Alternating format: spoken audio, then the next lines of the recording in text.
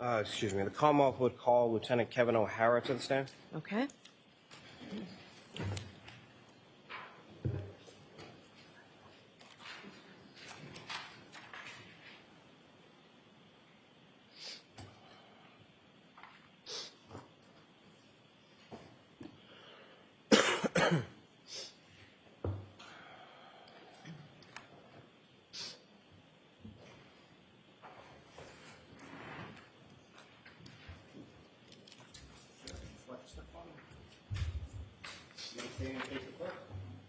Promise with the evidence you give the court and jury in the case and every answer the truth, the whole truth, and nothing but the truth, so help you God. I do. Thank you.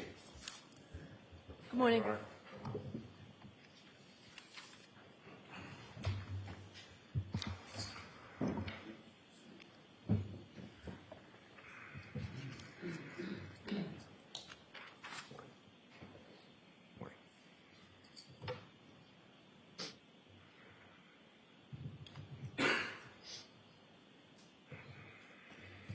Forgive me, Your Honor.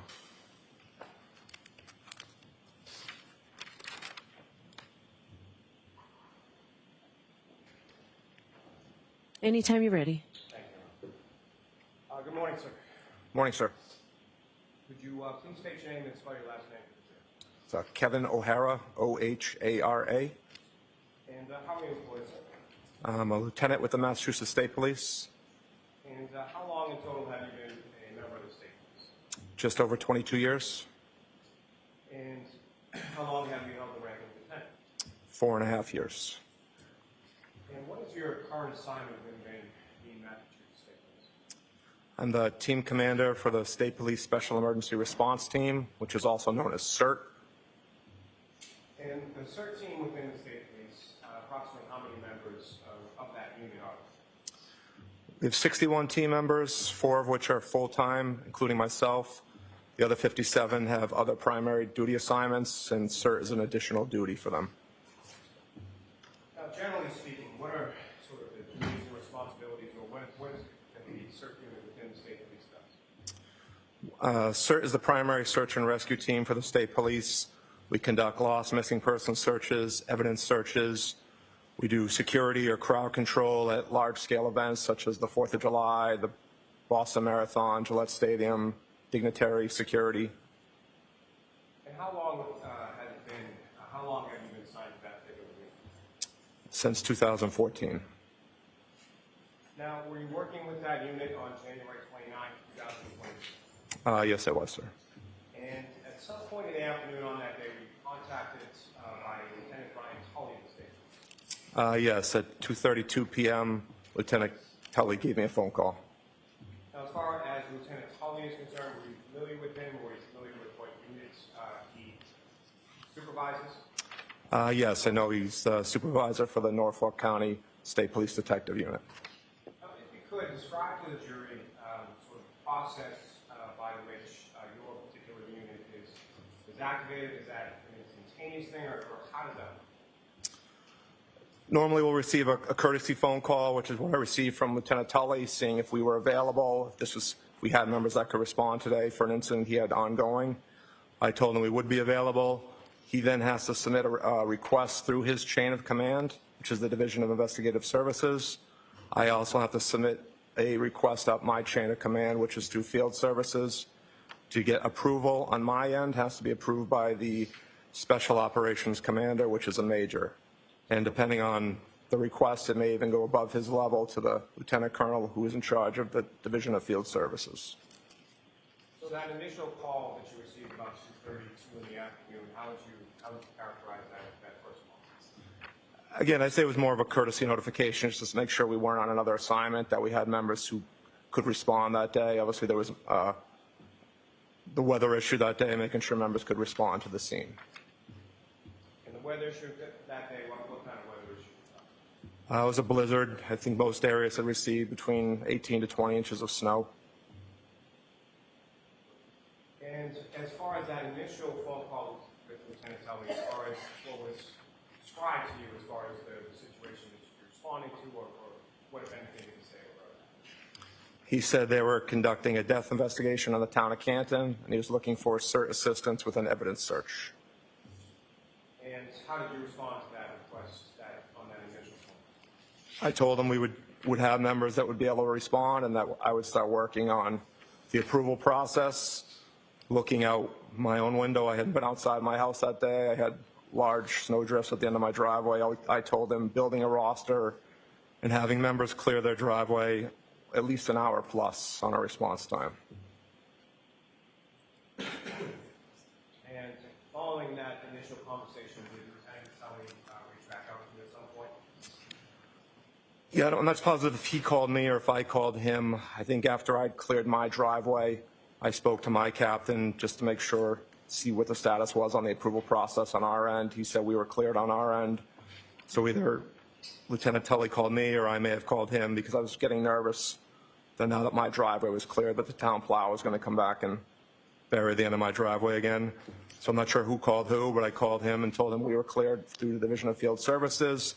He also told me that we were cleared on his end. The approval requests have been approved.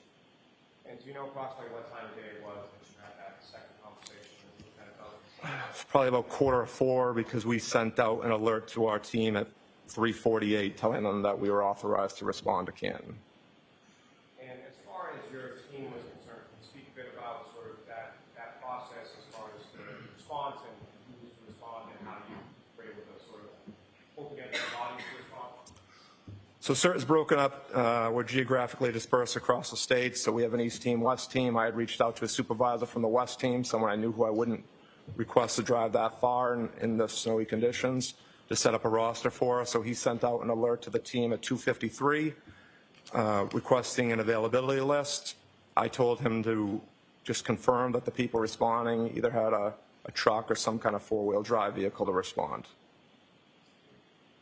And where was it that you were told, or where did you eventually respond to? Lieutenant Tully told us that we were going to 34 Fairview Road in Canton.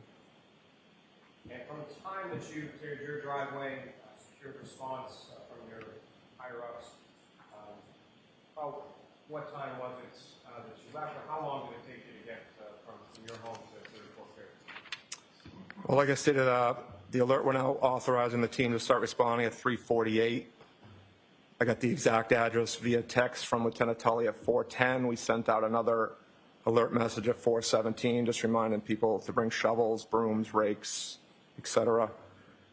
I left my house at 4:13 in the afternoon, and I got on scene at 4:56, so it took me 43 minutes to drive there. And from your house to that location in Canton, about how, absent sort of the weather, how long a drive would that go? Probably 20 minutes, sir.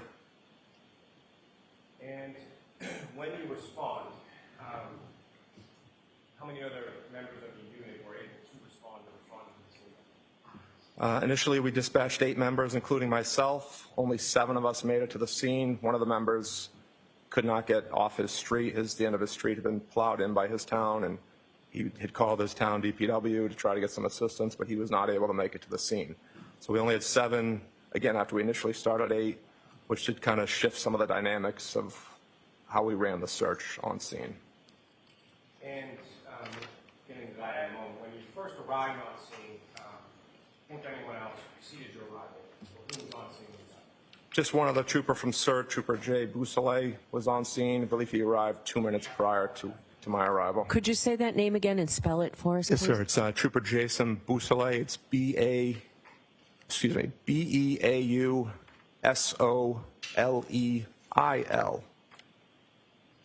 Thank you.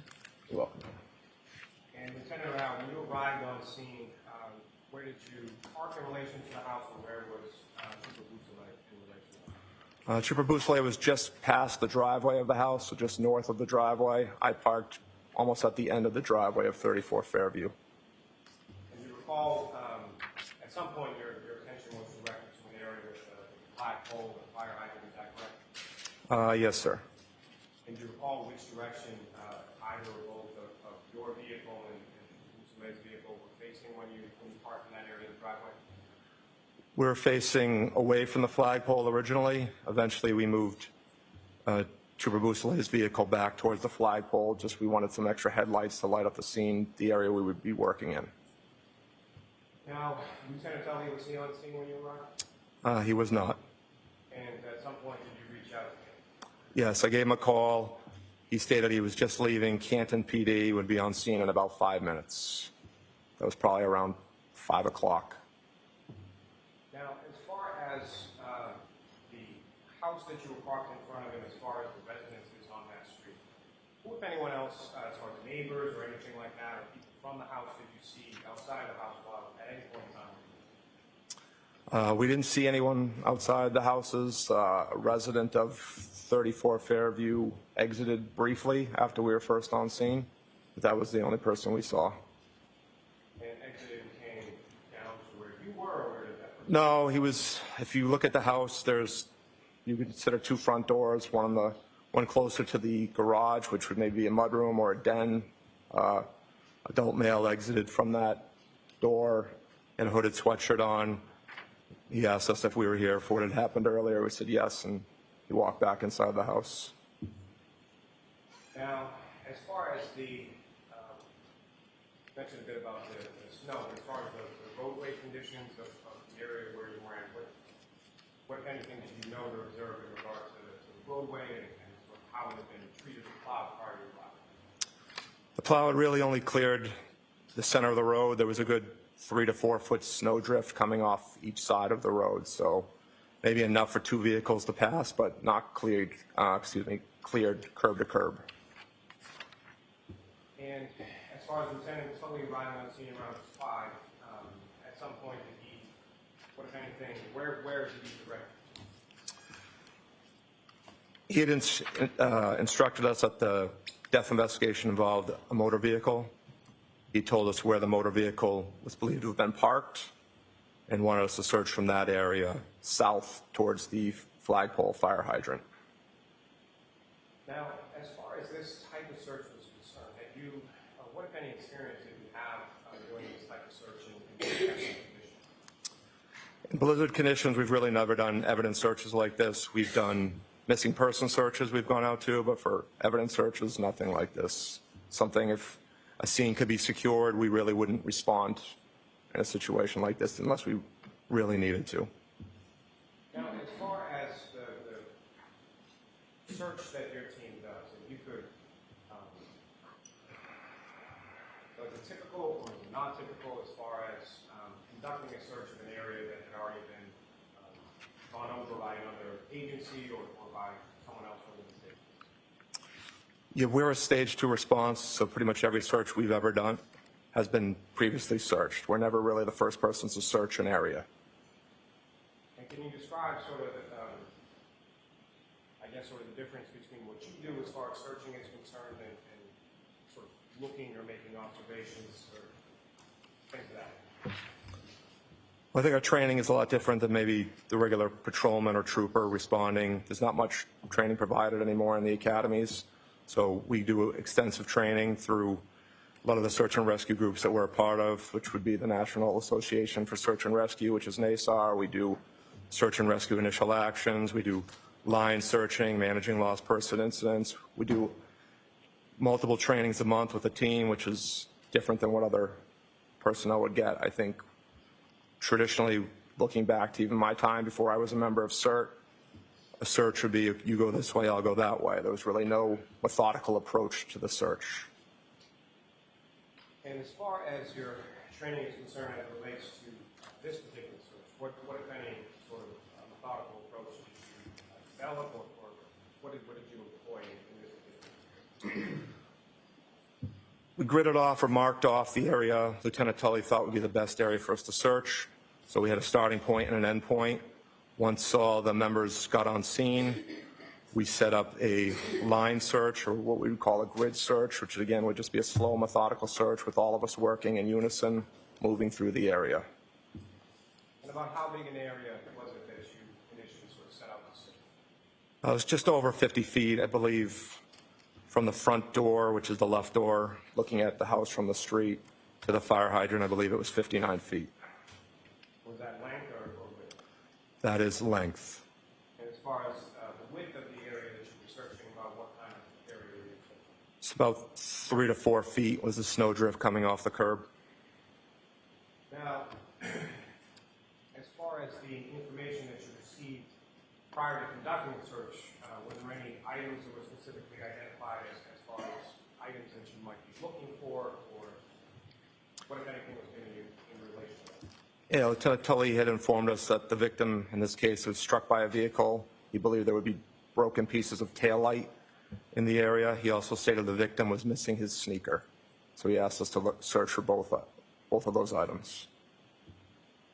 And sir, at some point, did you ask Lieutenant Tully any questions about the vehicle in question or anything in relation to that? After we had found one or two of the pieces of the taillight, I asked him if we knew how much damage was to the taillight, or if he had a photo that we could get of the taillight. And what, if anything, did he tell you? He told us at that time the vehicle was being towed back to Canton PD, so he did not have a photo to show us. And at any point, did he make any reference to who was coming along with the tow at Canton PD? He said Sergeant Buchanan and Trooper Proctor were following the vehicle back to Canton PD.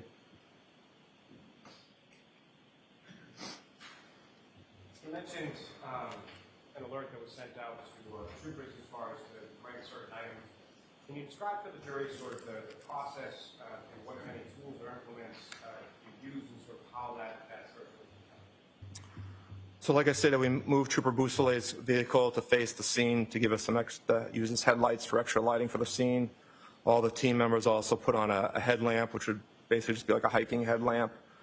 We all had shovels. We had a couple of rakes, the smaller garden rakes, just to kind of help us sift through the snow.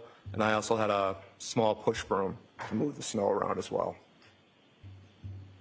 You mentioned sort of the headlamps and moving the vehicle as far as the headlights on the area that you were searching. What was the visibility and what was the lighting conditions around that area at that time you were conducting the search? It was poor lighting. There really wasn't much as far as what we felt enough for street lighting, but with the headlamps, we had decent visibility. So when you first arrived on scene about 4:53 p.m. or so, was it dark out there? Yes, it was, sir. It remained dark while you were still on scene? Yes, sir. And in the area that you were looking, in your testimony, there wasn't much overhead sort of ambient lighting or street lighting in that area, as far as you recall? Nothing that really helped the search. So the area that you were searching was in the area of the fire hydrant, is that correct? We started almost directly across from the front door and moved south towards Chapman Street, towards the fire hydrant. And to be clear, as far as the area that you were searching with shovels and the other different implements to sort of sift through the snow, where was your focus as far as the street versus the front lawn? Our right flank was on the curb, and then we moved out across the street from there. So we were lined almost shoulder to shoulder as we moved south through the area we were searching. You're primarily searching or entirely searching along the roadway, is that correct? Correct, sir. And as far as some point that you, through the course of sort of shoveling and the removal of snow from that area, did you approach or come in contact with the area of grass in the front lawn? We did, as one of the members who was working along the curb, he started to clear some of the grass on the front lawn, yes, sir. What, if any, issues did you and the other troopers encounter when you got to sort of the grass? It was very difficult to clear the snow. I don't think we had very good visibility on what we were moving, even with the push broom and the rake. It was very difficult to definitively say we'd cleared the lawn properly. So we didn't focus too much of our efforts on that area. Now, you referenced that only 7 members of your unit were able to respond because one got stuck in the snow at the end of the street, is that correct? Correct, sir. And that had some impact as far as documentation of the scene, is that correct? Correct. Normally on a search, if I'm the overall, as a team leader, I would run what you consider a command post or be the incident commander for CERT. I would stay behind the line and kind of document our efforts, but because this was such a small search area, it wasn't really an issue because we weren't breaking people off into teams. No one was out of my sight line, and we had multiple detectives on scene that were able to fill that role for me. And so to that point, as far as the 7 members from your unit in addition to the 7 members from your unit, with anyone else present during the course of that? I believe there was 5 other members. I believe there were only 2 that I recognized from the state police, so I'm not sure who the other 3 were. If they were Canton detectives or Canton patrolmen, but they were all dressed in civil, plain clothes. And as far as documentation for the scene, what, if anything, was done with reference to that? As we began to find evidence, I spoke to Lieutenant Tully and just confirmed that he was going to document everything we were recovering via photograph and evidence log. As far as documented photos taken by Lieutenant Tully, Yes, they were, sir.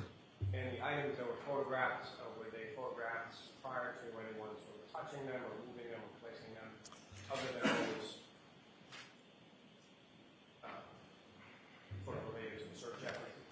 Correct. As soon as we found anything deemed as evidence, we stopped our search efforts until they were documented by Lieutenant Tully. And in reference to your search efforts, what, if anything, of evidentiary value did you and your team locate? I found multiple pieces of red and clear taillight. And where were they in relation to sort of the grid or the area that you had set up? They were on the street in between the flagpole and the fire hydrant. And sir, in addition to the pieces of red and clear plastic taillight that you uncovered, you know approximately how many pieces of that you were able to locate on that day? I believe maybe 6 or 7 pieces. And how big or how small, or did they range in size as far as the pieces that you located? There was 3 larger pieces, 2 red, 1 clear, and then a couple of smaller pieces. In addition to the pieces of red and clear plastic taillight that were uncovered during the search process, what, if any, other items of interest were located? We found a sneaker. And where was that sneaker located in reference to the scene in your search efforts and in reference to the pieces of clear and red plastic? It was same location. Generally, it was in between the flagpole and the fire hydrant. The sneaker was flush up against the curb, and it was upside down. I think we had found 1 piece of taillight prior to the sneaker, and then after we found the sneaker, we found a few more additional pieces of taillight. Now, with reference to the sneaker and each of those pieces of red and clear plastic, where were they in relation to the snow that was being dug through, and by that, where were they in relation to the ground? Can you repeat the end of that, sir? Sure. With reference to each of the items of evidence that you've been talking about, whether it be sneaker or the red and clear plastic, where were they in relation to the snow that you were digging into? Where were they in relation to the asphalt surface? Close to the curb. As we started digging originally, the snowdrift, the snowpack was pretty solid from where the plow had kind of cleared to. So once we were able to move through that, we started getting into fresh, undisturbed snow, started moving through that, which was a lot easier to move at that point. And all the items we found were close to the curb. And so my question also, sir, is sort of how deep within the snow that you were digging was each of those items? They were all found at ground level. And as far as the area that you were searching, beyond sort of snow drifts and plowing towards the middle of the road, how would you characterize that snow as far as observing footprints, tire tracks, or anything in that area where you were digging through and finding these items? No, we did not see anything, sir. Like I said, it was all fresh, undisturbed snow once we got past where the plow had cleared up to. Now, as far as this search being conducted sort of physically, you mentioned there's some sort of line that's set up, is that correct? Correct, sir. Can you describe to the jury sort of how that line was set up, what were the different functions in different parts of the line, and where were you in relation? So like I stated, we had what we consider our right flank stood on the curb closest to the house, and then we moved left into the street. As we dug the snow out, was originally inspected as they would pull their shovel out, make sure they didn't have anything in their shovel to the best of their ability. Then they would bring it out to the street. I was the left flank. They would dump it in the street, and I would sift through it at the end just to make sure there was no evidence that had come out to the street.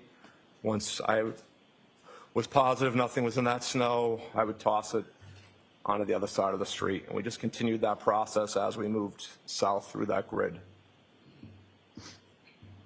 And the depth of the snow that you were digging through, how did that change, or how was that any different from sort of one portion of the section to another?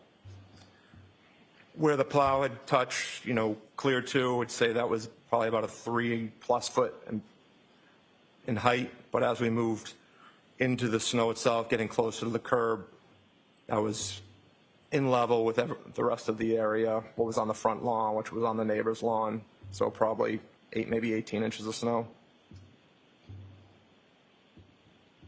And sir, as far as this search was concerned, about how long a period of time was it that you were on scene as far as searching, and how long the process were you talking about? After Lieutenant Tully showed up, kind of informed us where we were going to search, we moved Trooper Boussolet's vehicle at 5:20, and that's when the rest of the team started to show up, right around 5:21, 5:24. A couple other members with extended response time showed up a little bit after that, but all members were on scene by 5:41.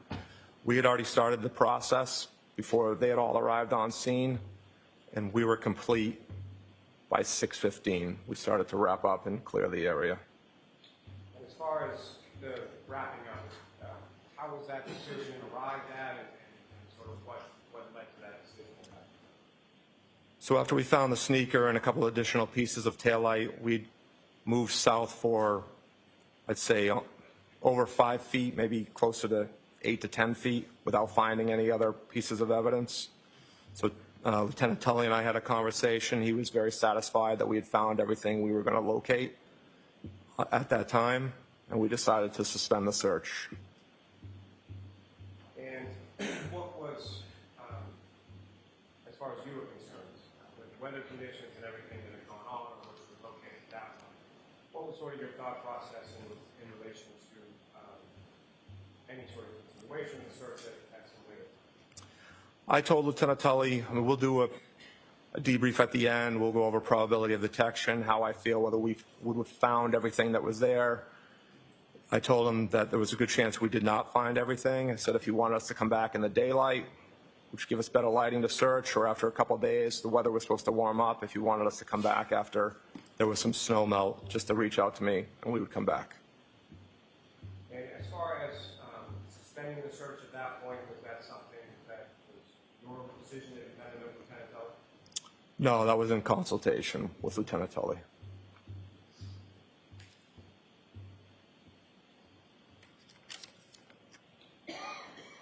You mentioned Troopers Buchanan and Proctor, or you received information that they were following a vehicle to the station, is that correct? Correct, sir. At any point in time that you were on scene, do you know either Sergeant Buchanan or Trooper Proctor? Yes, I know both of them, sir. And at any point in time that you were on scene, did you see either Sergeant Buchanan or Trooper Proctor in the area of Bridgeport Fairview during the entire time you were there? No, they were not on scene. So the other sort of troopers that you mentioned around, they were not correct? They were not there, no, sir. Now, as far as the securing of evidence, how was that done? Generally speaking, in relation to searches that your unit conducts, and how was it done in this specific case?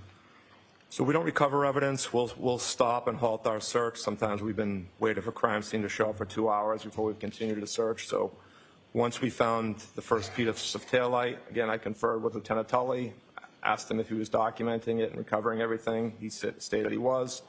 Once we felt comfortable that he had done that properly, we then continued the search. So once you get sort of that initial parameters as far as where and what you may be looking for from Lieutenant Tully, is Lieutenant Tully directing your search efforts in any way, shape, or form? He is not, no. And is that typical as far as how searches will be conducted? Correct, yes. Yeah, they let me run the search the way I deem best. Sir, in addition to photographs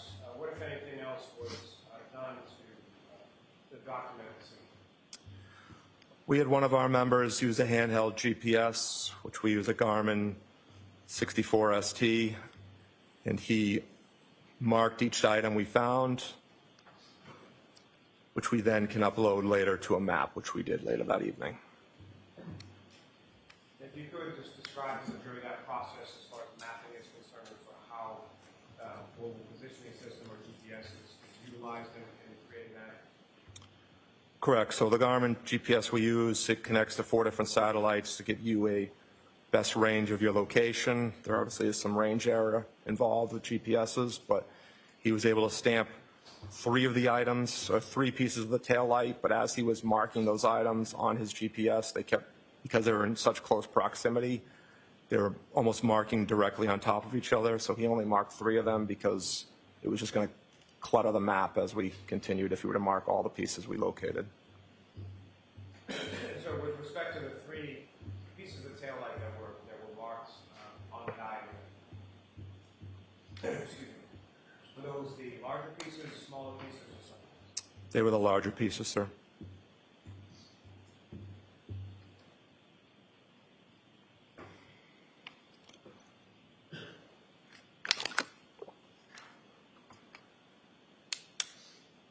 May I approach the witness, Your Honor? Yes.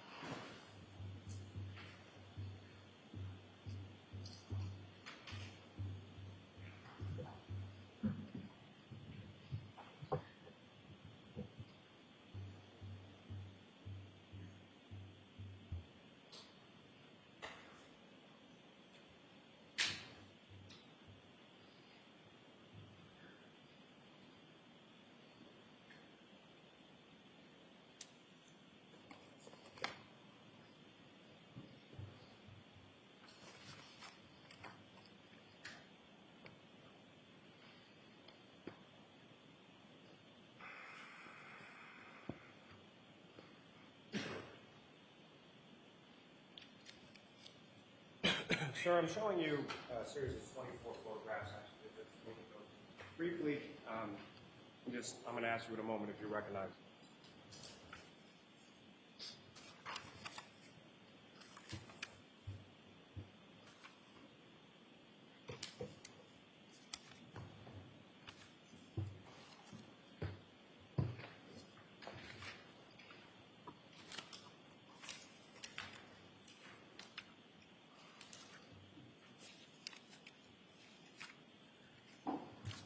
Do you Yes, sir. recognize what's in those photographs, sir?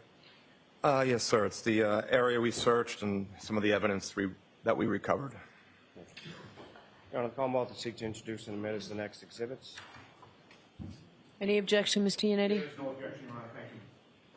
Thank you, sir.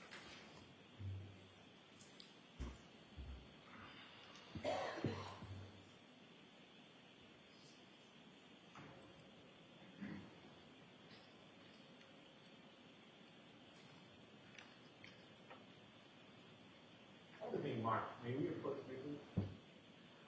All right. oh, I'm sorry, she needs to have her attention on the marking, I'm sorry.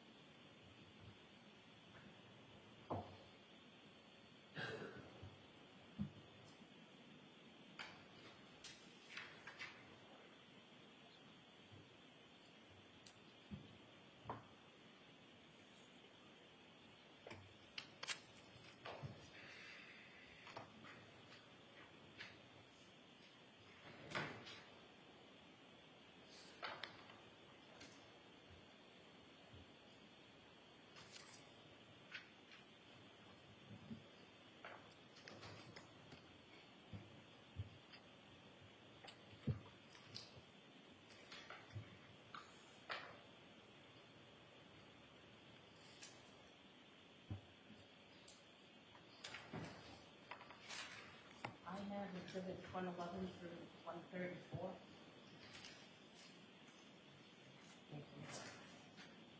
Jurors, it's very important that we keep our record straight. It will be important for you during the deliberations that we do this. Sometimes it takes a while. We're fortunate we've got such a great court reporter here to take care of this for us. But sometimes it takes a while. I caution counsel that maybe you can all work together so that we don't do this, take up any extra time. All right, do you need those photos back, Mr. Lally? And maybe your approach on that, Your Honor, please? All right.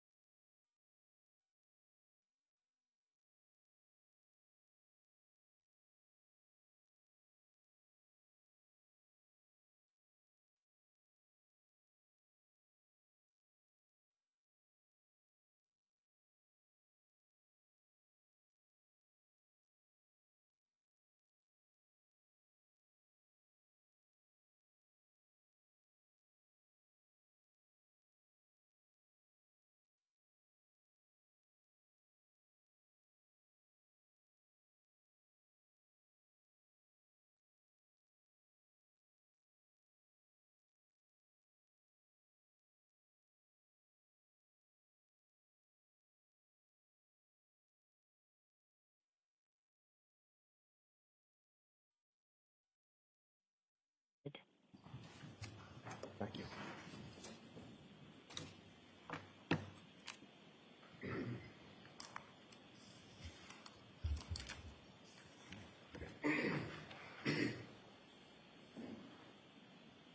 Your Honor, with court's permission, may I publish those, what's just been marked as those exhibits to the jury? Yes.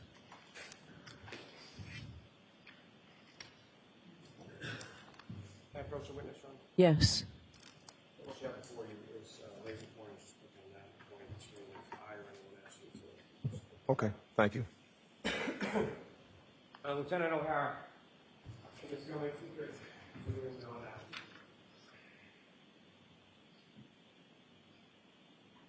So, Lieutenant O'Hara, what you have up on the screen before you, is that what you have as Exhibit 134?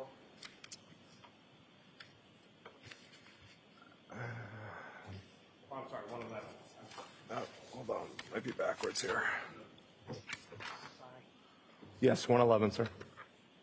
And if you could describe to the jury, and if you, using that laser pointer, what, if anything, is significant to observe in this particular photo? This is the flagpole in front of the house. As you move south, this appears to be one of the pieces of taillight that we recovered. And sir, Ms. Gilman, if you could zoom back out a little. Now, as far as when you're conducting the search and when the actual searching process is ongoing, what was the weather doing while you were doing it? Is that visible in this photograph? Yes, because of the air conditioning, so you need to speak up really loudly if you don't have a microphone in front of you. And so, Lieutenant, during the course of the process that you're conducting this search, what was the weather doing, and is that something that you can observe in this photo? It was still snowing, and you can see some of the snowflakes falling here by the flagpole. And as far as the wind was concerned, what, if any, impact did the wind have on the course of the search that you were conducting? It was windy, but it really didn't impact how we were searching through the area. And sir, if I could direct your attention to the next photograph on top.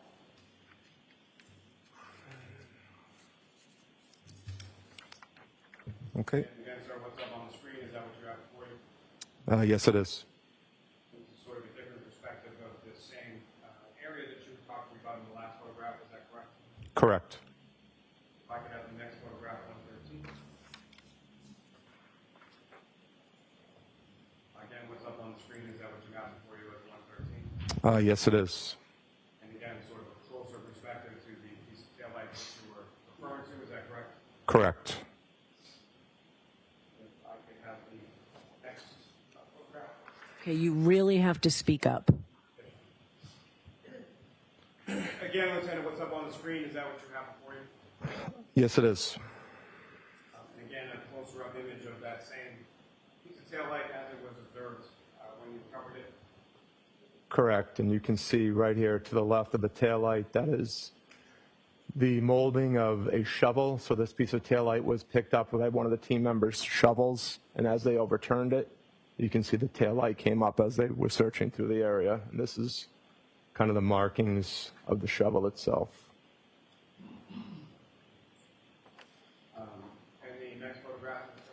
I didn't get that. Yeah. So we're going to have to turn the air conditioning off for this. We can't hear you at all.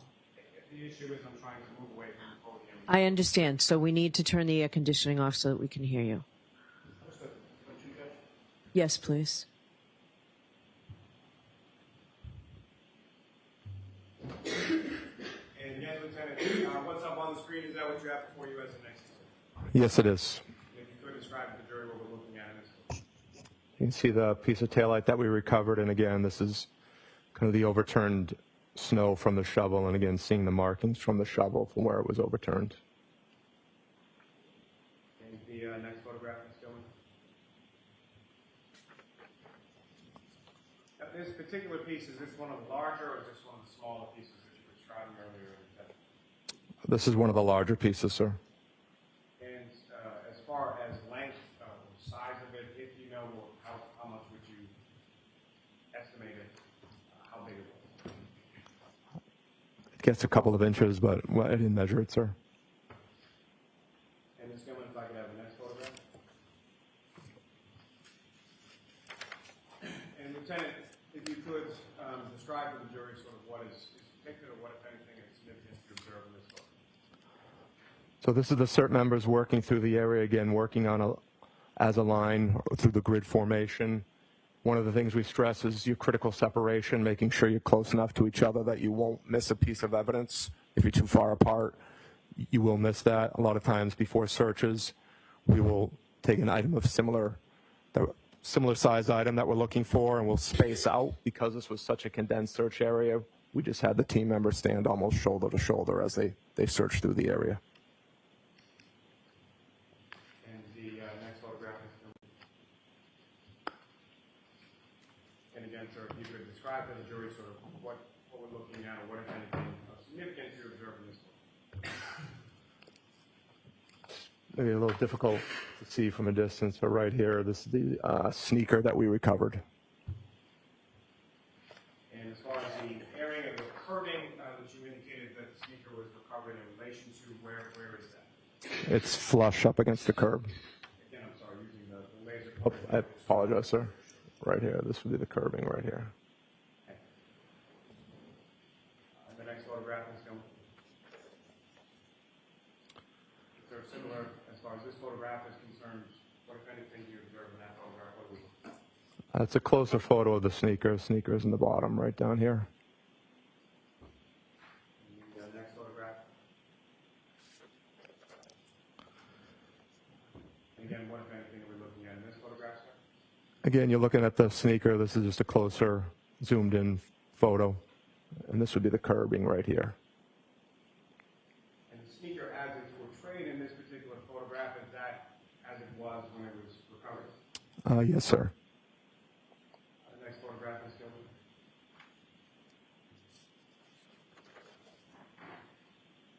Or the other side of that sneaker, is that correct? Correct, sir.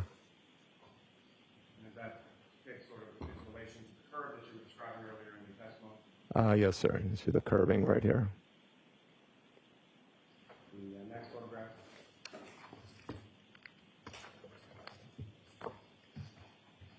Now, as far as the sneaker was concerned, when it was recovered, where was the snow in relation to? Was it on, around, in? Where was the snow in relation to? The sneaker was completely buried. It wasn't until we started digging through the snow that we found the sneaker. The next photograph is still.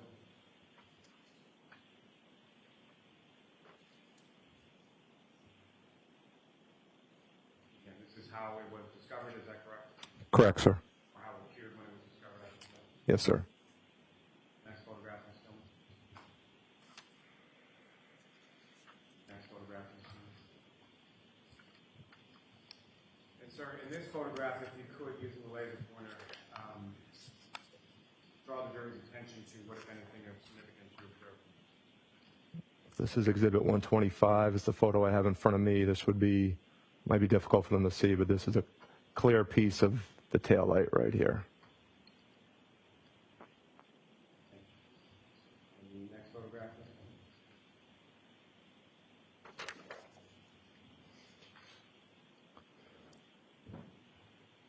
And again, sir, what is depicted in this Exhibit 126?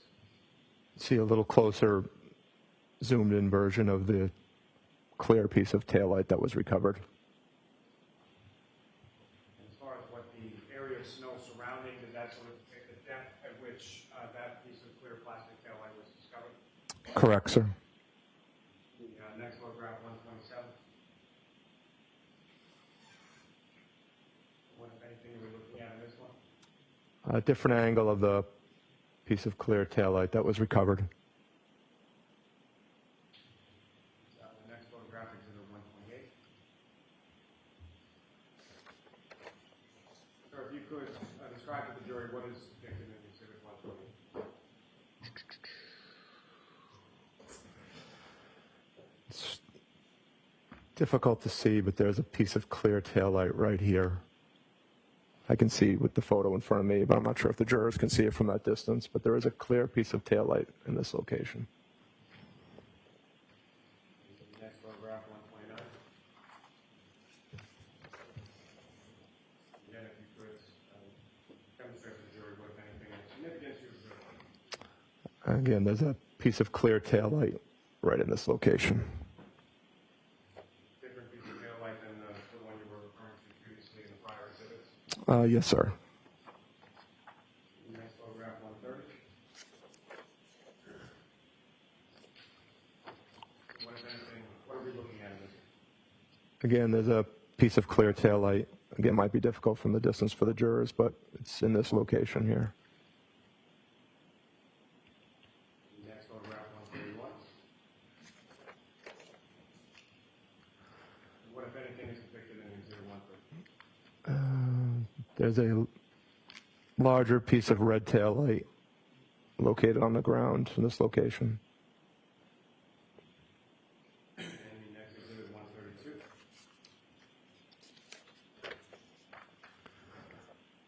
What, if anything, are we looking at in 132? It's a closer photo of the same piece of taillight right here located on the ground. And the next Exhibit 133.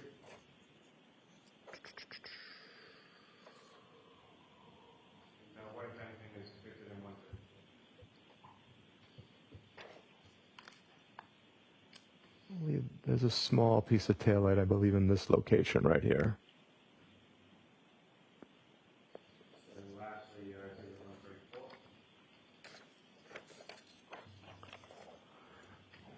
It's a small piece of taillight right on the ground right here in this location.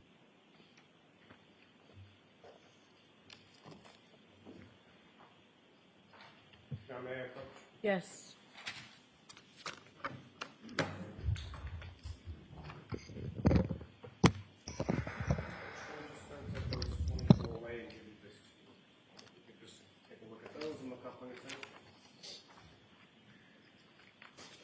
What's that, sir? Do you recognize those? Yes, I do, sir. And what do you recognize those to be? This is the mapping system we use to map evidence we recover. Are those diagrams created pursuant to that mapping system? Yes, they are. What's contained in those diagrams is that a fair and accurate portrayal of where items were recovered in relation to various markers on scene at 34 Fairview on January 29th in the afternoon. Yeah, the marks showing on the map, they're a little offset, but that falls in the range of error with the handheld GPSs. May I approach again, Your Honor? Yes. I'll vote to seek to introduce the evidence. No objection to the maps. All right, thank you.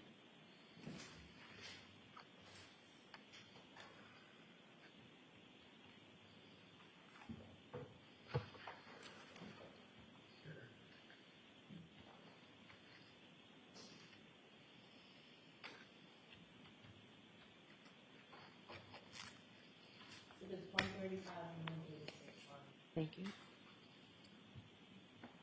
Thank you. And Your Honor, with the court's permission, may I publish those to one in each succession to the jury? Yes.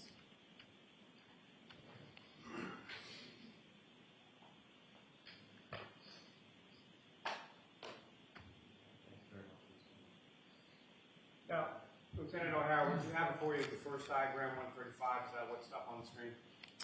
Yes, it is, sir. And you mentioned something earlier in your testimony just now in regard to sort of items being found in close proximity, creating some overlay with the GPS system. Is that correct? Correct, sir. And you mentioned range of error. Is that correct? Correct, sir. Can you describe what the range of error is and how that impacts sort of how it's depicted in this particular diagram? So for GPS's typical range of error on a clear day is up to 16 feet. Obviously, we didn't have a clear day. We had atmospheric conditions, cloudy, snowy conditions. GPSs can be affected for their range accuracy by a few different things. One is the satellite geometry. As I stated before, the GPSs connect to 4 different satellites. You also could have signal blockage. Blockage could occur from trees, buildings, bridges. Then you have atmospheric conditions, like I mentioned, and then you have the receiver end, any issues with your receiver end, which is actually the handheld GPS. Those would be the four main issues and why you may have a little offset on your GPS readings. But again, typically under clear sky conditions would be up to 16 feet. And so using the laser pointer, if you could direct the jury's attention to what, if any, sort of significant markers or what has been marked on this particular diagram. I've listed as the command post, which is where my vehicle was parked. We have the address, which is the house, 34 Fairview. Then as you move further south, you'll see the first red plastic that we recovered, which again was a larger piece of red plastic. They're kind of stamped on top of each other, but you'll see the sneaker, you'll see a second red piece of plastic, and you'll see the fire hydrant all marked on the map. Thank you, sir. Ms. Gilman, if I could have the next diagram, please.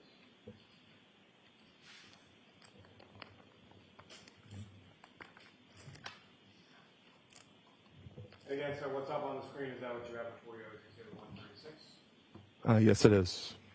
And again, if you could describe to the jury sort of what we're looking at in this diagram or what, if anything, is different between 136 and 135. We just changed the layering on the map just to make it a little easier to read. So we removed the taillight pieces, and now we just have the sneaker and the fire hydrant listed on the map here. And that area, as far as you were talking, sort of the concentration of the search was in the area of the flagpole and the fire hydrant, is that correct? Correct, sir. Again, we started closer to almost directly across from the front door. The evidence recovery all happened between the flagpole and the fire hydrant. And if you could, or if it's possible on this diagram that you have up on the screen, could you, using the laser pointer, direct the jury's attention to sort of where the search began and where the items of evidence were located? Search would have begun right in this area. And as we moved south, we started finding pieces of evidence right around here. And then the area that you went, about 5 or somewhere between 5 to 10 feet, is that your testimony beyond when you started to not find any more items of evidentiary value, is that correct? Correct. We had gone past the fire hydrant, hadn't found any other pieces of evidence for it's probably closer to 8 to 10 feet, and that's when we suspended the search. And so just using that laser pointer, if you could direct the jury's attention to that 8 to 10 feet, in which direction was that from the items of evidence? Heading south towards Chapman Street, so down in this location would be where we stopped. Thank you, sir. Your Honor, may I approach Justice Retreat? Yes.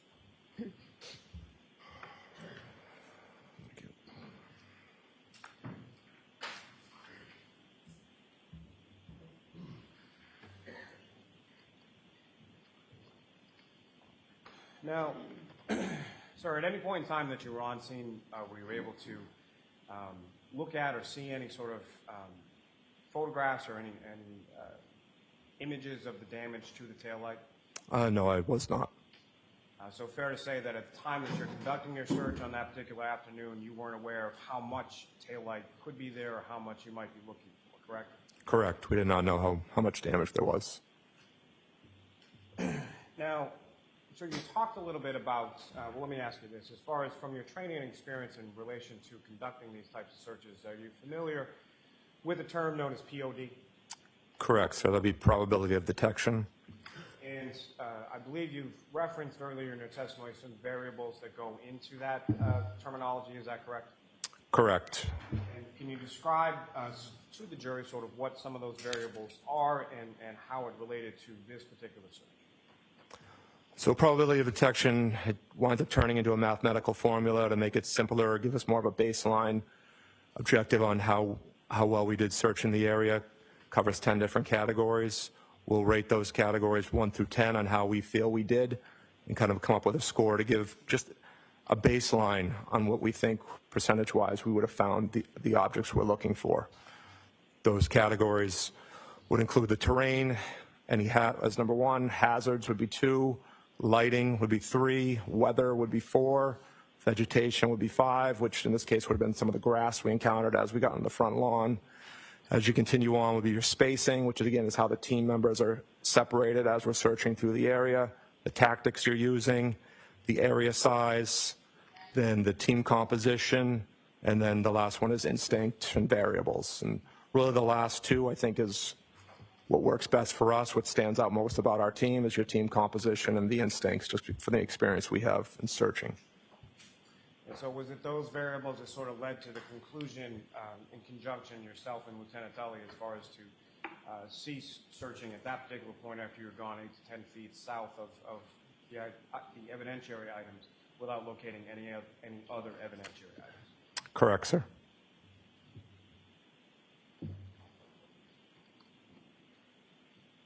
Thank you. I have no further questions of this witness. Thank you, sir. All right, cross-examination. Thank you, sir.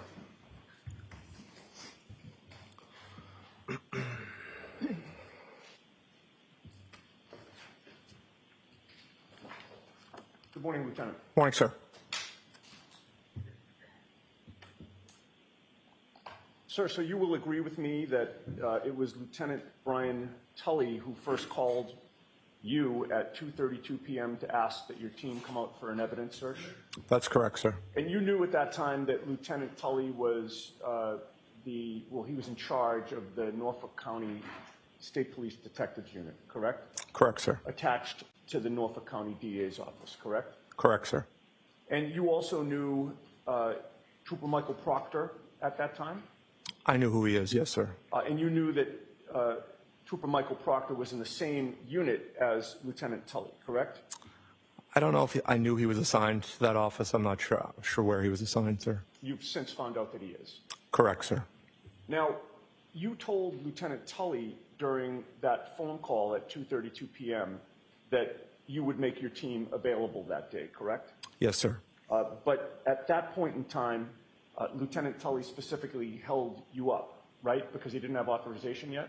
Objection. Is that true? It's not. Okay. He told you that he did not have the green light, correct? He had not requested official response from sir at that time. So you were not authorized to respond at that time, correct? No, neither one of us are allowed to dispatch my team. We have to send up formal requests to get authorization to respond. All right. Now, by 2:32 p.m. on January 29th, when you first spoke to Lieutenant Tully, snow had been falling consistently in Canton since the early hours, correct? The early morning hours? I would assume so, yes, sir. It was at my house. I'm sorry? It was at my house, so I would assume so, yes, sir. But you lived in Massachusetts at that Correct, time, right? yes, I did, sir. And you weren't hours away when you were contacted by Lieutenant Tully, correct? I was not, no. All right. Now, you were aware that John O'Keefe's body was found on Brian Albert's lawn at 6:03 that morning? I believe when I spoke to Lieutenant Tully, he told me around 6:30. Okay. Well, let's go with 6:30 then.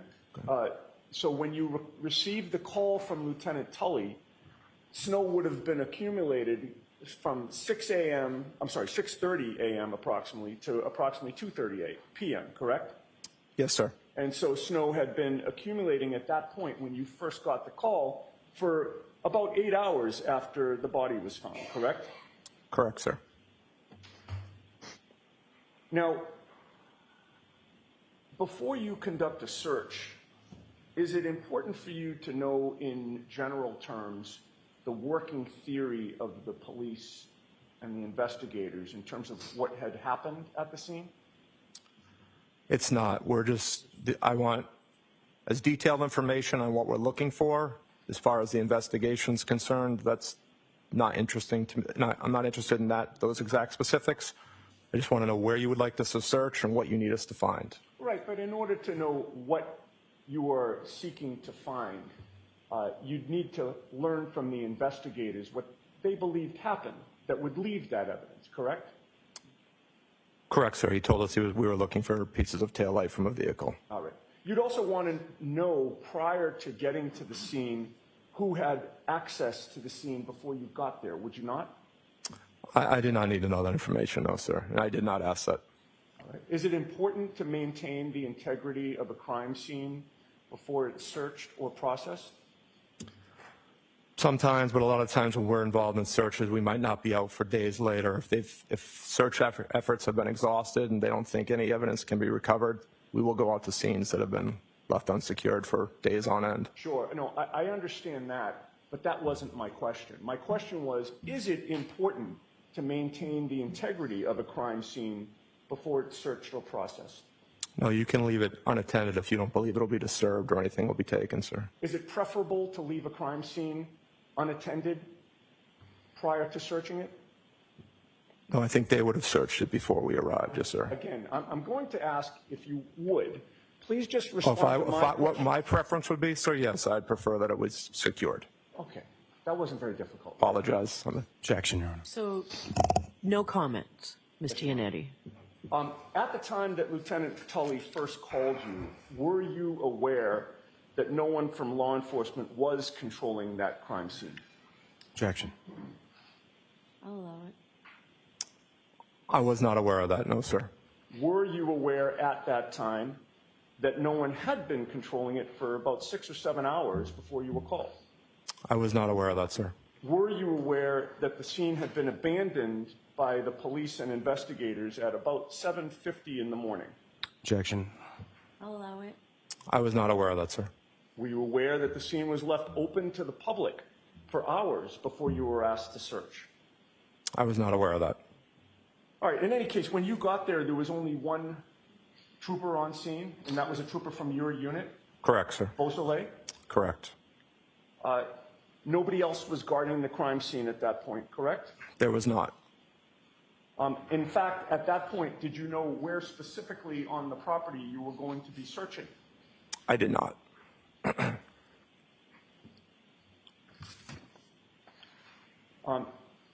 And in your experience, is it proper procedure in an investigation that requires a search for law enforcement to give up control of the area that will be searched?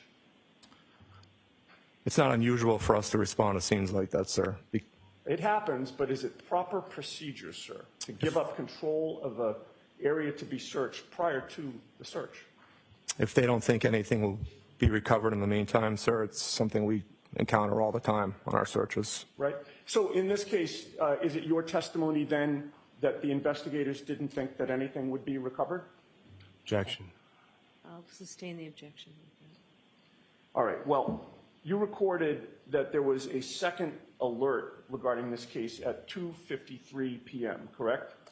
That was the initial alert, sir. Well, maybe we're getting into semantics here, but you were first notified at 2:32 p.m. by Lieutenant Tully, correct? That's him calling me. The 253 alert is sent out to my full team. Okay. That 2:53 alert is the second time that you're receiving information about this case, right? The first being 2:32 from Lieutenant Tully.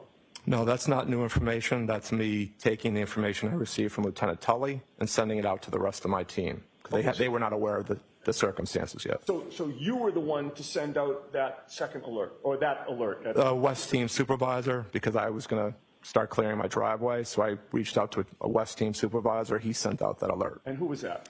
That was then Sergeant, now Lieutenant Simpson.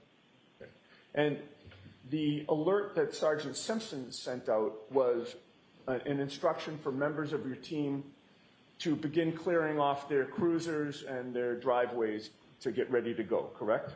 That was an availability alert to see who would be available to respond. And that they should begin clearing off their cruisers and driveways, correct?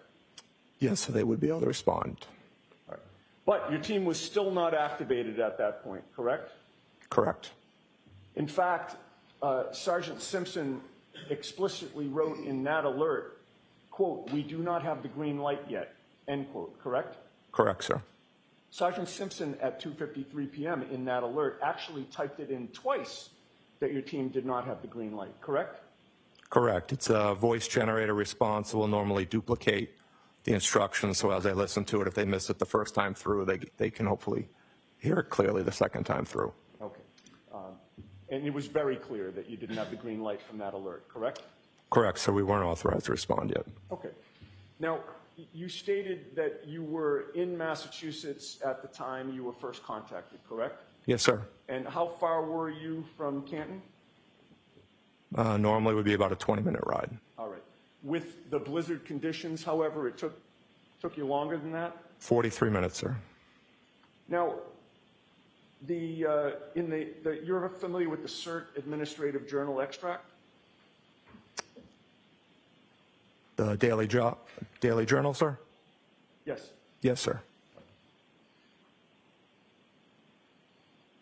That recorded, and when I say that, I mean, you called it the Daily Journal? Yes, sir. All right, I'll call it the Daily Journal.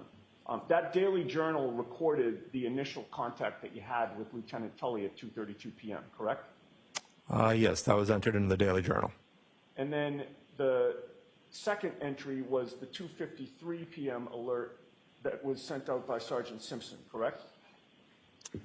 Yeah, I'm not sure if that's in the Daily Journal or not, but that would be the alert, sir. May I approach the witness, please? Yes.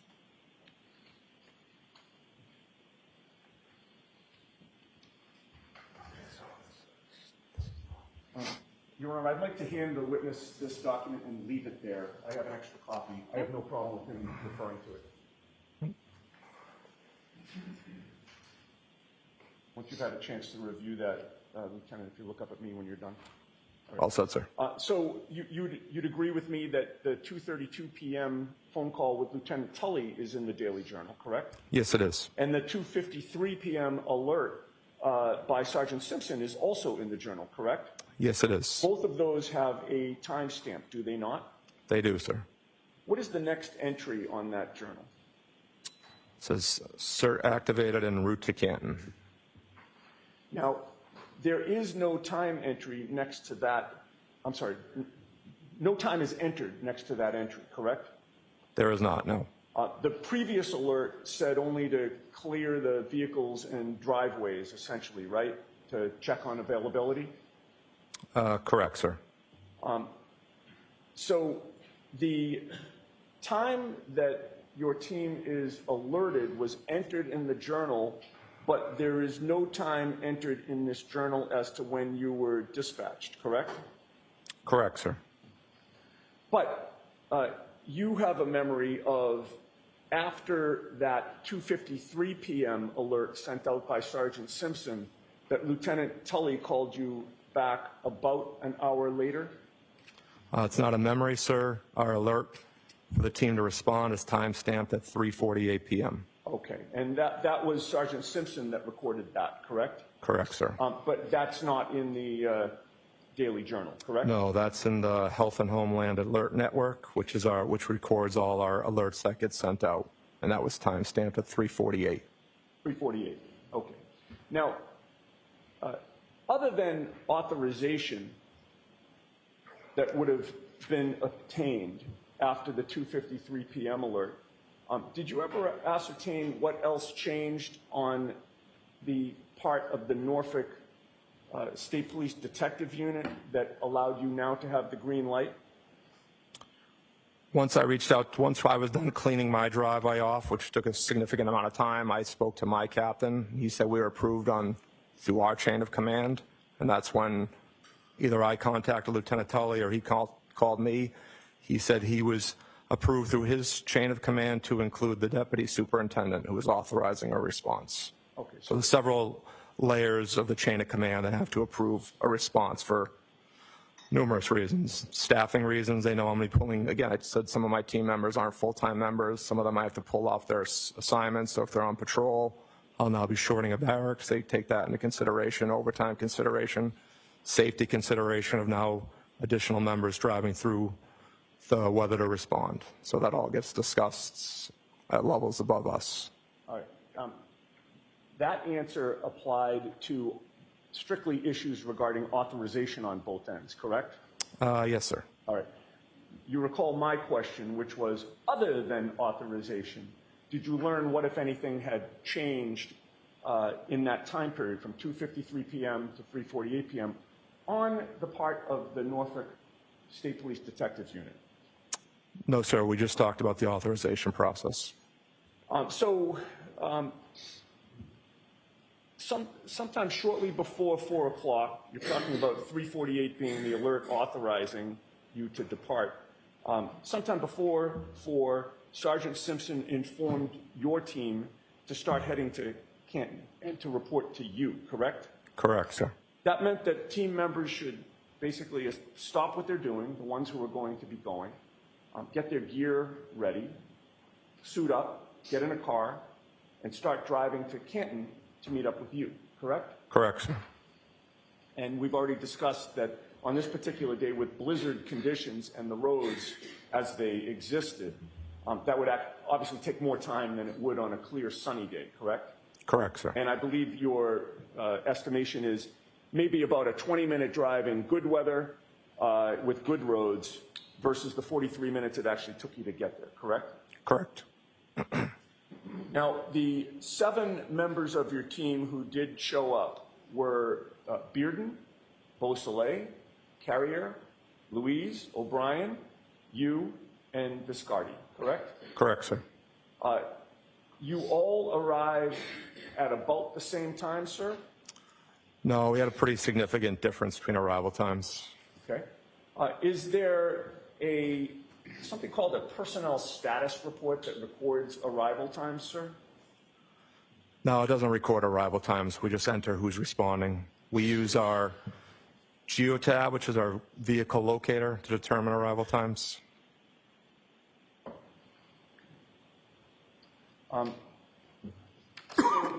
Is it your testimony?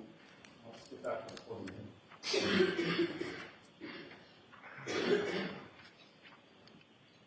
Is it your testimony that the personnel status report does not record the date and time that somebody arrived on scene? No, that's all manually entered, sir. Do you deny that the personnel status report in this case recorded the date and time of each of those officers that I just mentioned who came on scene? It has who arrived on scene, yes, sir. But it doesn't just say who arrived on scene. The personnel status report says when they arrived on scene, correct? Yeah, it's whenever they would have been entered into the system, but that doesn't mean they were officially on scene yet, All sir. right, but again, that's not what the document says, right? It doesn't say we're entering this into the system because they're arriving. The document says on scene and it gives a date and time, does it not? Yes, it does, sir. All right. Now, your testimony is, oh, and by the way, the personnel status report, you'd agree with me, has everybody except for you and Beausoleil showing up at 5 p.m. on January 29th of 2022, does it not? Yes, it does, sir. And it has you and Beausoleil showing up 5 minutes before that at 4:55 p.m. on January 29th, correct? Correct. But it's your testimony that when you got there, it was just you and Beausoleil, correct? Correct, sir. Which actually would be consistent with the personnel status report, right? Yes, sir. Because that has you two showing up first as well, right? Yes, sir. And then your testimony is that other members didn't show up until between 5:20 and 5:24 p.m.? Trooper Bearden arrived at 5:21. Sergeant Luis and Sergeant O'Brien arrived at 5:24. Trooper Viscardi showed up at 5:34. Sergeant Carrier showed up at 5:41. Okay, and so the last member of your team, which is, again, Carrier, Carrier, correct, sir, 5:41. he showed up at 5:41, and now your team was all there, correct? Yes, sir. So is it your testimony that you did not meet up as a team somewhere and head to 34 Fairview? You all arrived individually. That's correct, sir. Did every single trooper who arrived have their own cruiser? Yes, they did, sir. All right. Now, you would agree with me that when Lieutenant Tully first contacted you at 2:32 p.m., it was still daytime, correct? Yes, it was. So it was light out, correct? Yes, sir. You'd agree with me that at around 5 o'clock on this late January day in Massachusetts, it was dark out by the time you got there, correct? Yes, it was. So when you finally arrived on scene after getting your team getting the green light, it was dark for the start of your search, correct? Yes, it was. When you got there, you set up a command post. Well, you could call my cruiser command post, sure, sir. Well, I didn't use the term command post, sir, did I? You did Who not. used it first? We marked my cruiser as a command post on the map, sir. Okay, all right. And a command post is a base of operations at the scene, correct? Yes, sir. And you parked your cruiser basically in front of the driveway at 34 Fairview to serve as the command post? Yes, right side of the driveway, yes, sir. And you were initially facing away from the flagpole when you did that? Yes, sir. Which would mean that your cruiser was parked technically on the wrong side of the street facing Cedar Crest because you were against 34 Fairview? Correct, sir. And then ultimately turned it around? Well, yes, myself and Trooper Bousselet moved our vehicles. All right, and you initially parked there in part because you wanted to keep the area where you were searching clear of vehicles, correct? Yes, sir. And that was where you met at the, we'll call it a command post because you did, your cruiser. That was where you met to discuss the parameters of the search? When Detective Lieutenant Tully arrived on scene, that's where we spoke. Okay. And you would agree with me that it was Lieutenant Tully from the Norfolk State Police Detectives Unit who told you where to look and what to look for, correct? Correct. He told us the area he thought would be the best probability to find what we were looking for. In addition to your team, the 7 of you, you noted that there were 5 other officers on scene at various points, correct? Yeah, I believe it was about 5, sir. They were all in uniform? They were not. Some were in plain clothes? They were. And you didn't know who those 5 other officers were, correct? I only recognized 2 of them, sir. And so the other 3, you didn't know if they were state police or Canton police? Correct, sir. At that point, were you made aware that the Canton police had been conflicted out of this investigation? I had not, no, sir. All right. Now, Lieutenant Tully directed you to an area where he said that John O'Keefe's body was found, correct? He directed us to where he believed the vehicle involved had been parked and to where the victim's body was recovered. All right. So again, in answer to my question, he did direct you to an area where he believed the victim's body was found, correct? Yes, sir. And he told you that he believed that the victim officer was hit and dragged by a motor vehicle, correct? Yeah, I believe he might have said possibly dragged. All right. But in terms of your paperwork on the case, there's something called a final mission report, correct? Yes, there is, sir. And what is the final mission report? That's just a brief summary of the actions conducted by CERT during our assignment. And with regard to, just going back for a second, with regard to those 5 officers, you mentioned that you recognized 2 of the 5 officers that were in plainclothes at the scene? Correct, sir. And what departments were they from? The only 2 I recognized were from the state police. Okay. Now, getting back to the final mission report, you called it a brief summary of what you had done with regard to the search, correct? Yes, sir. Just because it's brief doesn't mean that it should be inaccurate, correct? Correct, sir. It's important with regard to anything that you submit on this case that you be as accurate as possible, correct? Yes, sir. And you try to be, correct? Do our best, sir. Right. And there is an entry, well, there are 6 different categories on, or I should say 7 different categories on the final mission report. The first being the mission name, which you entered as the Canton Evidence Search, correct? Yes, sir. And that was accurate. The evidence search occurred, and it occurred in Canton, correct? Yes, sir. And you also put the date and time of the first call, and you entered that as January 29th of 2022 at 2:32 p.m., correct? Yes, sir. And that was accurate, because you've testified that's when Lieutenant Tully contacted you, correct? Yes, sir. And there's a entry or a question or a box that says general terrain, and you entered that as neighborhood, snow-covered street, and front lawn, correct? Correct, sir. And that was accurate, right? Yes, sir. And in terms of incident type, you entered evidence search, correct? Yes, sir. And that was accurate, correct? Yes, sir. And then there's a final mission report that talks about your mission and starts with, 7 CERT members, and that's the CERT team, right? Yes, sir. 7 CERT members responded to the scene, and it talks about, the snow in the area where the victim's body was found, the plows hadn't cleared the street, et cetera, et cetera. That paragraph is accurate as well, correct? Yes, it is, sir. And then there's a final mission report by, and it gives your name, Lieutenant Kevin O'Hara, and it has your accurate badge number, which is 3042, correct? Yes, sir. All right, everything that we've just discussed in terms of what you put in your final mission report was entered accurately, correct? Yes, sir. And the final category is general description of mission, and would you agree with me that you entered the off-duty officer was hit and dragged by a vehicle at approximately 12:30 a.m.? I don't remember exactly how it's worded, sir. If I could.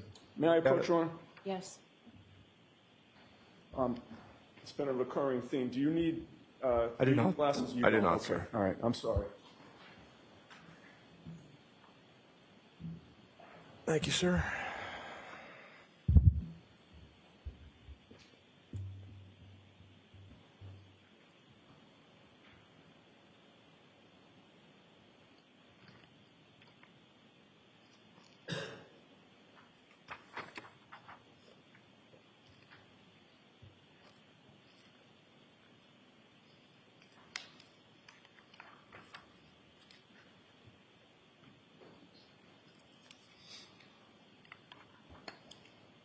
All set, sir. Thank you.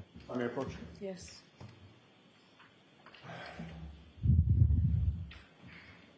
Lieutenant, having read that portion of the final mission report, is your memory refreshed?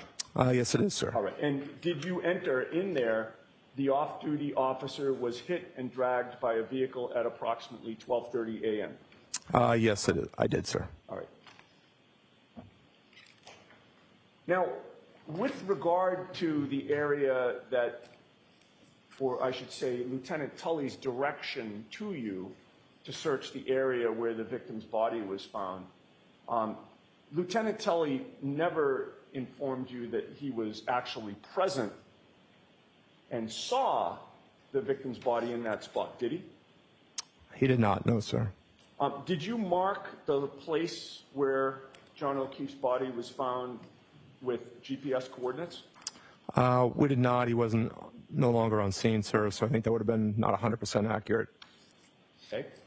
You also mentioned that Lieutenant Tully directed you to the area where the SUV had been parked, correct? To where the vehicle was believed to have been parked, yes, sir. All right, at that time, did you know it was an SUV or not? I did not, sir. All right. But in any case, Lieutenant Tully didn't tell you that he ever saw the vehicle parked in the area to which he directed you, correct? He did not say that he saw it there, no, sir. So Lieutenant Tully told you to look for a man's sneaker, correct? That was one of the items missing, yes, sir. And he told you to look for red and clear plastic pieces of taillight, correct? He just said taillight, didn't say red clear, but taillight pieces. Okay. Did Lieutenant Tully give you approval not just to search outside the house, but also inside the house? No, we never discussed searching inside the house, sir. And you had mentioned during your testimony that you confirmed that the homeowner was there, right? Because he came out of the house at one point? I don't know if it was the homeowner, but an adult male exited the house while we were there, sir. Sure. And he appeared to live at that home, correct? Let me just a moment.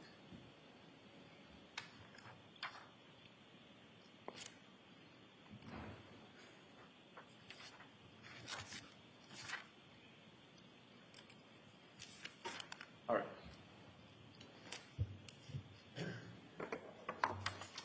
Now, with regard to the area that you were searching, you would agree with me that Lieutenant Tully was the one who directed you where to search and what to search for, correct? He gave us the best idea for the search area, yes, sir. All right. And it was based on his direction that you created a grid and began your search. He told us where he believed the vehicle was parked and where the victim's body was found, and I decided how far of a distance we would search. Okay. So that's another way of saying it was based on his direction that you created a grid and began your search, correct? Yeah, I based it off of the information he provided, yes, sir. So the answer is yes. I guess so, sir. This was not the first time that you and your team have done a search in the snow, correct? Not for evidence. We had never done a search like this before, just for missing person searches. I see. But in any case, you've been trained to search winter crime scenes that have snow, correct? Correct, sir. There are proper techniques for conducting such searches during or after a snowfall, correct? Yeah, we have best practices we use. I'm sorry, I didn't hear Yes, you. we have best practices we use, sir. Of course. Best practices would include documenting the scene and the area to be searched with photographs and diagrams, correct? Yes, sir. It would also include using, gentle methods to remove snow, correct? Yeah, the best way you can, yes, sir. That might include, smaller hand tools, brushes, gloved hands. Only if you would have a real small area. It would include removing snow layer by layer and then sifting it and documenting evidence again for each layer that's removed. Yeah, I believe that's how we went through, sir. We went slowly, methodically, and sifting through the snow as we progressed down the area. Correct. And best practices would mean documenting by photographs along the way the progress of your search, would it not? That would be up to the detectives or the crime scene unit, sir. Well, but you were the one who was making those decisions, correct? Not for documentation purposes. No, that's not our responsibility, sir. Okay. But you would agree with me that it would be advisable to document your search in that way, would it not? That would be at the discretion of the detective, sir. Okay. Well, would it harm your search in any way to fully document it along the way? It would not harm it, no, sir. You want to take your time and work methodically and thoroughly in the search, correct? Correct, sir. And you want to collect evidence as it's located and immediately photograph it in place before it's disturbed, correct? Yeah, as evidence is discovered, it will get photographed in place. Yes, sir. During your search in this case, your team found a sneaker and pieces of red and clear plastic, correct? Correct, sir. The evidence that you found was basically on top of each other, within a few inches of each other, correct? Within a Foot or two, a couple feet, yes, sir. Well, you testified at a prior proceeding in this matter, did you not? I did, sir. And you were sworn to tell the truth during that prior proceeding as well, correct? Yes, sir. And that testimony was closer in time to the search that you conducted on January 29th than today is, correct? Yes, it was, sir. And your memory would have been better then than it is today, correct? Probably, sir. You were asked the question, quote, and as far as the red and clear glass you believed consistent with the taillight, was that found in the same area as the sneaker or somewhere else? Do you recall that question? I believe being asked that question, yes, sir. And your answer was same area within a few inches, less than a foot, correct? Correct, sir.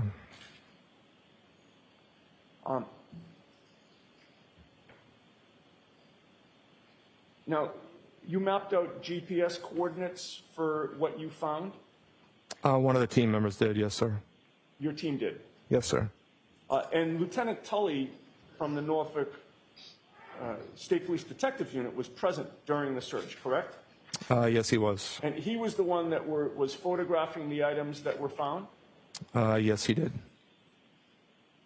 So I'd like to ask you a few questions about your observations about where these items were found in relation to each other. Was there a piece of red plastic located on the roadway left of the flagpole when you look at the house from the street? Left of the flagpole. Yes, sir. All right. Now, given your testimony about these items essentially being in the same area less than a foot away from each other, it could not be true then that from that red piece of plastic that was found in the street, that 3 feet south of that was a black Nike sneaker found under the snow. That couldn't have happened, correct? Well, I don't know where the distance between the objects as far as the mapping purposes, sir, but as far as how far apart, the first thing we discovered was one red piece of plastic, and then further south, that's when we found the sneaker and additional pieces. Right, but again, they were all in the same area less than a foot apart, correct? The same general area, but could have been over a foot, sir. I'd have to measure between the GPS markings. Okay, well, so is your testimony today that what you testified to in that prior proceeding, where everything was less than a foot apart, that wasn't accurate? Objection. Allow it. Is that your testimony, sir? Best recollection that they were within around a foot, but to be 100% accurate, you would have to measure between the two GPS points, which I have not done. Sure, but if your estimate is you didn't even say a foot, you said less than a foot, correct?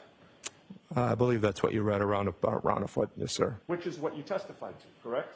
Correct, sir.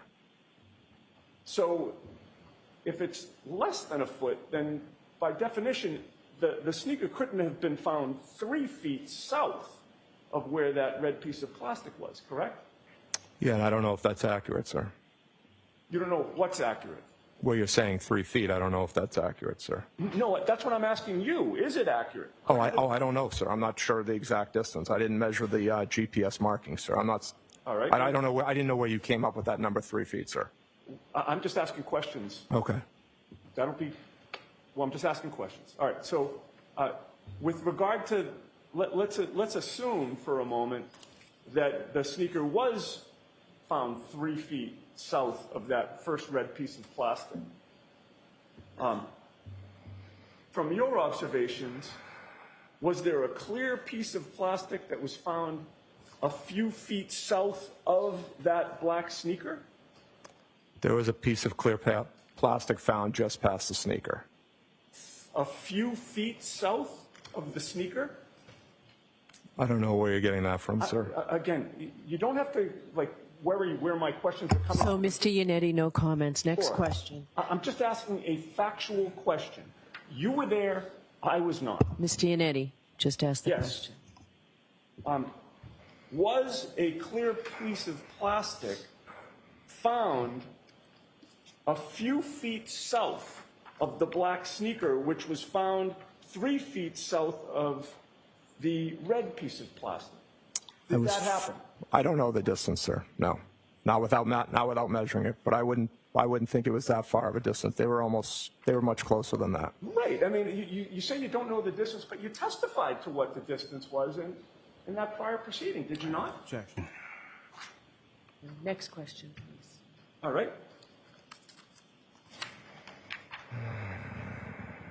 And then, moving along, we have the red piece of plastic, 3 feet south, black sneaker, a few feet south, clear plastic, then finally, several feet south of that clear piece of plastic, was there a second piece of red plastic found? Several feet south. No, again, I don't agree with your description of the distance, sir. Okay. All right. So we will agree that, one piece of red plastic, 3 feet south sneaker, a few feet south clear piece of plastic, and then several feet south more red plastic. That didn't happen, correct? I don't agree on those distances, no, sir. No. Okay.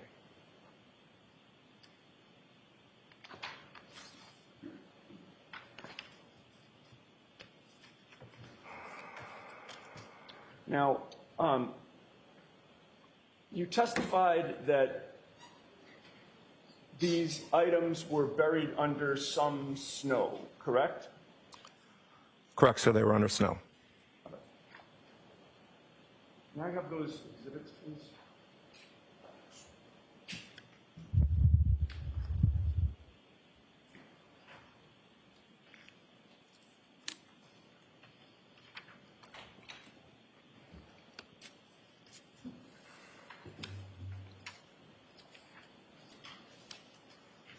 Okay, can I display exhibit 113, please? All right, the jury needs to take a break. Why don't we Oh, sure. why don't we have this be our morning recess, folks? So we'll take about 15, 20. All rise for the court, please.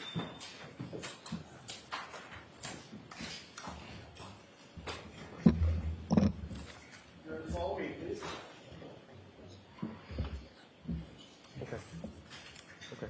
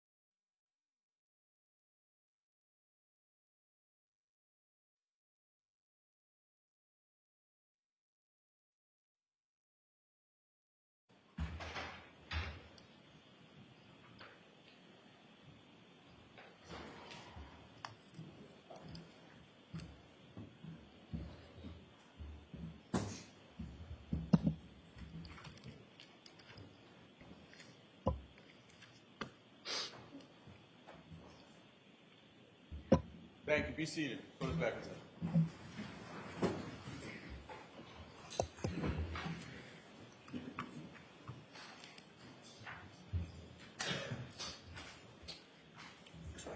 Thank you, sir. All right, Mr. Nettie, you can go back to the podium. Thank you, Your Honor.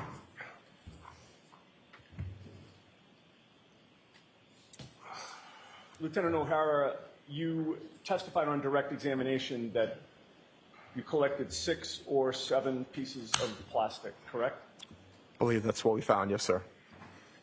Would you agree with me that it's important to be precise in your investigation and your search? Yes, why Lieutenant Tully took an evidence log, sir.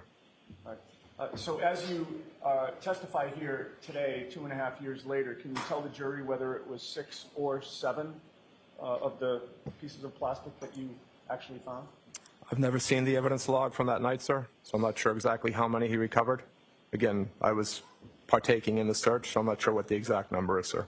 And you would agree with me that you only mapped 3 of them on the map that was introduced here at trial, correct? Correct. And again, that was because the pieces were essentially on top of each other, correct? Correct. As you would mark them on the GPS, they were marking almost directly on top of each other, and we knew that was going to... And they certainly were not being marked feet away from each other, several feet, correct? No, sir. All right.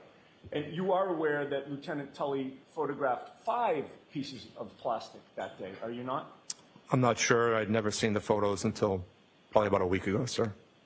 All right. In any case, you did say to the State Police Detective Unit at the end of this search that if they wanted you and your team to come back out during daylight hours, you would, correct? Correct, sir. So I'd like to direct your attention to 6 specific dates, and then I'll ask you a question. February 3rd, February 4th, February 8th, February 10th, February 11th, and February 18th. Those 6 dates. And my question is, did the lead investigator, Trooper Michael Proctor, ever call you on one of those 6 dates to come back to the scene to conduct a further search? No, he did not. I have nothing further. Okay. Redirect, Mr. Lally. Just briefly, Your Honor.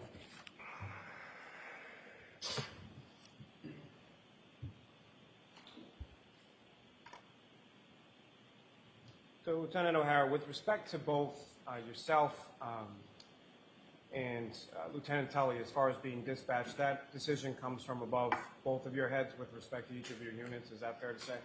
That's correct, sir. Now, you were asked some questions about a daily journal. Can you describe for the jury sort of what that is or what kind of information would typically be kept in that? That would just be our day-to-day activities. We'll give a quick gist of what we're doing each day. Be more general than doesn't get too thorough. Now, you had made mention during your testimony of some other documentation that would be more specific. Is that correct? Correct, sir. And what would some of those be, and how would that be more specific? That's a report that gets generated through our Mission Manager software, so it creates a little bit more detailed response. And are you familiar with an AVL? I am, yes, sir.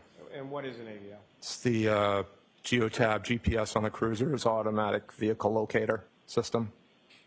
And the vehicle that you were operating that day, was that equipped with an AVL? Yes, it was, sir. And is that how you're able to tell the precise time of your arrival on scene, Correct, sir. as well as each member of your unit? Is that correct? Correct, sir. Now, as far as the items and where they were, again, I just asked from the photographs that were marked as exhibits before, where the items were when they were located by members of your team, they were photographed as they lay. Is that correct? Correct, sir. As they were discovered, they were photographed. So regardless of inches versus feet versus whatever distance it was, you didn't measure that. Is that correct? We did not, no, sir. But as far as where they were actually discovered or where they were recovered, they were photographed where they were when you found them, correct? Correct, sir. Nothing further. All right. All right, Lieutenant, you are all set, sir. Thank you, Your Honor. Thank you. Appreciate it. Need this journal back. Thank you. Thank you. Mr. Yannetti, this is your paperwork, I believe. All right, Mr. Lally, your next witness, please. Yes, Your Honor. The Commonwealth call Ms. Maureen Hartnett to the stand.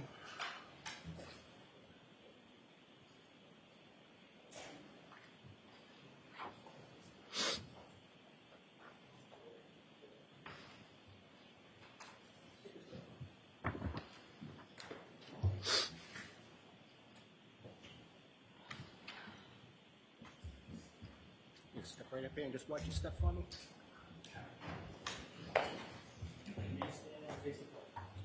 Do you solemnly swear the evidence given to the court and jury in the case now and hearing to be the truth, the whole truth, and nothing but the truth, so help you God? Yes. Thank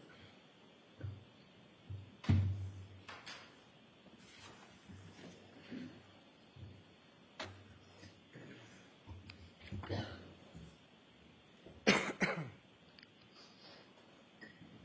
Morning, ma'am. Good morning. Could you please state your name and spell your last name for the jury? Maureen Hartnett, Hartnett. All right, Ms. Hartnett, I know I'm going to ask you throughout this to keep your voice up, okay? Okay, thank you. Thanks. And Ms. Hartnett, what do you do for work?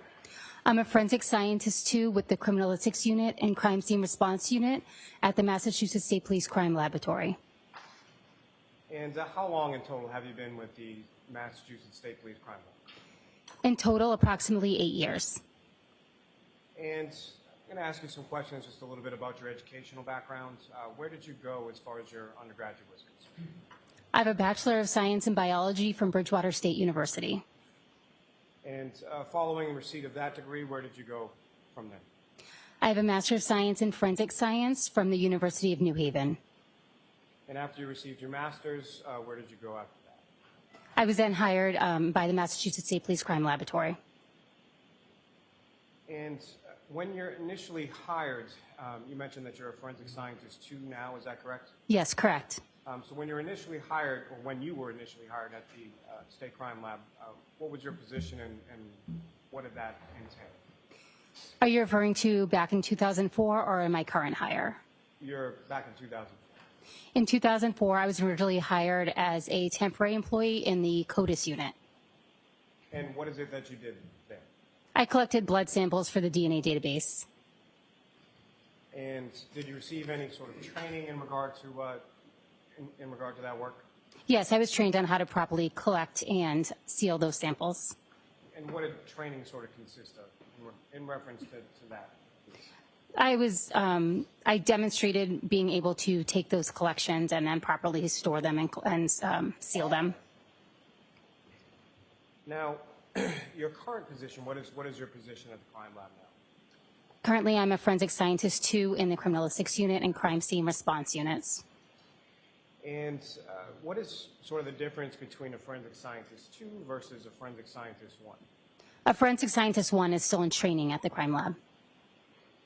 And did you start as a forensic scientist 1 when you came into this particular unit? Yes, I did. And about how long a period or process is it from the time that you start as a forensic scientist 1 before you become a forensic scientist 2?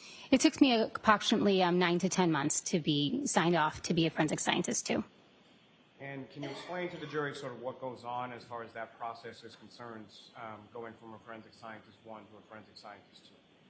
During that time period, we are being trained in the various types of analysis that we'll perform in the Criminalistics Unit. And what exactly does that training sort of consist of? The training is broken up into modules, which addresses each type of analysis. At the end of each module, we take a written exam, an oral exam, and a hand-on practical exam. Once each module is successfully completed, we'll move on to the next module. And what are your duties as a forensic scientist in the Criminalistics Unit and the Crime Scene Response Unit? In the Criminalistics Unit, I examine items of evidence submitted by law enforcement personnel or crime scene responders for the presence of biological fluids such as blood, semen, and saliva, as well as trace materials such as hairs and fibers. I also perform gunshot residue collection and damage analysis. And with respect to the Crime Scene Response Unit? For the Crime Scene Response Unit, I respond to crime scenes. I document crime scenes, analyze or test evidence, preserve the evidence, and then transport that evidence back to the crime lab. And now, with reference to your training experience, specifically in the crime scene response unit, what is, based on your training experience, what is sort of the definition of what is a crime scene?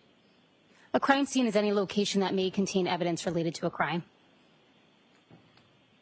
Now, with regard to those two positions, what, if any, training did you receive in regard to those two units that you're currently in while you were at the lab?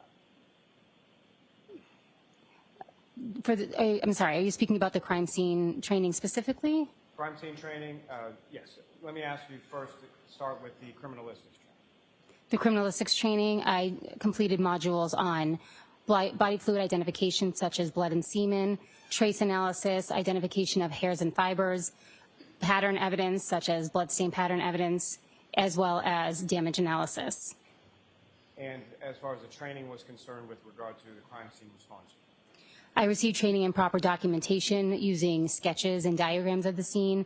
I also received training in trace collection at crime scenes, as well as gunshot residue collection at crime scenes. Now, the crime lab that you work for, is that lab accredited? Yes, it is. And what does that, as far as accreditation, what does that mean? Accreditation is a voluntary quality assurance process that the laboratory is a part of, or an outside body evaluates our crime lab to ensure that our personnel, procedures, and instruments are held to certain scientific standards. And the outside sort of vendor or the outside accrediting agency, who is that in regard to the Massachusetts State Police Crime Lab? Our laboratory is accredited by ANAB, which stands for ANSI National Accreditation Board, and ANSI is another acronym that stands for American National Standards Institute. And as far as that accreditation is concerned, how often is that something that that your lab undergoes, or is there a certain audit process? How is accreditation sort of achieved?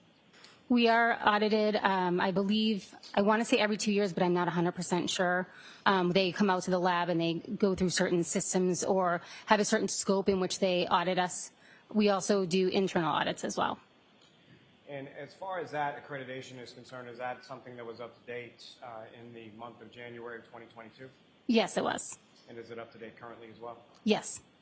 Now, your work, I believe you just alluded to this as far as your testimony, but does your work go through some sort of review process? Yes, every assignment that I complete goes through both a technical review process and an administrative review process. Can you explain a little bit about what each of those is and what it means?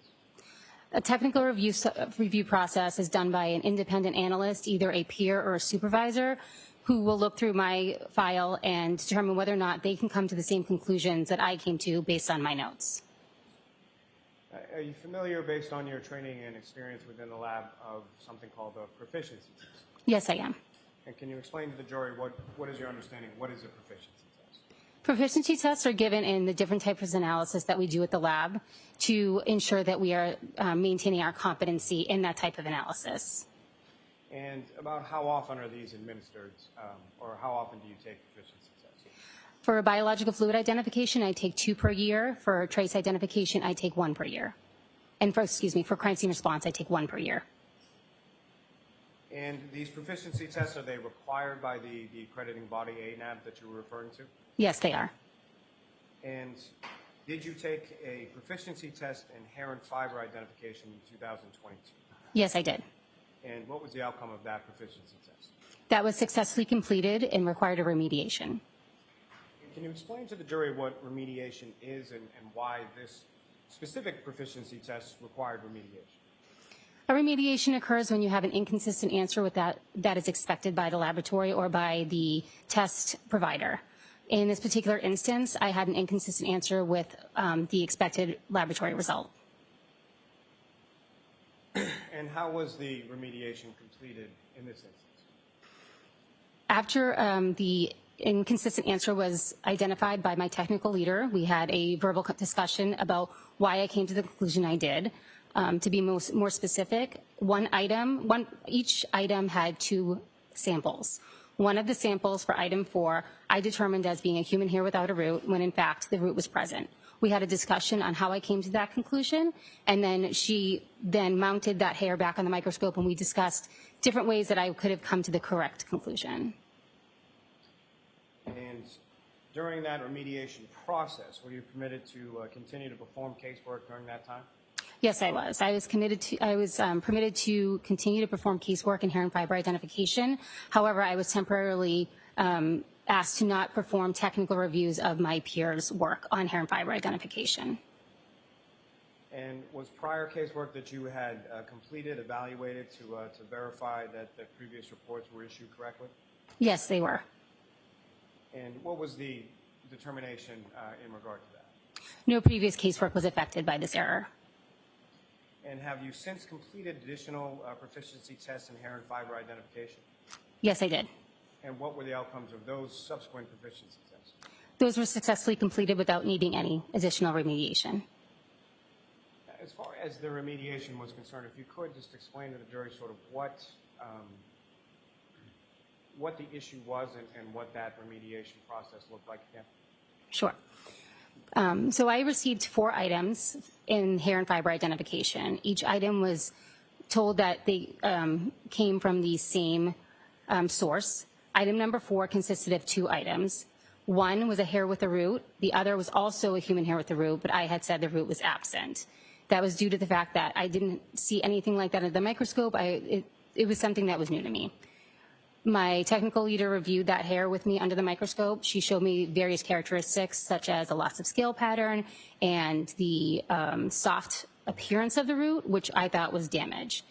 Because we had this discussion and I agreed with the different characteristics that she showed me, she then gave me several hairs, both with damage and with roots, so that I could basically continue to understand the difference of what I was looking at. Once she looked at all my notes and agreed with everything that I had done, she then issued me an additional test to demonstrate my continued competency in this. Now, how many criminalistics cases have you processed over your time at the lab? Over 1,000. And how many scenes have you processed in regard to your work with the crime scene response unit? I responded to approximately 150 scenes, 80 of which I was the lead investigator on. And how many exams have you completed with regard to motor vehicles? Approximately 65. Now, if I could ask just a general question as far as blood testing is concerned, how is it that you test for blood? Normally I would test for blood by locating a visible red-brown stain or an area that may contain blood. I perform a screening test, which is not specific to blood, but other items may also come up positive for screening tests. If that screening test is positive, I go on to perform a confirmatory test. And as far as the screening test is concerned, can you explain to the jury sort of what it is that you do in performing that screening test? The screening test is a 2-step process. I take a cotton swab, which I apply sterile water to. I take that cotton swab and apply it to the area that I would like to test, and then I add my 2 chemicals to the swab. Depending on what type of screening test I perform, there'll be a color change, either blue or pink for blood. And with regard to the confirmatory test, can you explain to the jury sort of what does that consist of? If the screening test is positive, I'll go on to perform a confirmatory test, or again, a cotton swab is applied to the area of interest, or I may take a cutting depending on what the substance is.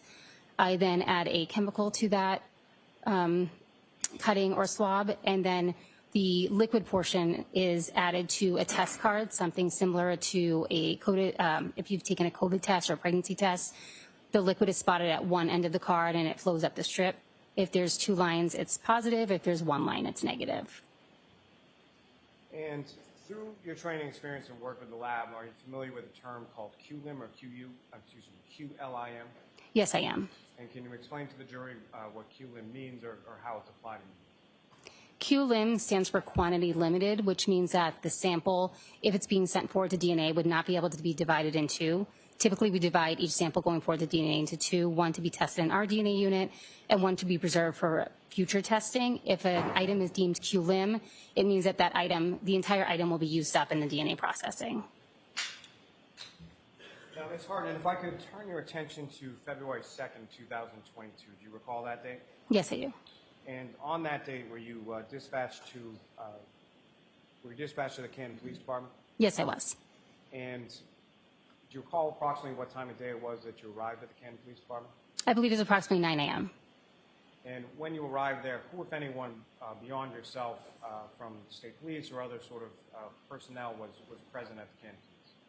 Trooper Proctor, Trooper Dunn, and Trooper Clark from Crime Scene Services Unit. And at some point subsequent to that, were there other members of the state police that arrived in that area as well? Yes. And was one of them a reconstructionist named Trooper Paul? I'm not sure what the name was. I do know that the reconstruction team did come on after I arrived. Now, where within the Canton Police Department were you directed to go, or where did you go? I was directed to the Canton Police Department garage. And when you got to the garage, what specifically did you observe there, and what, if anything, were you asked to do? I was asked to examine a black Lexus SUV. And did you then examine that black Lexus SUV? Yes, I did. And you made certain observations of that, is that correct? Yes, correct. Now, with respect to your observations that you made of the black Lexus SUV, was that memorialized in any way? Yes, I took notes as I was examining it. And you mentioned Trooper Clark as well, is that correct? Yes, correct. And is he from the Crime Scene Services section within the State Police Lab? Yes. And what, if anything, was he doing with reference to the black Lexus while you were making your observations or while you were conducting your work? I believe he was taking photographs. I don't know any other, I don't know what else he performed while he was there. And you want a may approach? Yes.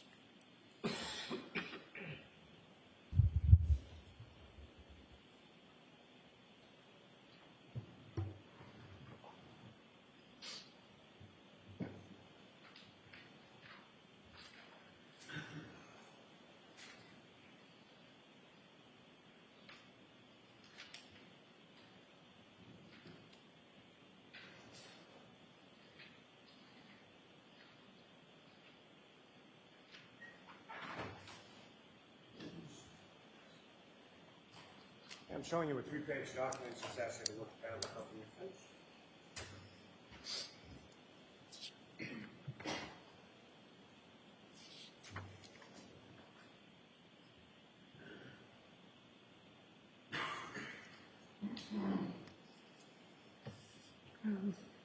Do you recognize that document, ma'am? Yes. Or what do you recognize it to be?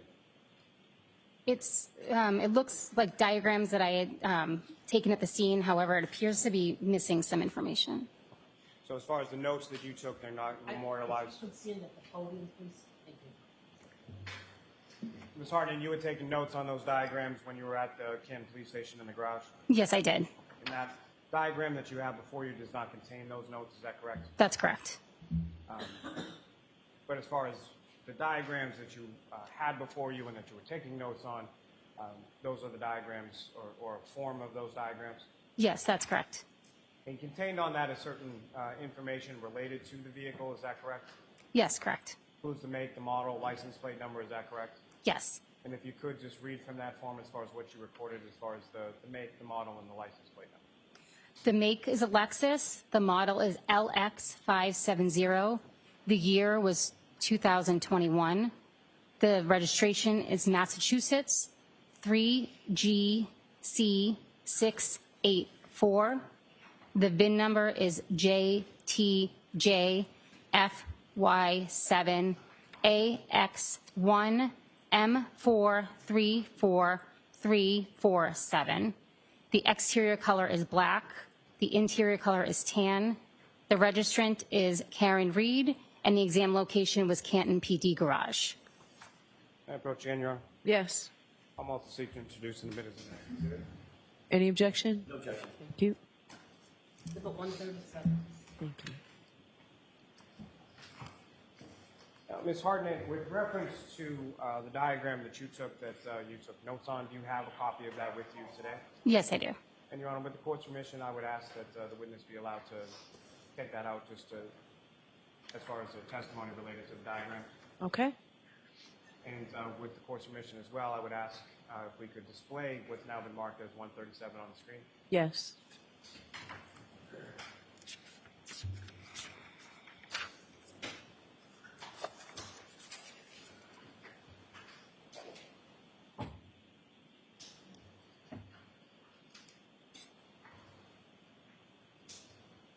And Ms. Hartnett, before you, I believe, on that desk in front of you, there should be a laser pointer. Yes. Just click on the button there and point it at the screen if I or anyone asks you to do so with reference to the screen.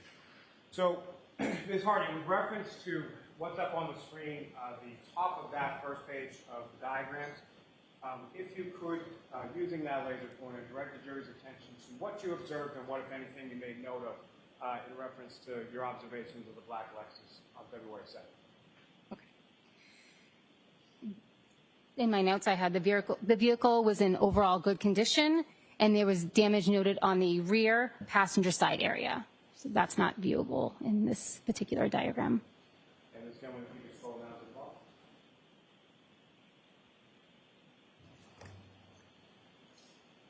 So in this area here. And as far as the damage that you noted in the right rear passenger area, what was it specifically that you noted? I noted there was a dent.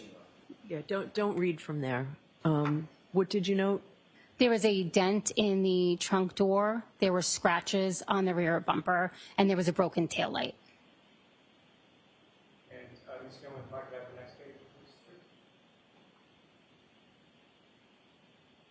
Now, from the diagrams that are up on the screen right now, page 2 of what's been marked as 137, if you could, using that laser pointer, direct the jury's attention to each of those observations you made and where they were in relation to the document. The damage to the dent, the rear door was in this area. The broken tail light was here, and then there were some scratches on the rear bumper as well. Now, in addition to scratches on the rear bumper on the area of that lift gate in the back, what, if anything else, did you observe sort of within that area of the bumper? I observed an apparent hair on the rear quarter panel about here, and I also noted some pieces of glass on the rear bumper. Excuse me, I want to say apparent pieces of glass.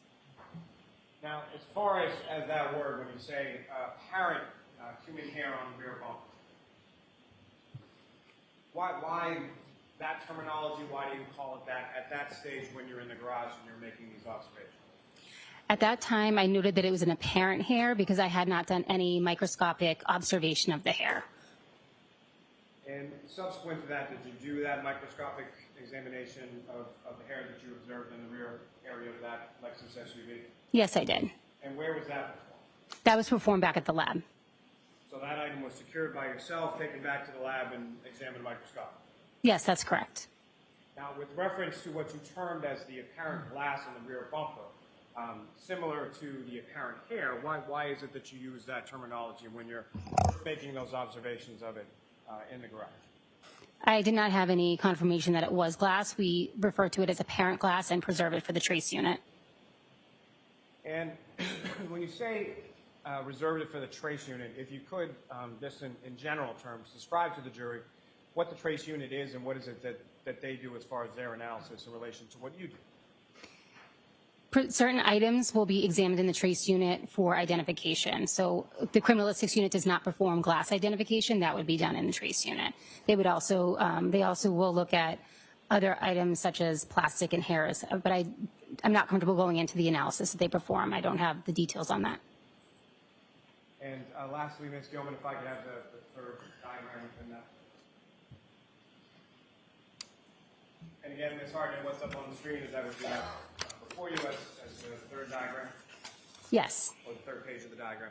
And what, if anything, of significance did you note in this area of that? I noted the items that were located within the vehicle. There were some boxes on the back seat of the vehicle. There was also a package in the vehicle and some clothing and miscellaneous items in the trunk. Now, as far as the items that were contained within the trunk, how high up were they? Let me ask you this. As far as the rear window of the trunk area, was there anything obstructing that? I don't recall at this time. Okay. Ms. Gilman, you can, excuse me, you can take that down. May I approach again, Your Honor? Yes. I'm going to show you initially a set of 18 photographs, just asking you generally look at those, and I'm just going to ask you, generally speaking, if you recognize what is contained there.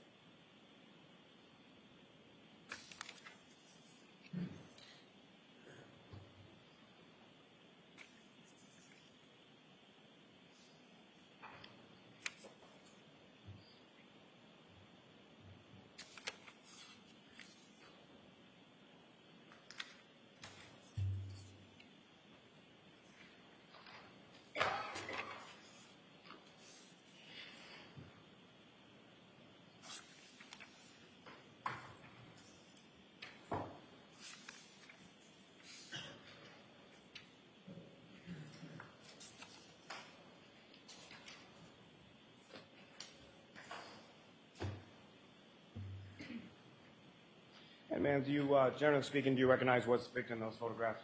Yes, I do. And what do you recognize those to be? These are photographs of the black Lexus SUV that I examined at the Canton Police Department. And what's contained in those photographs, is that a fair and accurate portrayal of what you observed as far as the black Lexus on that date of February 2nd? Yes. May I approach? Yes. How long does it take to introduce the minutes of that? Minutes? No objection.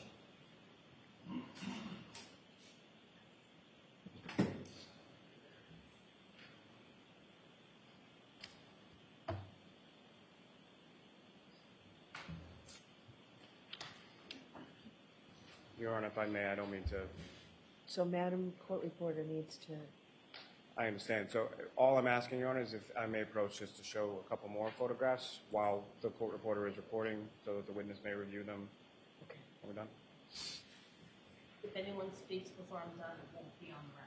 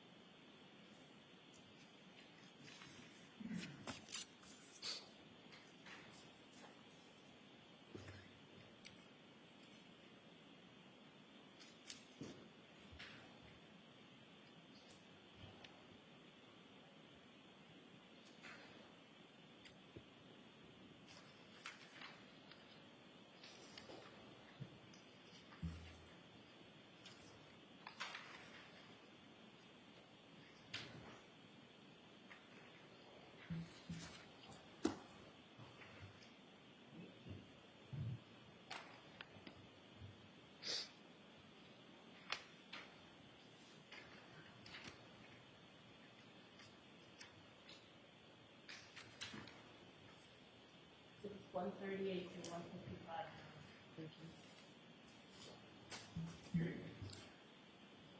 Thank you very much.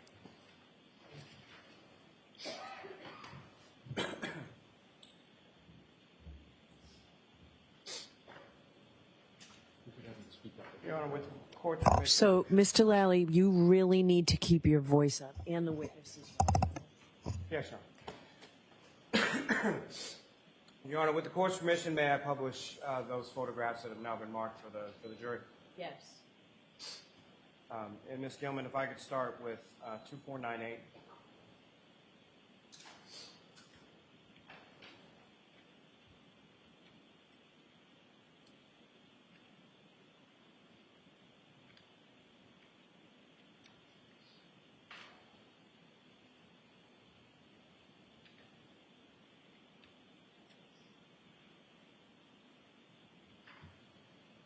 Ms. Hartnett, do you recognize what's up on the screen? Yes, I do. And what do you recognize that to be? That is a picture of the license plate of the black Lexus SUV. And if I could have the next photograph, Ms. Gilman, 2499. Again, do you recognize what's up on the screen, Ms. Hartnett? Yes, I do. And what do you recognize that to be? That is the front end of the Lexus SUV. And Ms. Gilman, the next photograph, 2500. And again, do you recognize what's up on the screen as this exhibit 140? Yes, I do. And what do you recognize within this approach? It's the exterior of the Lexus SUV. And as far as this is inside of the garage of the Canton Police Station, is that correct? Yes, that's correct. In addition to the vehicle, is this a fair and accurate portrayal of what the inside of the garage looked like when you were there that day on February 2nd? Yes. And if I could have the next photograph, that's going 2501. And again, do you recognize what's up on the screen there? Yes, I do. And which part of the vehicle are we looking at in this photograph? Looks like the front passenger side of the Lexus SUV. And the next photograph is Gilman 2502. And do you recognize what's depicted in this photograph as well? Yes. And which side of the vehicle are we looking at this point? The driver's side. And Ms. Gilman, if I could have 2505.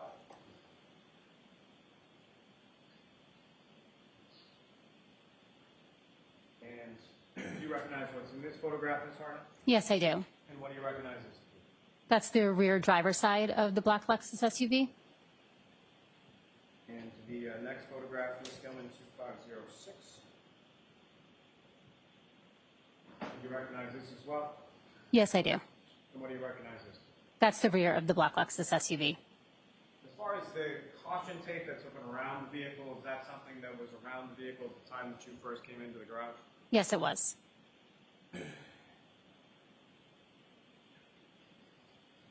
Now, from this photograph 2506, which is exhibit 145, using the laser pointer before you, if you could draw the jury's attention to the damage that you were talking about, or where you observed that located on the vehicle. There's damage here on the bumper, and there was also damage to the rear door. I think it may be blocked by the caution tape. And Ms. Gilman, if I could have photograph 2508.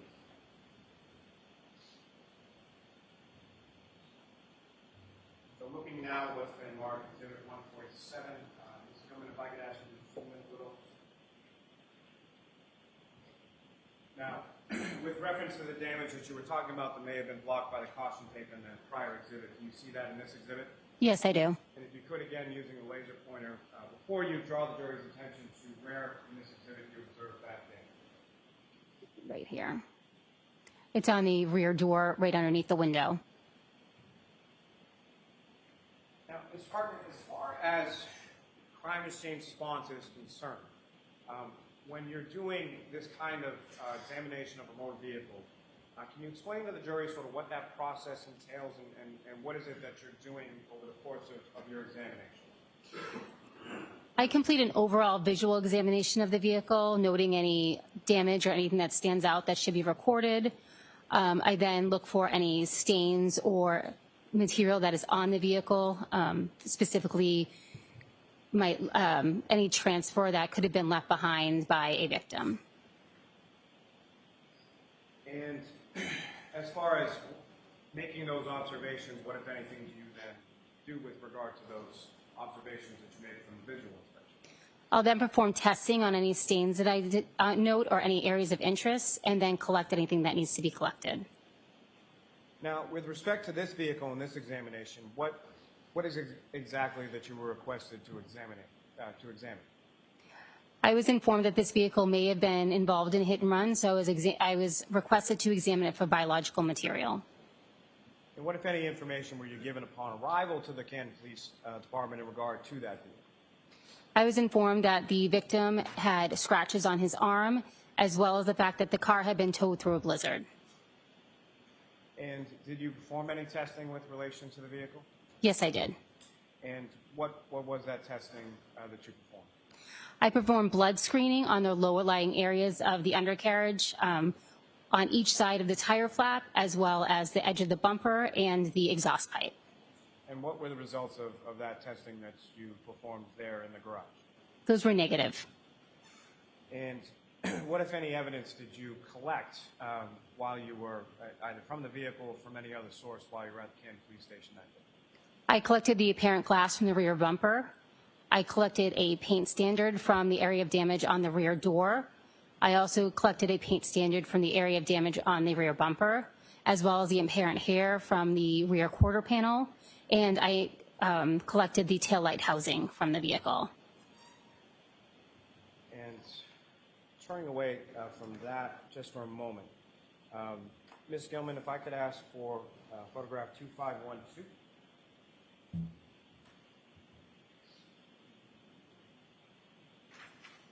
And Ms. Harden, direct your attention up on the screen, what's been now been marked as Exhibit 150. Do you recognize this?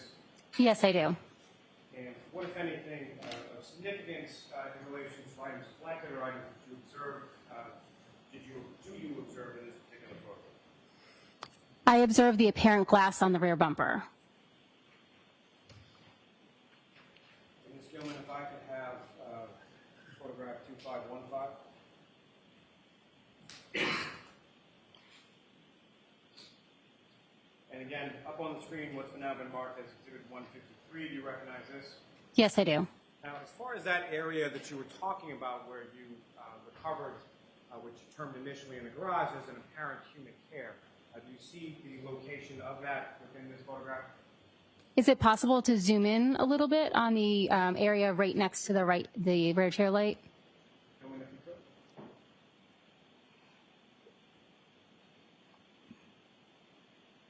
To the best of my recollection, it was in this area. Now, as far as areas where you observe certain items or where damage is indicated or observed by you, is that later marked in some fashion?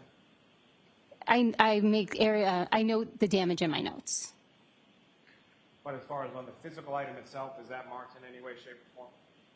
Yes, I'll use stickers to indicate areas that I would then refer to back in my notes.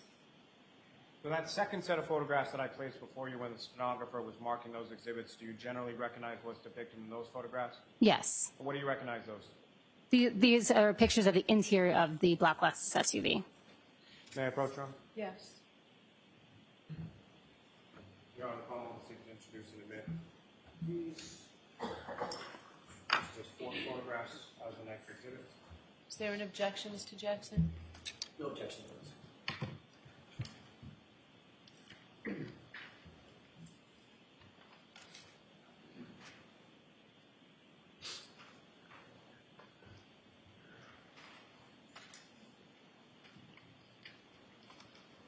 One 156 to 159.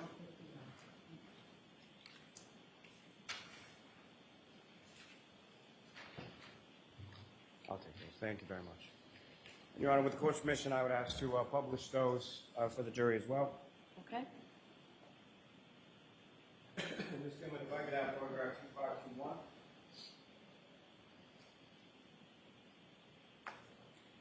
Ms. Harden, again, direct your attention to the screen. Do you recognize what's now been marked as Exhibit 156? Yes. What do you recognize that to be? That's the driver compartment of the black Lexus SUV. And if I could have Ms. Gilman photograph 2527.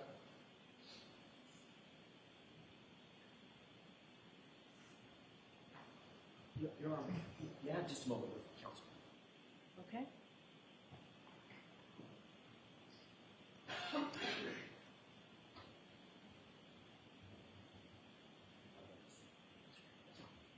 Thank you, Your Honor. Appreciate it.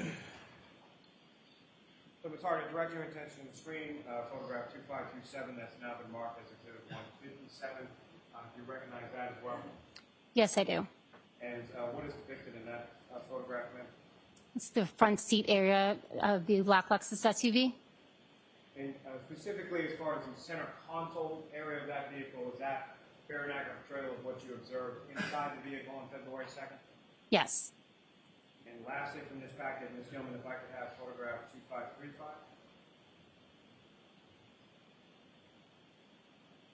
And Ms. Harden, it's 2535, which has now been marked as Exhibit 159. Do you recognize what's up on the screen there? Yes, I do. And what do you recognize that to be? That's the interior of the trunk of the black Lexus SUV. And is that fair and accurate portrayal of the interior of the trunk as you observed it in the Canton Police Department garage on February 2nd? Yes. Thank you. May I approach the witness again, Your Honor? Yes.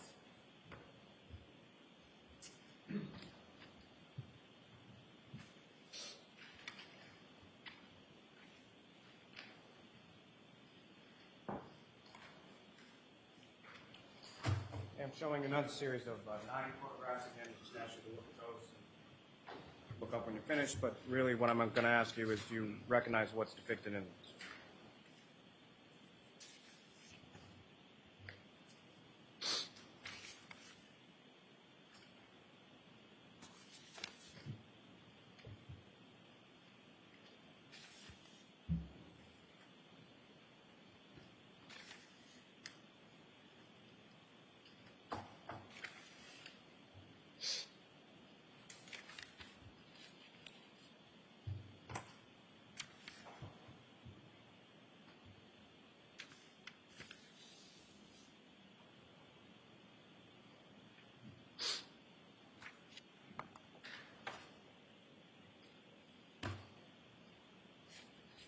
And do you recognize what's depicted in those photographs, ma'am? Yes, I do. And generally speaking, what's depicted in those 9, that set of 9 there? These are pictures of the rear passenger area of the black Lexus. Your Honor, may I approach? Yes. I'm open to introducing you as the next 9 exhibits. Is there any objections to Jackson? None, Your Honor, thank you. Lally, you really have to keep your voice up. I'm sorry? You really have to keep your voice up. I apologize, Your Honor.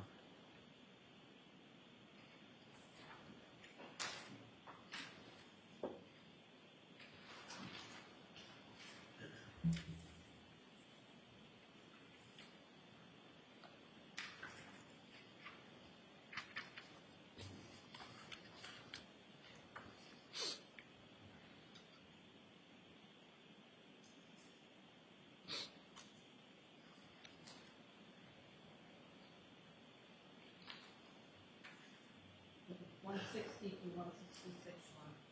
I'm sorry, 167. Yay. Thank you.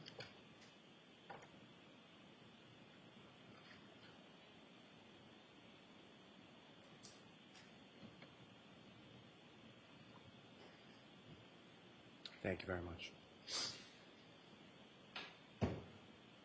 And Your Honor, with the court's permission, may I publish portions of this for the jury as well? Okay. Ms. Gilman, if I could have photograph 2539.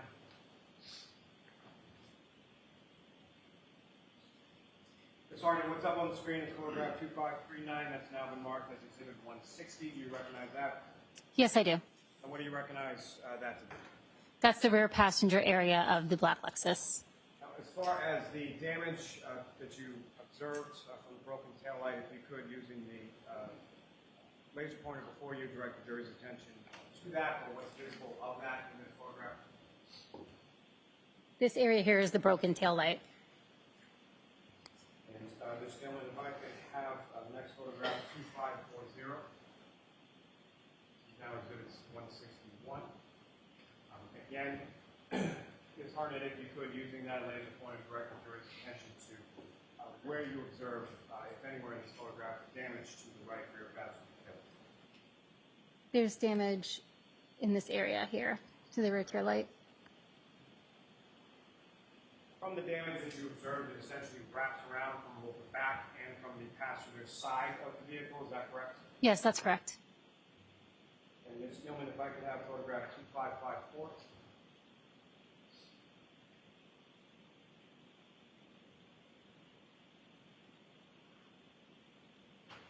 And Ms. Hartnett, do you recognize what's up on the screen as photograph 2554 exhibit 165? Yes, I do. And talking before, earlier in your testimony, about some stickers or some sort of evidentiary marker that you would put on an item that you're examining, correct? Correct. And do you see any of that in this photograph here? Yes, I do. And could you direct the jury's attention using laser pointer to where you observe that and what, if any area of damage or what that's to note? There's a sticker here, and I know you can't see it. I don't know if you can zoom in.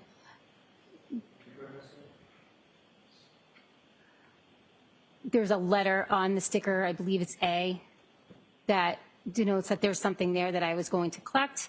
And right next to that sticker here is the apparent hair that I noticed. Ms. Gilman, if I could have photograph 2558.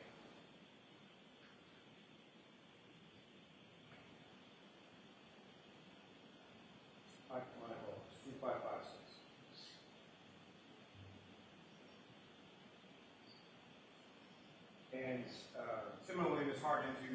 recognize anything in this photograph in regard to something that you had marked? Yes, that's the rear bumper of the SUV. And Ms. Gilman, if you could zoom in a little on that placard. Yeah. And Ms. Hartnett, in this photograph, what, if anything, is depicted that you denoted something sort of reflect or further examine at a later? There's pieces of apparent glass here on the bumper.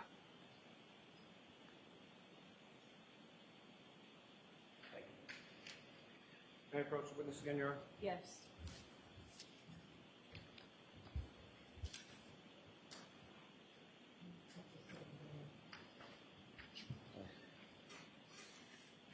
I'm showing you another series of 4 photographs. If you could just move those so that when you're finished.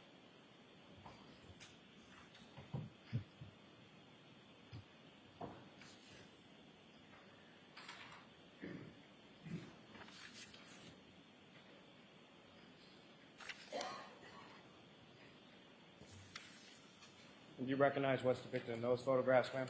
Yes, I do. And what do you recognize those to be? This is the rear passenger exterior right below the tail light on the Lexus SUV. And Your Honor, may I approach the witness? Yes. Commonwealth to seek to introduce the witness and excellent exhibits. No objection.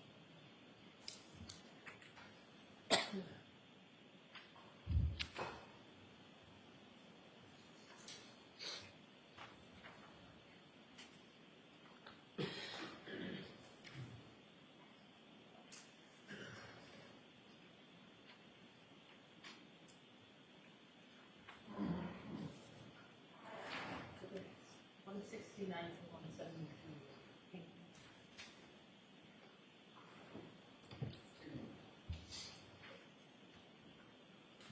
Your Honor, with the court's permission, may I publish some of these photographs to the jury? Yes. Ms. Gilman, if I could have photograph 2573.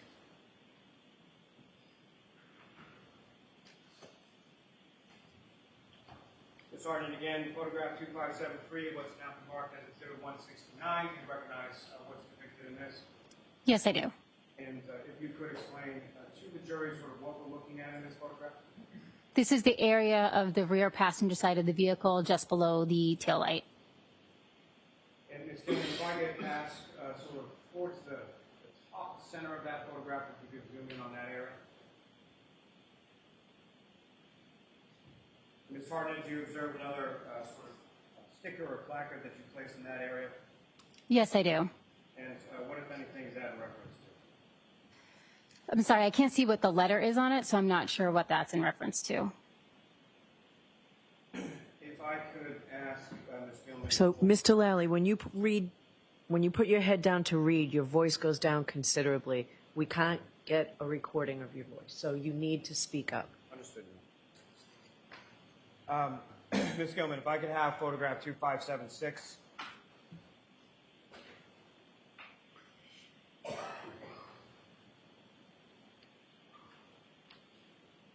And Ms. Gilman, if you could, with reference to the 2 areas up on that, if you could zoom into that area.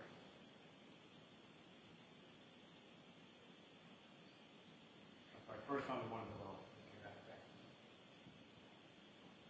Ms. Hartnett, can you see better there as far as what the sticker is and what you had noted there?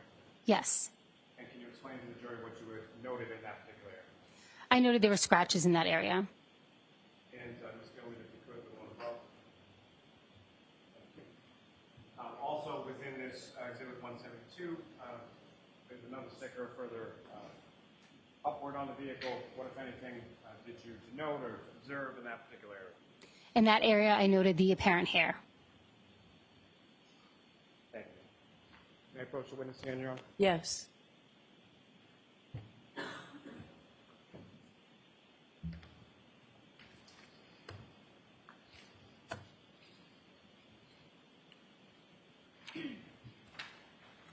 Another series of photographs of just asking the same question. If you could take a look at those and asking if you recognize generally what they are.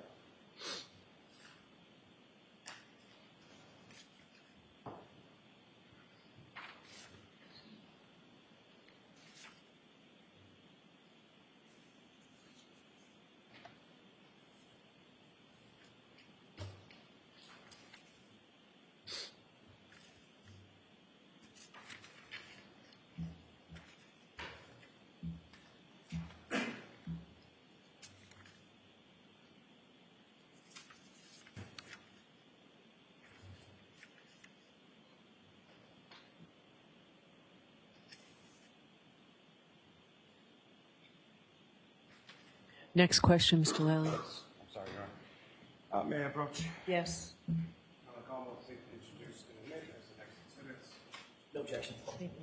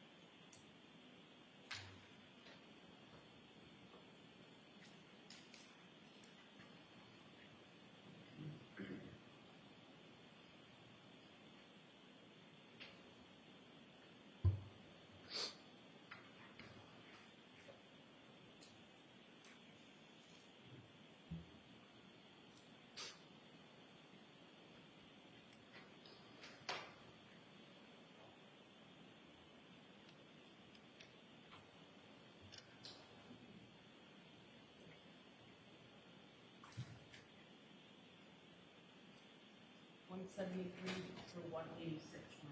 Thank you. Thank you very much. Your Honor, with the court's permission, I'd ask to publish some of those photographs to the jury as well. Yes. Ms. Gilman, if I could have 2558.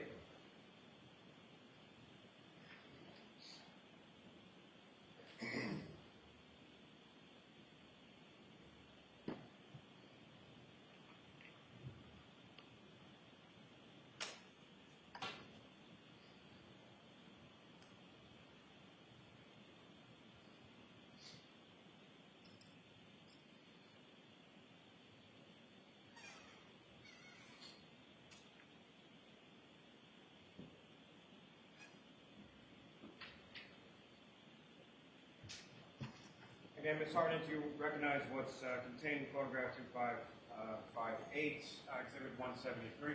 Yes, I do. And Ms. Gilman, if I could ask you to just zoom in a bit on the sticker in the middle of the screen. And again, Ms. Harden, what is depicted in this photograph? That is a picture of the apparent hair I noted in the area. Ms. Gilman, if I could have 2561.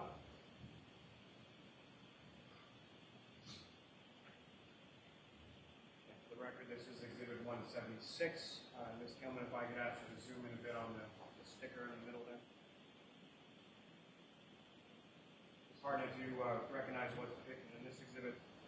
Yes, I do. What do you recognize that to be? That's the damage I noted on the rear door.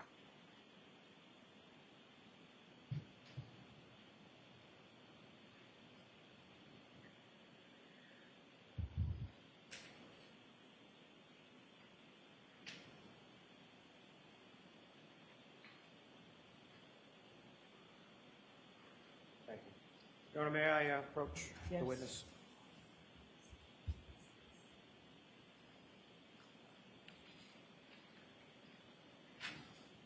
I'm showing you a series of 3 photographs. That's those that we finished.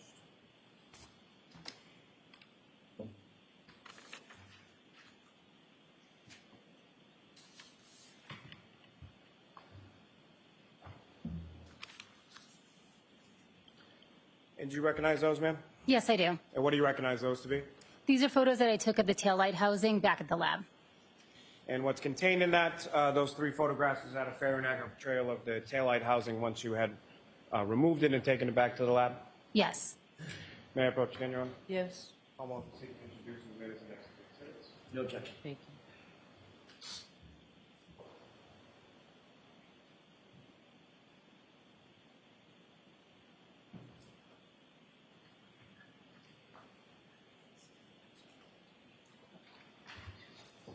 $187 to $139.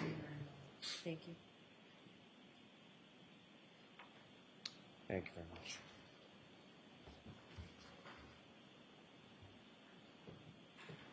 So, Ms. Hartnett, before we get to those photographs, I do have a few questions. So it makes no difference to me, but I think we can turn the lights back. Thank you, Mr. Officer.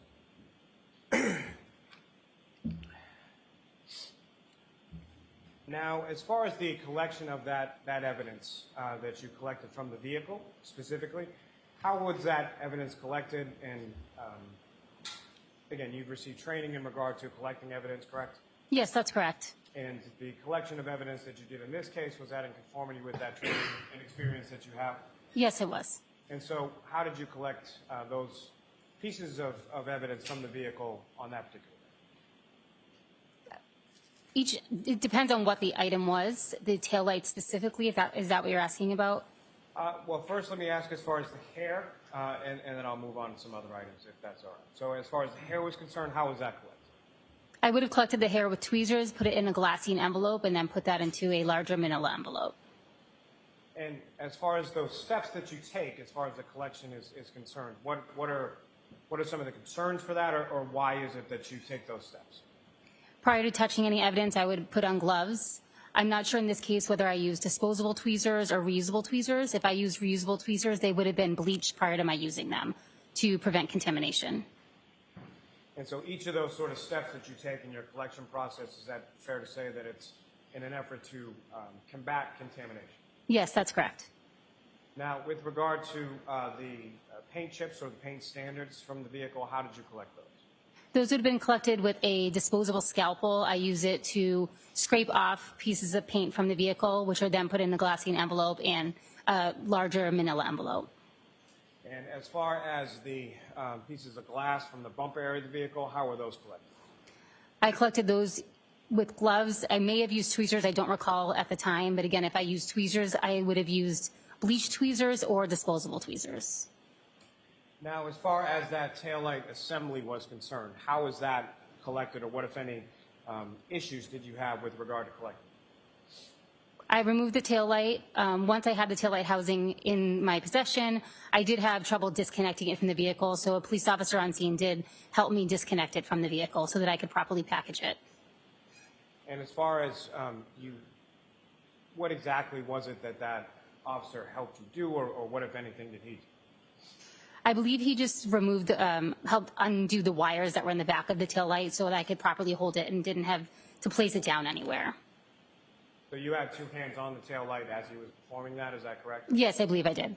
And as far as the area of the taillight that you were holding, you were wearing gloves, correct? Yes, that's correct. And as far as that area that you were holding with your two gloved hands, did that officer touch any area of that part of the taillight? Not to my recollection, no. And do you recall whether or not that officer was wearing gloves himself when he disconnected that wiring? I don't recall. Now, as far as once you removed that taillight from there, what, if anything, did you do with the taillight there? I put it into a brown paper bag and then transported it back to the lab, where I then properly secured it in a box with added cushion from additional paper to ensure that no additional damage was done. Now, with respect to your time at the Canton Police Station, were you presented with any additional evidence by any officers from the Canton Police? Yes, I was. And what were those items? I was presented with a broken drinking glass that was reported to have been recovered from the scene at 34 Fairview Road. I was also presented with several solo cups filled with frozen red-brown stains. Now, starting with the drinking glass, what, if anything, did you do with regard to the drinking glass? I packaged it in a brown paper bag. And with regard to the cups with red-brown stains contained within, what, if anything, did you do with regard to that? I allowed the cups to thaw, and then I took 2 sterile swabs, like something similar to a Q-tip, and collected a sample from the red-brown stains in those cups. And then what, if anything, after you took the swabbings from those solo cups, let me ask first with regard to the solo cups, what were done with those? I'm sorry, can you repeat that? Sure. So after you took the swabbings from the red cups, what, if anything, was done with the red cups? I returned those to the Canton Police Department to store as they saw fit. And as far as the swabbings that you took, what did you do with those? I secured those in a glassine envelope in a larger envelope and then transported those back to the lab. Now, after your examination on scene, you returned back to the lab, correct? Yes, that's correct. And what items of evidence did you examine first in this case in the laboratory? I examined the apparent hair from the vehicle as well as the broken taillight. Now, starting with the examination of the taillight, well, let me ask, in general terms, when items are taken by you back from any kind of scene or any kind of place that you're processing, and you bring them back to the lab, what is it that you do with them when you get back to the lab? When I get back to the lab, I ensure that they're packaged properly, that they're sealed, and they're stored in the appropriate location within the lab. I also enter them into our laboratory information management system so that from that point forward, those items can be tracked throughout the lab. Now, each of those, now when you come in with sort of a case, is there some sort of number or something that's associated with the case when you first sort of generate that? Yes. And do you recall the case number that you assigned or was assigned with regard to this investigation? Yes, I do. And what is that case number? The case number at the lab was 22-2184. Now, with regard to each specific item of evidence that's taken back to the lab and logged in, what, if any, numbers are assigned or associated with those particular pieces of evidence? Each piece of evidence is given an independent lab item number. Now, with respect to the taillight, that was labeled as 3-1, is that correct? That's correct. So with respect to item 3-1 or the taillight, can you explain to the jury the examination process that went into that? Sure. I prepped my workspace by spraying it down with a 10% bleach solution. I also sprayed down any reusable utensils that I would need to use. I then applied a piece of butcher paper to protect the lab bench and prevent contamination. I would put on gloves, my lab coat, and mask before I examine any item of evidence. And then I took photographs of what the packaging looked like and then photograph of the piece of evidence itself. And then from that specific item, did you perform any testing on that item? No, I did not do any testing on the item. And why not? I was, due to the case history, there was no visible red-brown stains on the item, as well as the fact there was a very limited surface area for me to sample from. In addition, I was informed that the car had been towed through a blizzard. So given the fact that there was potentially very limited material on the taillight, if any type of testing that we do would remove additional material. So I made the conservative decision to take a swabbing of the item and send it forward for DNA. And as far as that swabbing of the item for DNA purposes, can you explain sort of what the process is or how that's done? Yes, we use a polyester swab, which is a flat spatula-shaped swab. I apply sterile water to the swab and rub the exposed areas of the taillight. And then that swab dries before it's packaged and sent to DNA. Now, with the court's permission, could I publish for the jury what's now been marked as Exhibits 187 through 189? Yes. And Ms. Gilman, if I could have first photograph 8970.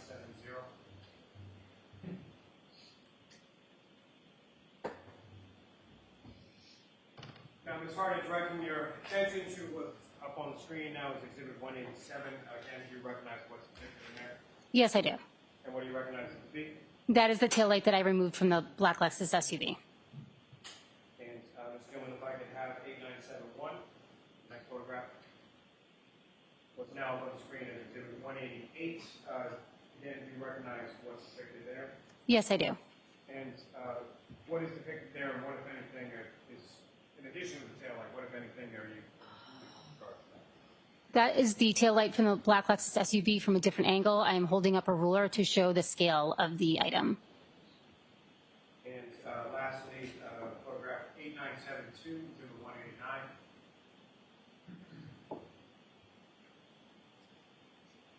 And again, do you recognize what's up on the screen? Yes, I do. And can you explain to the jury what we're looking at, perspective-wise, and what, if anything, you're doing in this photo? That is the back side of the taillight, and again, I'm holding up a ruler to show the scale of the item. Thank you. Ms. Gilman, you can take that time.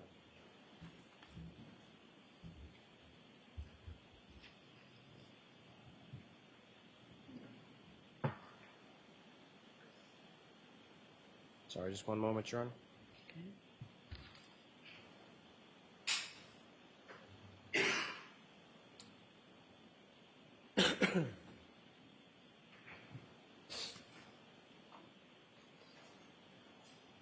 Now, Ms. Hartnett, from your initial response to the Canton Police Department, you secured a number of different items from the Canton Police Station that day, correct? Yes, that's correct. And those were labeled subsequently as items 3-1 through 3-13, is that correct? Yes, that's correct. Now, turning your attention to item 3-6, that was the apparent hair, is that correct? Yes, that's correct. And in reference to your analysis with regard to the hair, that QLIM term that I asked you about before, QLIM, what, if any, significance did that terminology have to your examination of the hair? Per protocol, all hairs that will go forward for DNA are considered QLIM, meaning that the entire sample will be used up during testing. And with regard to item 3-6, the apparent hair, can you explain the examination process or what it is that you're doing with reference to that piece? Yes. I take the apparent hair and I mount it on a glass slide using deionized water. I then put the slide under a microscope and I'm looking for certain characteristics to determine if that piece of material is a hair or fiber or some other unknown material.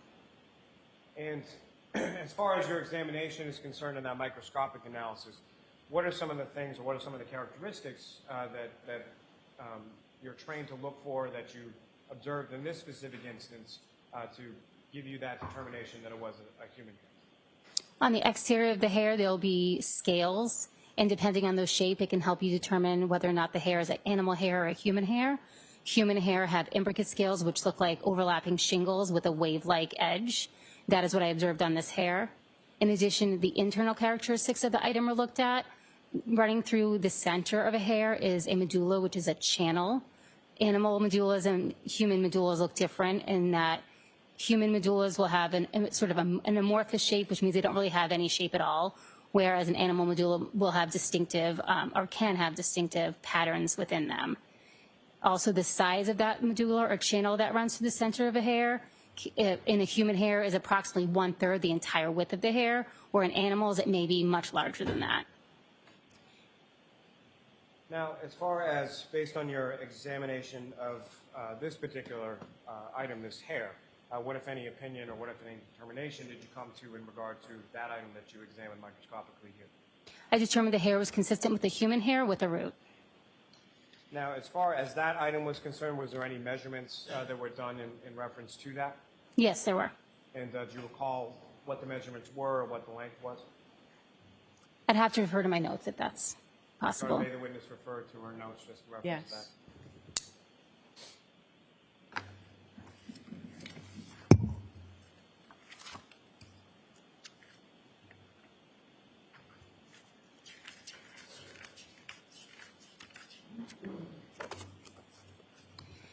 The hair was approximately 7/8 inches long. Now, with regard to item 3-6, the hair, did you perform any testing on that? No, I did not perform any testing. And why not? The only type of analysis done on hairs in the criminalistics unit is a visual microscopic examination. So where did the hair go from there? At that point, I cut the hair into two pieces, one end that contains the root and then the remaining end of the shaft. The root end went to our internal DNA unit. Now, it may be pretty well understood, but when you say root end versus shaft end, can you explain to the jury what you mean by those sort of descriptions? The root end is the end that would have been attached to the scalp, and the shaft end is just the remaining outer portion of the hair. And how is it that you're able to determine sort of the difference between the root end and the shaft end? Through the microscopic characteristics under the, that I viewed. Now, with reference to that item 3-6, the hair, were any decisions made in regard to what testing could or would be performed on those samples? Yes, based on the criminalistics protocol, the root end of the hair would be tested internally in our DNA unit, and if potential testing needed to be done on the shaft end, that would be sent out to an external lab. And do you know why that is? We don't perform that type of DNA testing at our lab. And that's something, are you familiar with the term mitochondrial DNA testing? I am familiar with it, but I don't really have a full understanding of it. But as far as your understanding is the type of testing that would have had to been sort of sent out to an external vendor, that would be, the type was mitochondrial? Yes, that was my knowledge at the time, yes. Now, at some point, did you have a conversation with regard to examination of the remaining items in this case sometime in May of 23? Yes. And what was discussed? It was discussed that I would examine the clothing and some of the other items for biological testing. And specifically, there was an item 7-18, which was a gray sweatshirt attributed to Mr. John O'Keefe, correct? Yes, that's correct. Now, from that, as far as sort of an additional analysis or an examination of those clothing items, what is it that you were doing and what is it that you were looking for as regard to your examination of the clothing items? I examined the item for biologicals. In this case, I was looking to determine if there was any blood present on the item. I also did damage analysis of various areas on the sleeve and the front and back of the item. I also took a trace collection from the item and additional DNA samples for that, additional skin cell collection samples from the item. Now, starting first with, as far as that specific item, 7-18, the gray sweatshirt, what, if any, observations in general did you make when you examined it? There were red, brown, and brown stains on the item. There was damage from the top of the shirt to the bottom of the shirt, as well as across each sleeve of the shirt. I also noted additional damage on the right sleeve. Now, each of the areas of damage that you observed, similar to what we saw with the vehicle, were those areas marked as well? Yes, I marked each of those areas that I was going to do further analysis on with a number. And there were essentially 13 different areas on that sweatshirt that you had marked, is that correct? Yes, that's correct. May I approach the witness, Your Honor? Yes.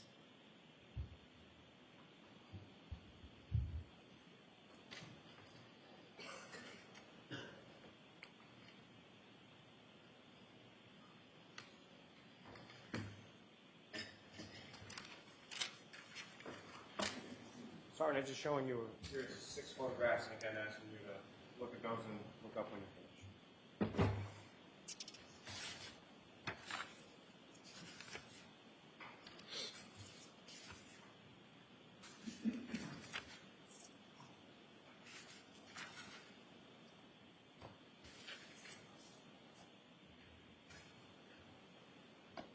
And do you recognize those photographs? Yes, I do.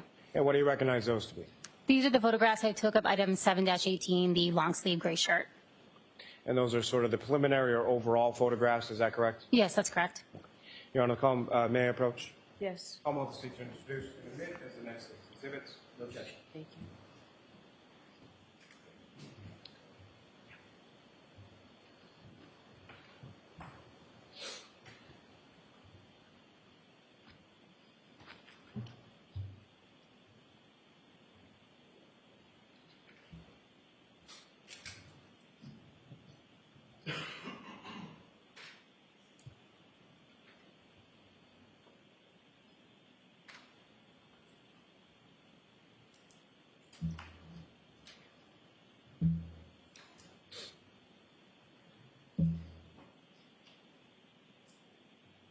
Exhibits 190 through 195. Thank you. Thank you very much.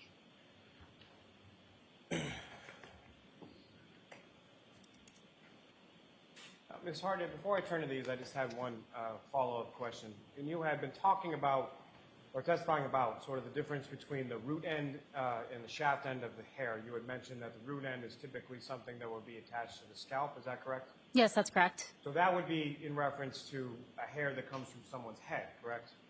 Yeah, well, not necessarily. We don't perform body origin identification.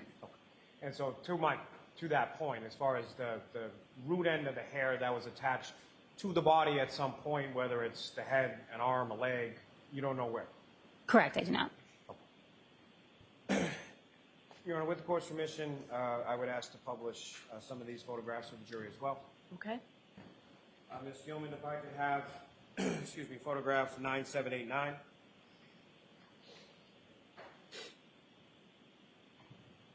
Ms. Hartnett, putting up on the screen now what's been marked as Exhibit 190. Do you recognize that? Yes, I do. And what do you recognize that to be? That is the photograph I took of item 7-18. It is the exterior front. And Ms. Gilman, if I could have 9790, the next photograph. What's up on the screen is Exhibit 191. You recognize that as well, Ms. Hartnett? Yes, I do. What do you recognize that to be? That is the exterior rear of item 7-18. And if I could have the next photograph, Ms. Gilman, 9791. Again, do you recognize what's up on the screen now is Exhibit 192? Yes, I do. And can you explain to the jury what that is? That is the interior front of item 7-18. And lastly, not lastly, for this purpose, photograph 9792. And again, do you recognize what's up on the screen is Exhibit 193? Yes, I do. And what do you recognize that to be? That's the interior back of item 7-18. And Ms. Gilman, if I could have 9795. Again, Ms. Hartnett, do you recognize what's up on the screen as Exhibit 194? Yes, I do. What do you recognize that to be?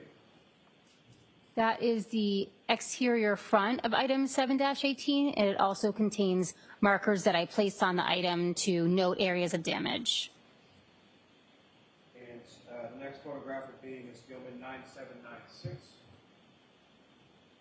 If you could zoom in on that one. Now, Ms. Hartnett, what we're looking at here, that's the right sleeve of the gray sweatshirt of item 7-18, is that correct? Yes, that's correct. And so, starting with some of the 13 different areas that you labeled, this starts with 1, 2, 3, 4, and goes up through 9, is that correct? Yes, that's correct. Thank you.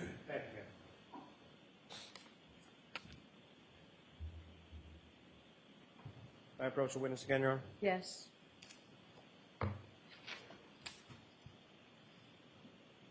Hartnett, showing you another series of photographs. Just ask if you could review those, look up when you finish.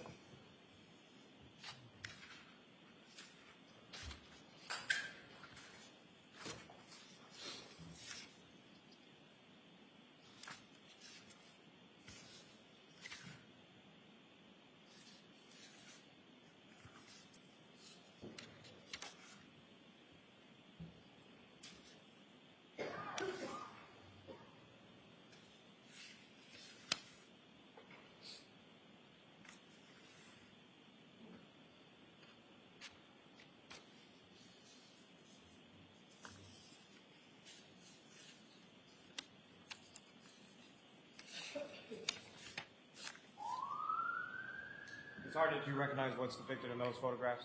Yes, I do. Or what do you recognize those to be? These are close-up photos of the areas of damage 1 through 5. Can I approach, Your Honor? Yes. Come on, to introduce and admit as the next exhibits. No objection, Your Honor. Thank you. Before we begin, Madam Court Reporter, Your Honor, if I may approach just to show the next series of photographs. Okay.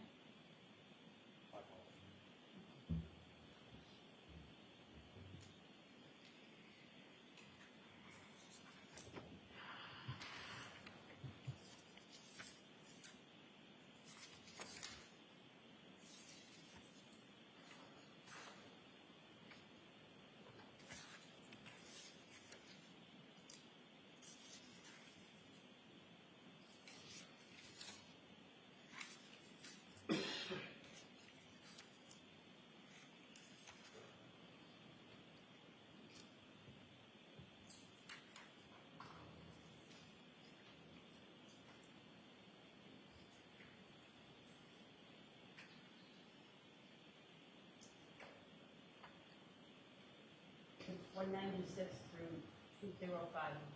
Thank you.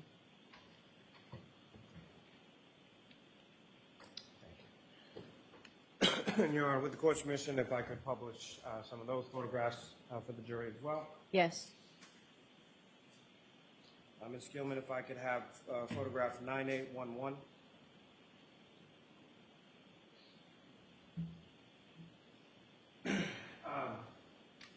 With respect to what's up on the screen, Ms. Hartnett, you recognize what's now been marked as Exhibit 196. Yes. What do you recognize that to be? That is an area of damage that I noted as area 1 in my notes. And, Ms. Gilman, if I could have, photograph 9812, the next one. Again, Ms. Harden, do you recognize what's up on the screen as Exhibit 197? Yes, I do. And with respect to this, what are you doing here?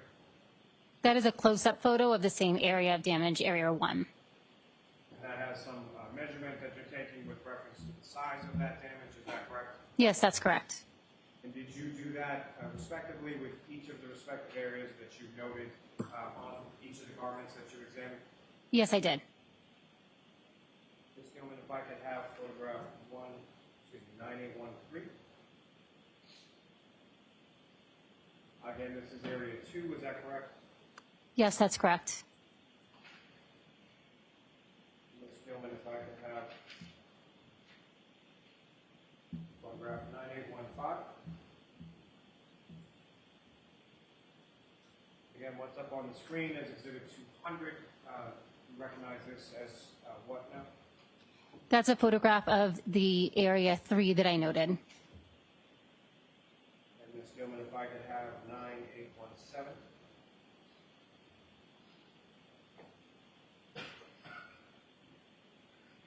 Now, with respect to what's now been marked as Exhibit 202, do you recognize that as well?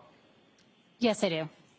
And is that the number 4 area that you noted on the right arm sleeve of the gray sweatshirt of Mr. O'Keefe? Yes, that's correct. And Ms. Gilman, if I could have photograph 9819. What's up on the screen is Exhibit 204. Do you recognize that as well? Yes, I do. And again, what is depicted in Exhibit 204? That's the area of damage number 5 that I had in my notes.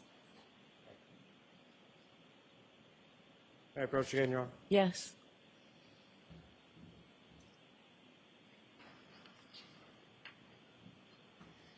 The photographs that I placed before you while the stenographer was marking the prior exhibits, do you recognize what's depicted in those? Yes, I do. And can you describe for the jury, sort of generally speaking, what's depicted in those, ma'am? These are close-up photos of areas 6 through 11 that I noted on the long sleeve gray shirt. And may I approach Mr. Retrieve, Your Honor? Yes. Your Honor, the Commonwealth seek to introduce as the next exhibits. No objection. And if I may approach the witness just to present with another set. Okay.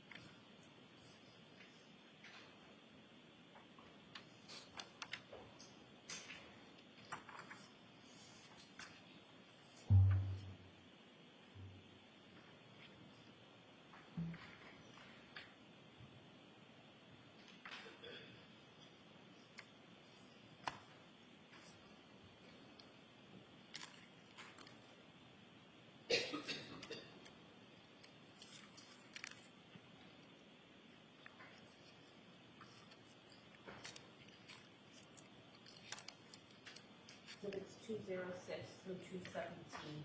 Thank you.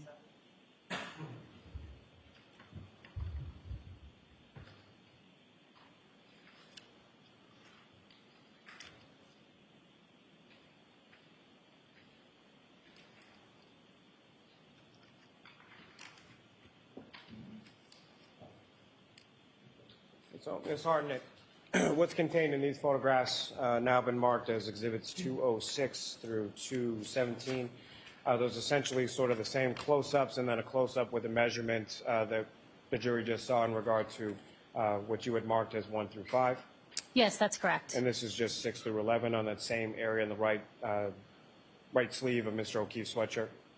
Yes, that's correct. Now, with regard to the photos that I just placed before you a moment before, do you recognize what's depicted in those? Yes, I do. And what do you recognize those to be? These are the areas of damage 12 and 13 on the rear of the sweatshirt. Your Honor, may I approach? Yes. Tom Alton, seek to introduce in the minutes.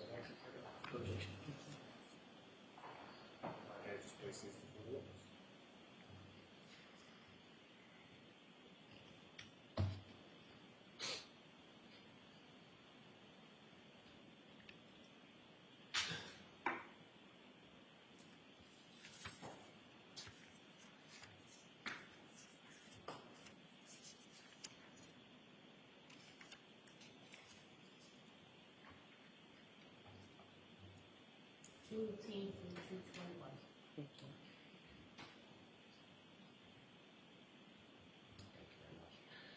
Your Honor, with the court's permission, may I publish these photographs for the jury? Yes. Ms. Gilman, if I could have photograph 9837.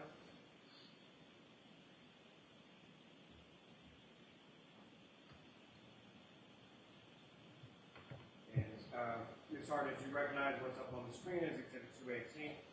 Yes, I do. What do you recognize that to be? That's the exterior back of the gray sweatshirt. And the items marked that you labeled as 12 and 13, are they depicted on that? Yes, they are. And if you could, using a laser pointer, just draw the jury's attention to where 12 and 13 are. Is it possible to zoom in on the numbers? I can't read them from here.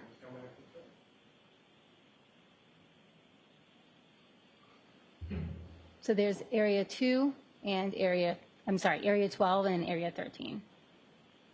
And Ms. Gilman, if I could have photograph 9838.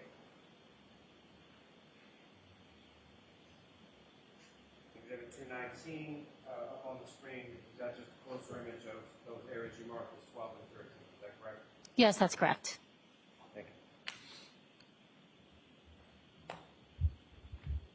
Now, with respect to the other photographs that I had placed before you when the stenographer was marking those, do you recognize in general terms what's depicted in those?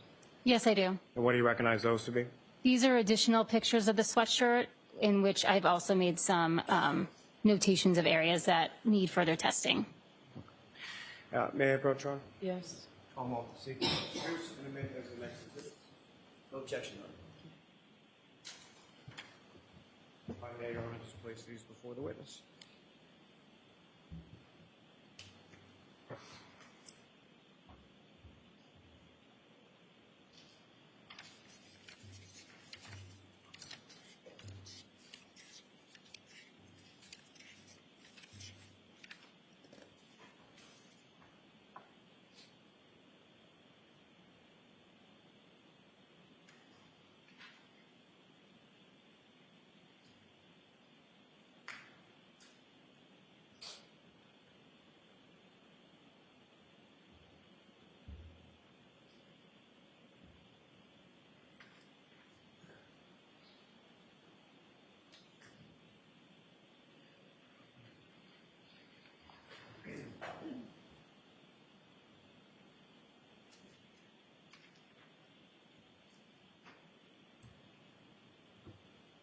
Exhibits 222 through 230.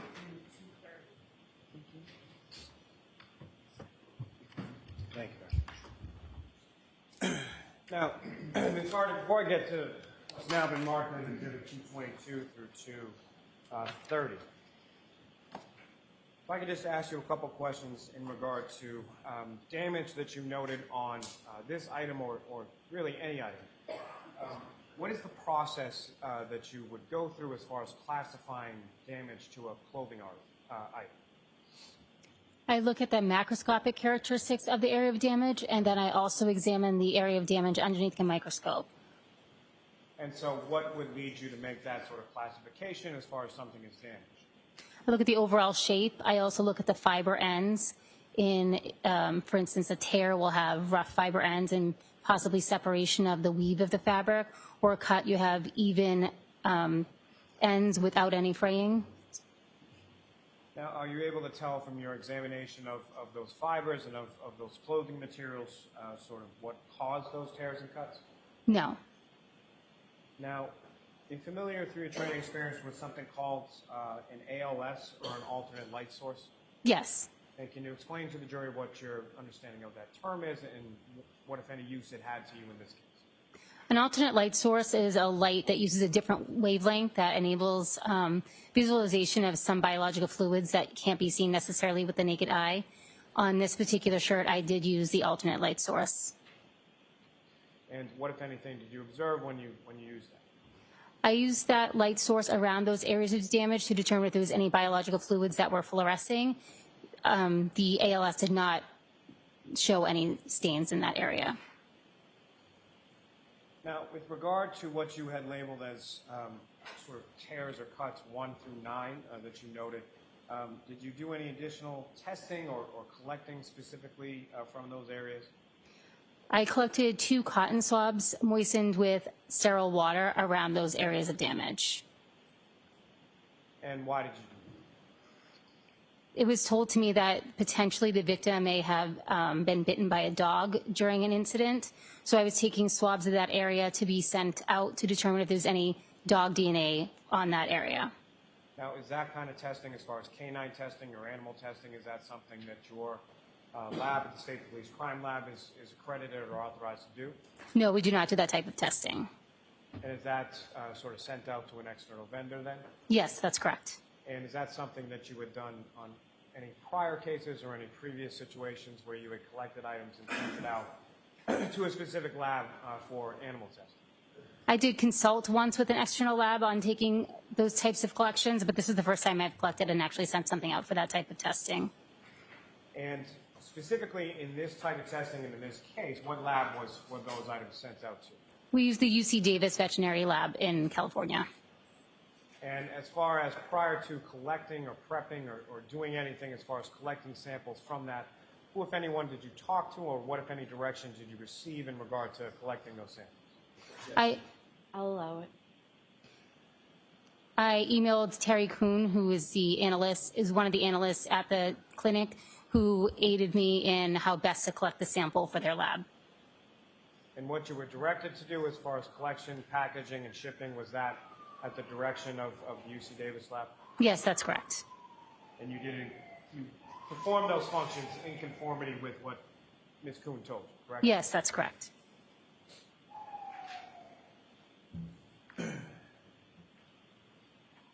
Now, with regard to those items, did you note, with regard to the clothing items, as far as the gray sweatshirt was concerned, did you note any stains on those areas?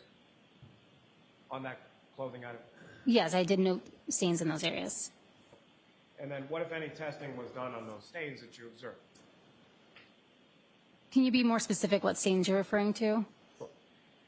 So what I'm specifically referring to is the items on the gray sweatshirt, item 7-18, as far as any stains that you observed on there.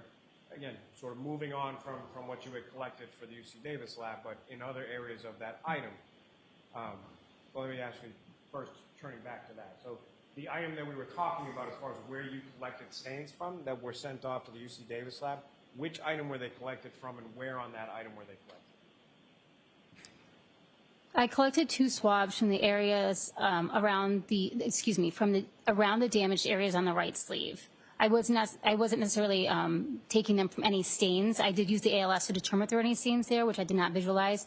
So I was doing that for potential saliva collection from that area. And thank you for the clarity. I think that was me confusing as far as the questions go. So turning away from that area as far as the collection for the UC Davis lab, in addition to that, what, if any, stains did you observe on that article of clothing, 718, the gray sweatshirt? I also observed numerous red-brown stains on that item of clothing. And so with regard to those red-brown stains, what, if any, testing was done on those stains? On each of those stains, I performed a blood screening test as well as a blood confirmatory test. And are those the same sort of initial testing screening test you were talking about before, and then the confirmatory test? Yes, that's correct. A different screening test was used in the lab than was used at the scene due to a protocol change, but essentially it's the same mechanism. And was that with respect just to the gray sweatshirt, or were there other items of clothing of Mr. O'Keefe's that you tested with the screening test in the lab and a confirmatory test in the lab as well? I examined other items of clothing as well.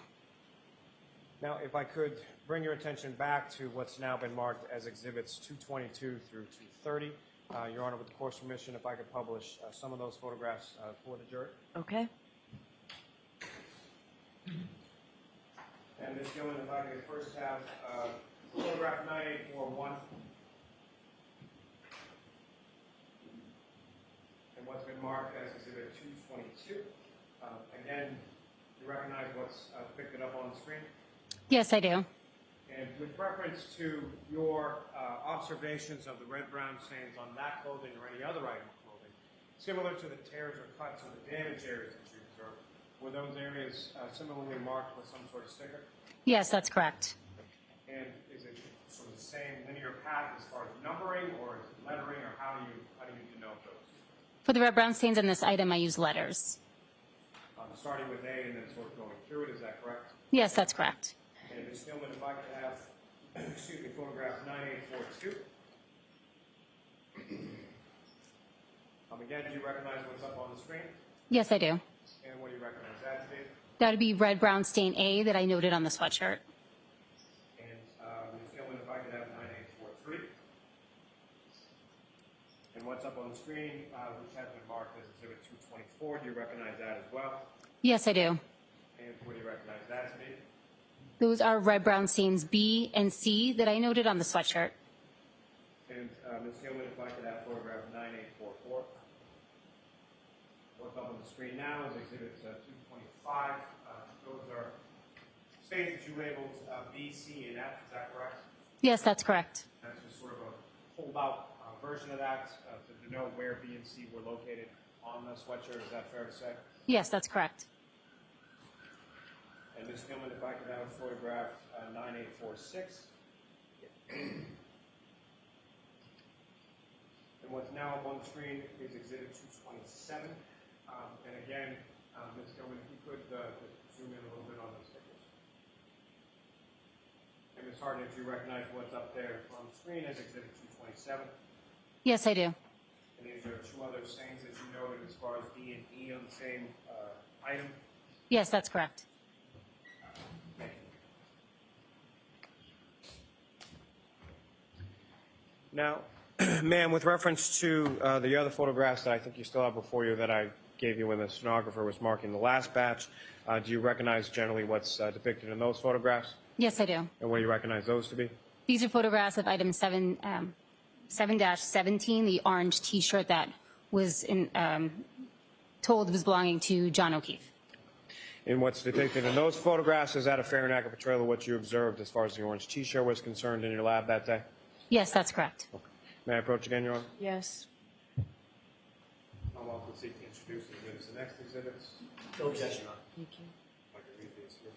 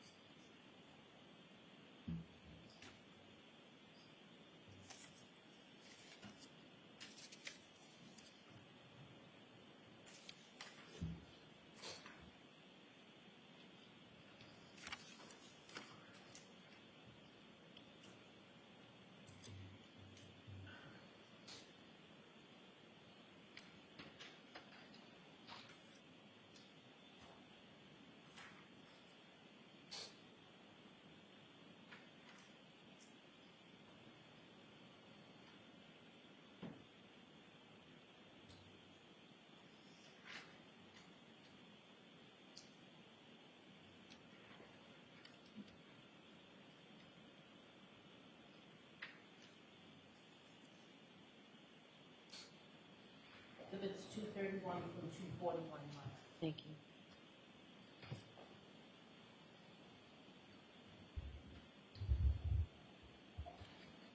Mr. Lally, we have a few minutes before lunch. Do you intend to display some? I think maybe. If you do it quickly, do it now. Okay. If you're not, we'll take a break. Jurors, we're going to take the luncheon break. I'm going to see Counselor Tagler.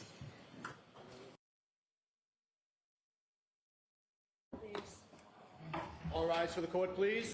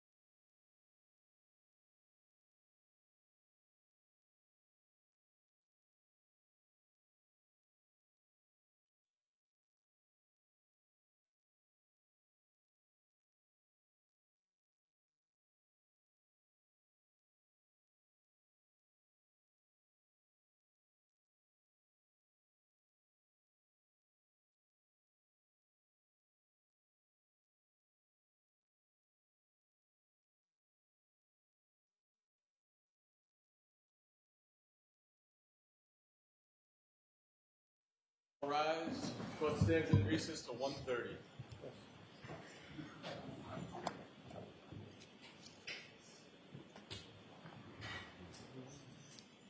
Is it something that came out like 6 protocol? What was the word before?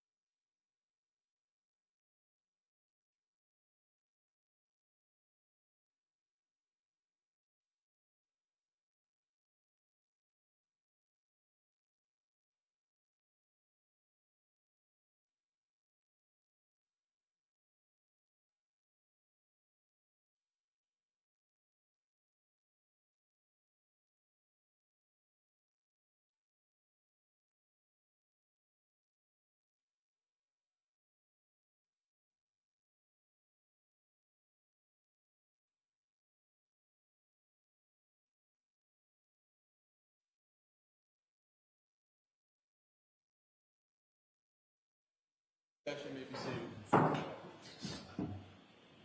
All right, so we have to do a better job of streamlining all of these exhibits. What I'd like you to do is every day, no later than 8 o'clock in the morning, let Madam Court Reporter know how many exhibits you think there are going to be for the day, because you may or may not know, but each sticker, Madam Court Reporter puts the exhibit number, the date, and her initials, and that takes a lot of time. So if we can streamline that, that would be much better. How many more do you expect to have for today? May we approach just on that? Okay.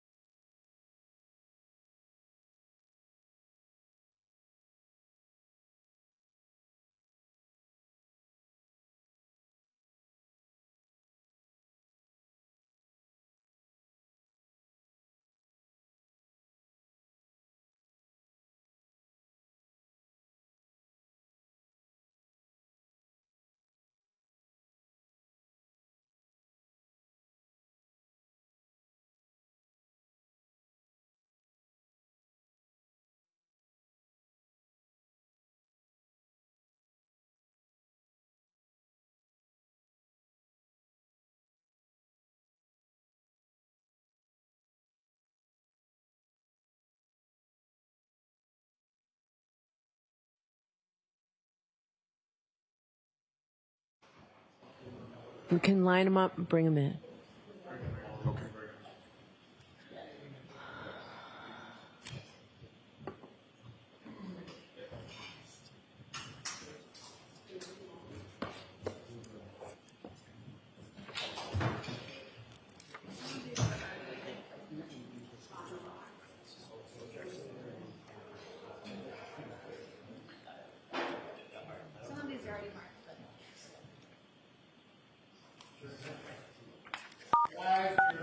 You are unmuted.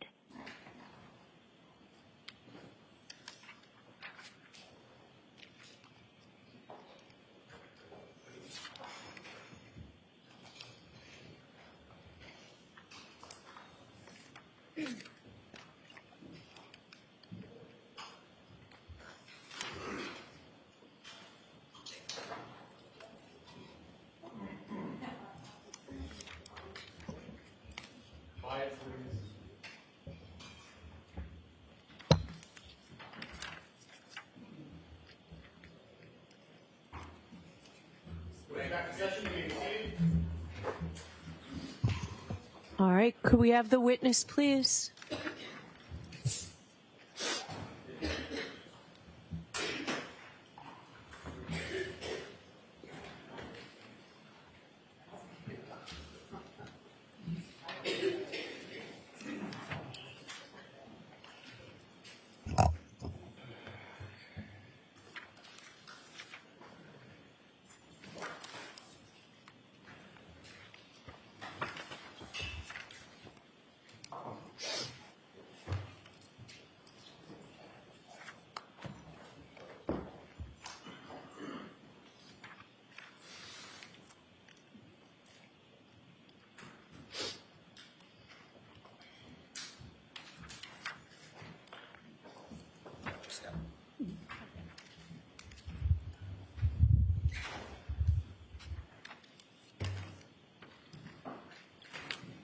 All right, Mr. Lally.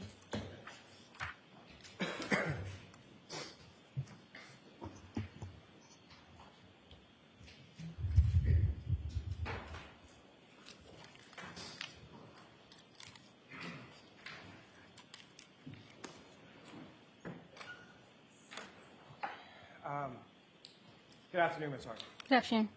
So with respect to the photographs that were just marked as exhibits of the orange T-shirt, that was item that was marked as 7-1, is that correct? I'm sorry, 7-17. Yes, that's correct. So similar to how you had marked off areas of either damage or red-brown stains, was that similar to what you did with the gray hooded sweatshirt? Is that similar to what you did with the orange T-shirt as well? Yes, that's correct. And then there were two other clothing items that you examined, being a pair of jeans and a set of sneakers, correct? Yes, that's correct. And with reference to the jeans, that was marked as item 7-1, is that correct? Yes, that's correct. And with respect to the sneakers, that was marked as item 7-4, is that correct? Each sneaker had its own item number. One was 7-3 and one was 7-4.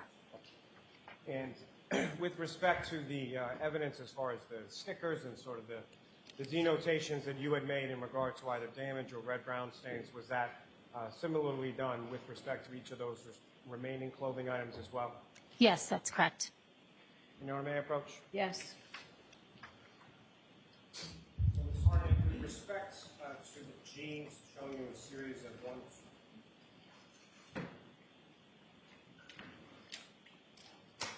8 photographs, do you recognize those?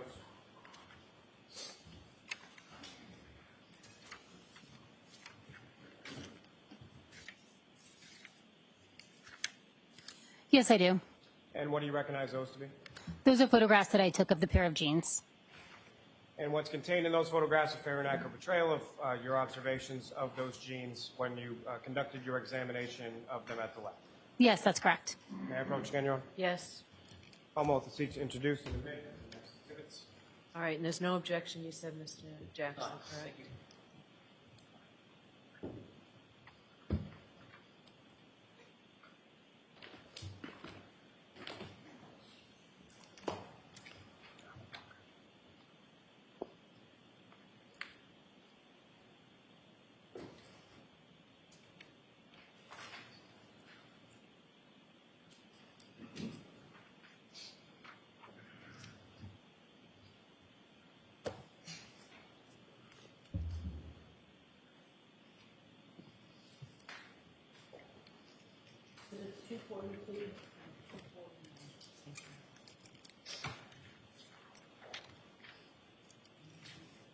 Yes, please.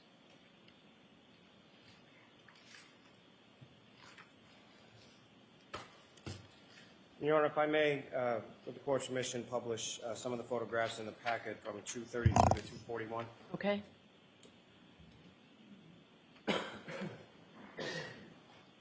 Ms. Gilman, if I could have, excuse me, photograph 9862.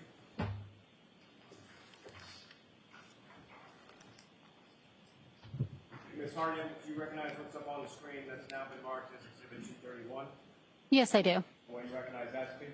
That's a photograph I took of item 7-17, the orange T-shirt, and it's the exterior front. And Ms. Gilman, 9863. again, Ms. Hartnett, do you recognize what's up on the screen as Exhibit 232? Yes, I do. What do you recognize that to be? That's the exterior back of item 7-17. And Ms. Gilman, if I could have 9867. And Ms. Gilman, if you could zoom in on sort of the upper right portion of that where the stickers are. Now, Ms. Hardy, do you recognize what's up on the screen as Exhibit 233? Yes, I do. And again, using the laser pointer, if you could draw the jury's attention to any items that you, or any areas of this shirt that you marked on. I marked 3 specific red-brown stains using these stickers and letters A, B, and C. And Ms. Gilman, if I could ask you to keep the zoom in, but go to the bottom left of the photograph.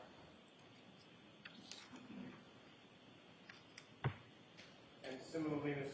Hartnett, within this zoomed-in portion of Exhibit 233, could you, using the laser pointer, could you draw the jury's attention to what, if anything, you noted there? I noted red-brown stain D, which I marked with the sticker, and D on the bottom right.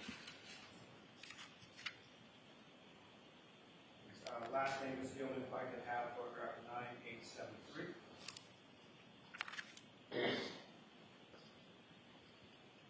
And Ms. Hartnett, what's up on the screen is now been marked as Exhibit 239. Do you recognize that? Yes, I do. And Ms. Gilman, if you could zoom in on the upper left portion of the photograph.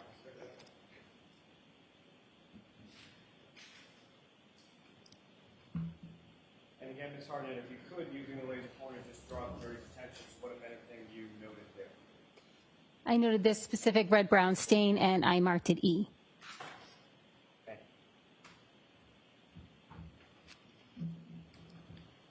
you.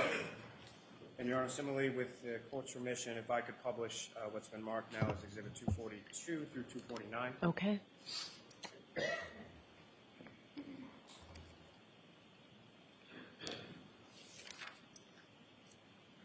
Ms. Gilman, if I could have photograph 9878.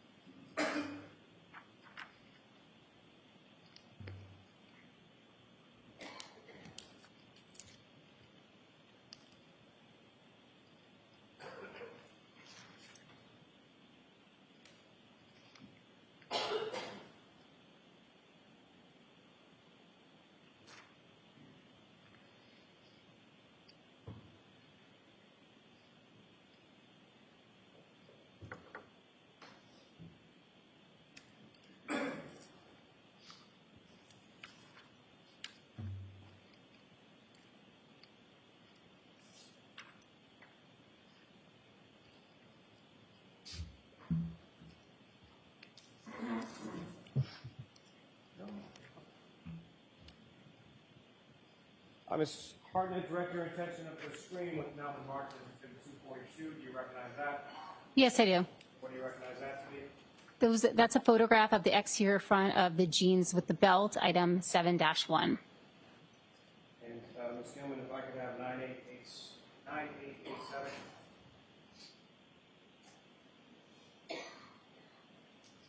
And as you testified before, similarly to the other clothing items that you testified about, did you mark off certain items of interest or areas of interest on this item as well with respect to the jeans? Yes, I did. And is that depicted in this photograph? Yes. And Ms. Gilman, if I could have 9888.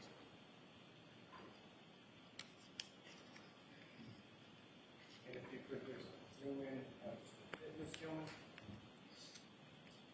And again, Ms. Hartnett, if you could, using the laser pointer before you, direct the jury's attention to those areas that you noticed or that you marked off in respect to this. I marked off red-brown stains A, B, C, D, and E on the front of those jeans. Thank you. May I approach the witness? Yes.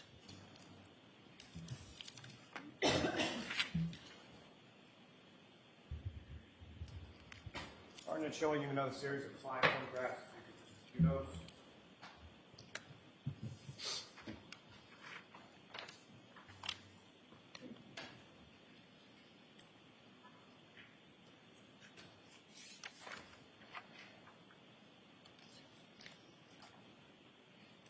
you recognize what's depicted in those photographs? Yes, I do. And what do you recognize those to be? These are photographs of the sneakers, items 7-3 and 7-4. May I approach, Your Honor? Yes. Your Honor, the Commonwealth seeks to introduce the minutes of the next exhibits. Okay. Thank you.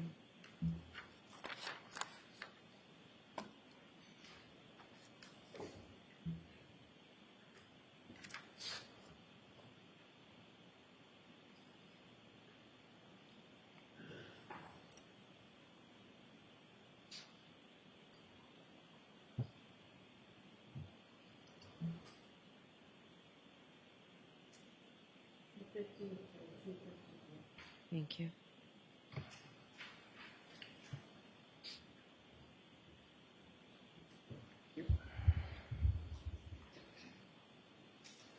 Now,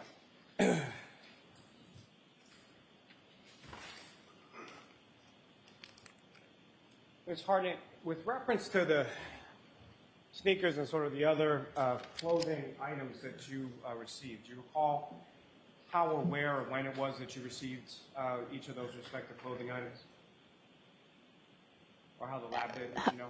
They were received by the lab from the Norfolk Detective Unit. And as far as the sneakers being labeled with two different stickers, do you know why that was?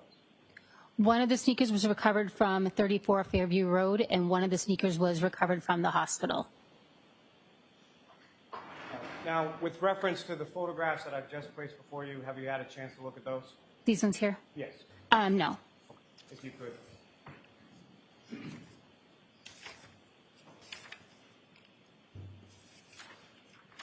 And do you recognize what's depicted in those photographs there? Yes, I do. And what do you recognize those to be? Those are the fingernail clippings that were submitted for John O'Keefe And do you know where they were submitted from? by the Norfolk County Detective Unit. May I approach, Your Honor? Yes. I'll call them up to see if you introduce the minutes of next exhibit. Okay.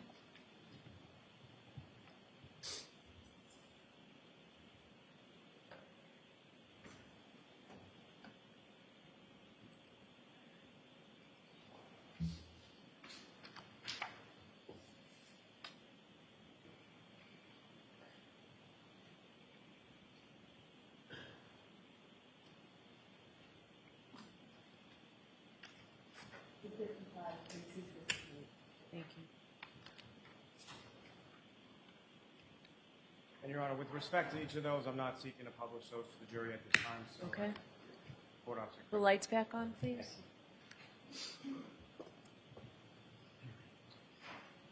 Now, Ms. Hartnett, with respect to those stains on the gray sweatshirt, the orange T-shirt, and the jeans, what, if any, testing was done with respect to those things?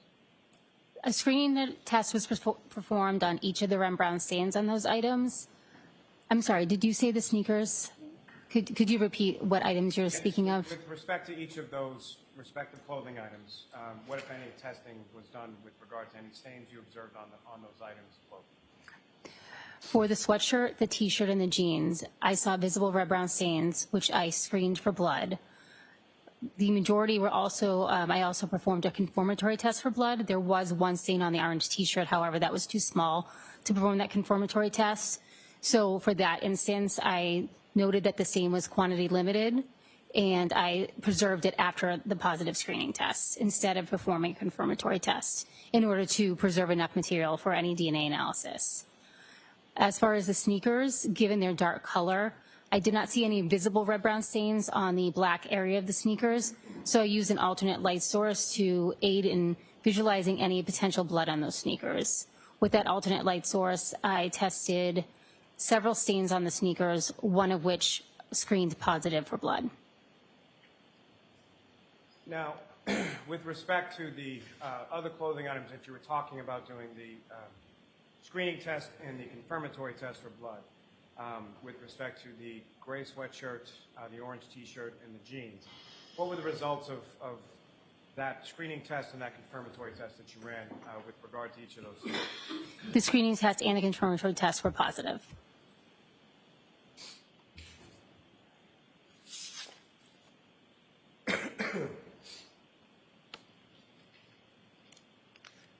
Now, beyond the stains, did you take any additional samples from those items?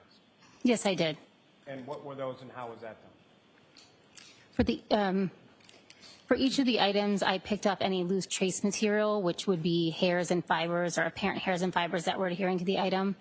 I also did a scraping and swabbing for a skin cell collection of the unstained areas, and that involves taking a sterile scalpel and swabbing the areas of the clothing that don't have any visible stains on them, and then taking 2 cotton swabs and swabbing that same area, and then combining those scrapings and swabs for potential DNA analysis. In addition to those, I also took a scraping of each of the materials, and that involves taking the item, using something like a flat metal spatula, and scraping down whatever adhering materials left on the item into a glassine packet. And as far as those items, once they're collected from the material or from the clothing, what do you do with them from there? Each of those items is given its own item number. It's a sub-item of the overall larger number used to mark the item, and those are sent to the appropriate units for additional testing. And as far as preservation is concerned, when it comes to sending something to either the trace unit or the DNA unit, what, if any, steps are taken in regard to preserving those items once they're removed from the clothing and sent off to the other units? Each of those items would be preserved according to protocol. They are sealed properly, initial and dated with my initials and date. They're entered into our LIMS system, so those sub-items could then be tracked throughout the laboratory, and they're stored in the appropriate storage unit.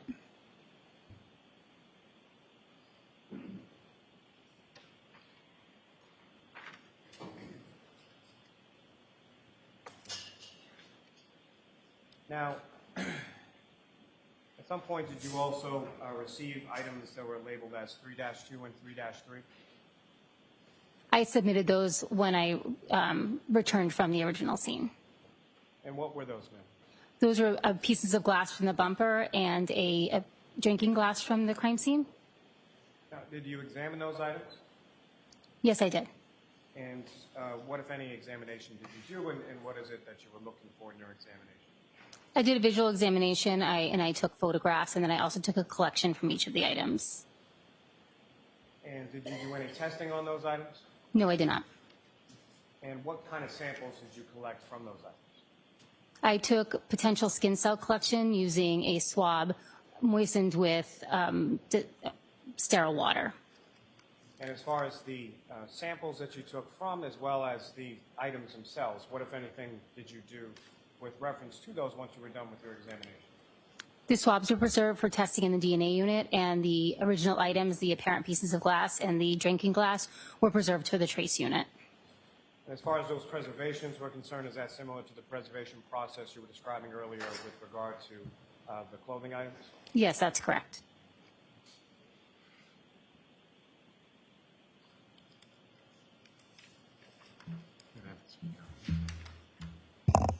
So both Ms. Lally and Ms. Harnett, you have to keep your voices up, or we have to turn the air conditioning on. Understood,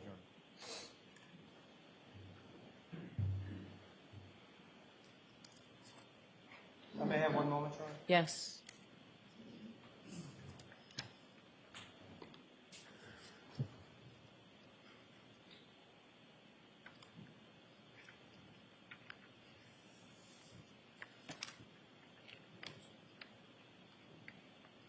Thank you very much, ma'am. I don't have any further questions, Your Honor. All right, cross-examination? Thank you, Your Honor.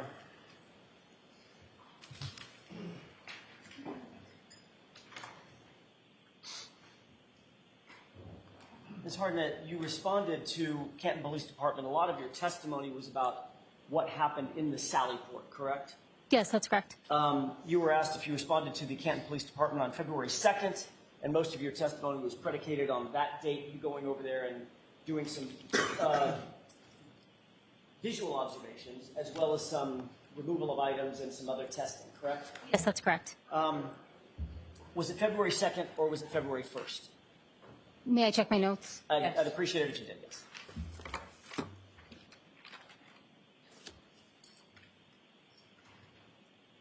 My apologies, that was my error. It was February 1st. Okay. So everything that you testified to, you only went once. Yes, that's correct. So everything that you testified to having taken place on February 1st, we should assume it was actually on February 2nd, we should assume it was actually February 1st, the one time you were there. Yes, I was there one time. Okay. Were you dispatched to the Sally Port? And I apologize, I'm not yelling at you. I'm trying to keep my voice elevated, so just so you know. Understood. It's not my normal speaking voice. You were dispatched at the behest of one of the Massachusetts State Troopers, correct? Yes, that's correct. The Detective Bureau specifically, right? Yes, that's correct. Trooper Proctor more specifically, correct? Yes, that's correct. And Trooper Proctor, you knew at that time to be the lead detective, the person that was in control of the investigation. May I check my notes who I wrote down as the lead investigator at that If it time? would refresh your recollection, sure. With the court's permission. Yes.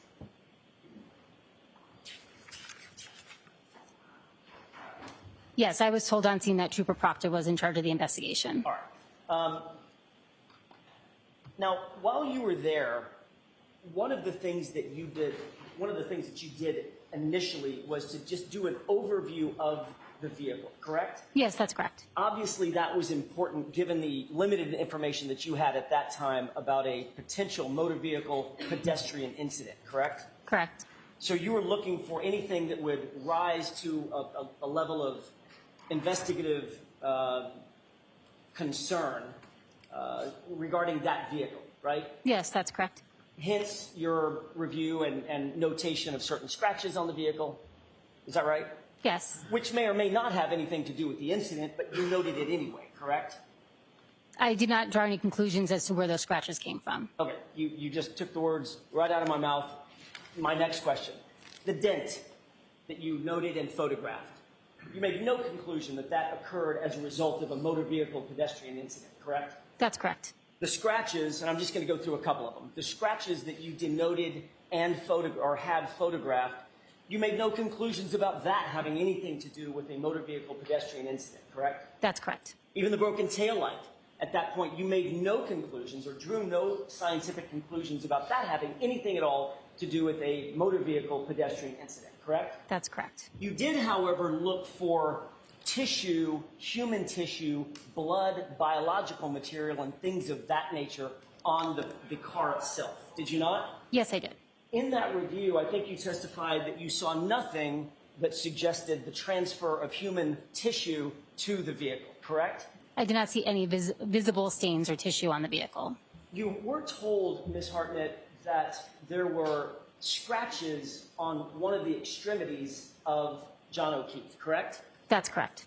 Were you shown a photograph of those scratches to assist you in your visual review or examination of that vehicle? Not at that time, no. To this date, have you seen a photograph of his arm and the injuries to his arm? Yes, I have. Your Honor, if I may, if we have it, could I display for the jurors and for Ms. Hartnett Exhibit 19? Is this the one that's The arm covered a bit? has been Okay. propped. Yes. Your Honor.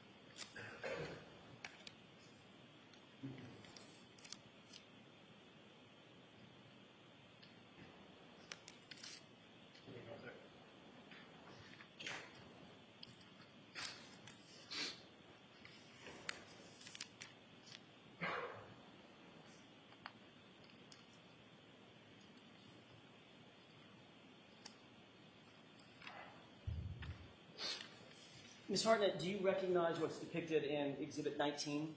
Yes, I do. And you've seen that pattern of scratches previously, correct? Yes, I've seen a photo containing Okay, something and that's similar. consistent with the photo that you've seen since your visit to the Sally Port on February 1st, correct? That's correct. All right. Was there anything in your, by the way, did you look at all around the vehicle 360 degrees? Yes, I did. Did you look toward the top of the vehicle as well as toward the bottom of the vehicle? I did not examine the roof of the vehicle. I did not examine the roof of the vehicle. Understood. Did you examine the undercarriage of the vehicle? I did look at the undercarriage of the vehicle. And you know what I mean when I say undercarriage. Yes. Could you explain for the jurors what you mean when you use the word undercarriage? The parts that normally you would have to see by, bending over or laying underneath the car to view what's underneath the vehicle. That would include the frame and the axle and the drive shaft, transmission, things of that nature. Yes, I'm not confident in all the terminology of the undercarriage, but yes. Did you see anything that was suggestive of or consistent with the pattern of injury that you see to Mr. O'Keefe's right arm? I wouldn't say I'm qualified to make any kind of pattern determination and what would match the injuries on his arm. So the answer to my question is, as you sit here, you made no observation of anything on the SUV that matched these injuries, correct? Jackson. I wouldn't be. Go ahead and answer that. I wouldn't be able to testify from that from memory. I don't have a photograph of the undercarriage, nor did I make any kind of conclusions about that at the time. Okay, understood. And you didn't take any, I'm sorry, the swabs and samples that you did take variously on the car all came back negative for human tissue, et cetera. The testing that I did on scene from the various areas of the undercarriage, which I had mentioned before, the tire flaps, the edge of the bumper, and the exhaust pipe, screened negative for blood. Okay, Mr. Jackson, can we take this down? I'm just going to suggest that. Thank you, Your Honor. On February 1st, 2002, in addition to taking some swabs from the vehicle itself, you also mentioned that you took swabs of what you believe to be blood evidence contained in 6 Solo cups, correct? Yes, I noted those as frozen red-brown stains in red cups. Were those Solo cups in any way labeled among themselves? In other words, Solo cup 1, 2, 3, 4.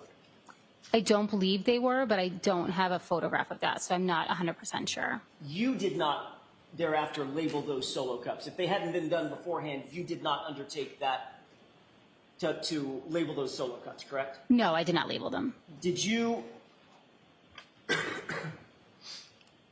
How did you take those swabs? Was the swab done in one Solo cup, or did you take a swab from all 6, or how did you take those swabs that you ultimately did take? I took those swabs from one Solo cup. How did you choose which of the 6 Solo cups you were going to take a swab from? I don't recall exactly how I chose which cup.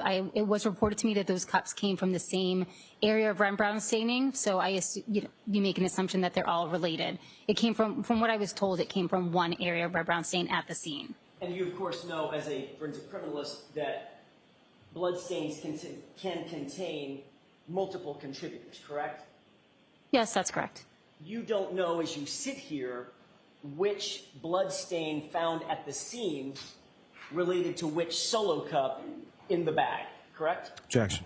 I'll allow it. No, it was my understanding they were all taken from the same stain, but I was not there. From the same scene or... Stain, excuse me. It was my understanding they were all taken from the same stain. Okay. If they, in fact, were taken from multiple stains, you would have no way of knowing that as you sit here. That's correct. And ultimately, once you did take that swab from that single Solo cup, what did you do with the rest of that blood evidence? I left that with the Canton Police Department.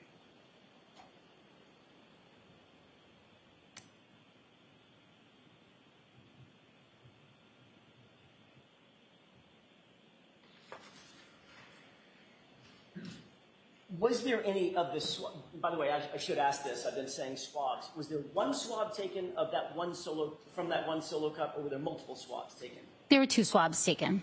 Of those 2 swabs, did you seek to do DNA testing, or was DNA testing done on either one of those or both of them?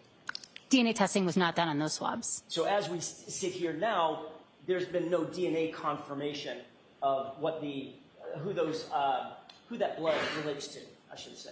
There was no testing done on it at all. And so therefore, we would not know if there were multiple contributors to those stains or that swab that you took from that single Solo cup.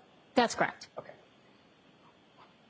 And again, the remainder of all of that Solo cup, as well as all the other 5 Solo cups, was retained by Canton Police at the Canton Police Department in the control of the lead investigator, Michael Proctor, correct?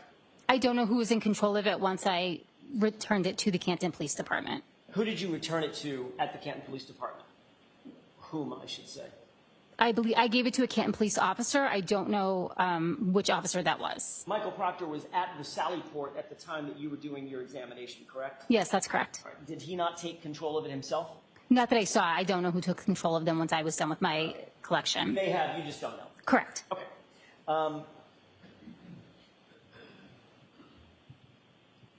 Going back to some of the damage that you did note on the vehicle, that vehicle looked like it had been driven to a certain degree, right? Objection. Can you answer that? I'm not. If you could clarify the question, I'm not sure what you're asking. Terrible question. Let me try it again. That vehicle was not a vehicle that had clearly just come off the showroom floor and had not been in use, based on your examination. I don't think I'm qualified to make that kind of decision. It looked like there was some normal wear and tear on the car. Other than the specific items that I pointed out earlier, the dent and the scratches, the exterior was in overall good condition. So I can't say specifically if it was driven. I don't think I can make that conclusion unless you want to rephrase the question. You didn't have any reason to believe that car was in any other condition than it had been owned and driven by somebody, right? Or could you make that conclusion? I don't think I can make that conclusion. So it could have been an absolutely brand new, right off the showroom floor car? I guess I don't have any understanding of what could have happened to it in the showroom. I'm not sure I understand the line of questioning. Why don't we move along? Fair enough. I guess what I'm asking is, did you've done some damage analysis in the past, obviously. This was not your first rodeo, right? I don't do damage analysis of some vehicles. Okay. Did this car look like it had reasonably normal wear and tear on it? That's my question. I don't feel comfortable answering that question. Okay.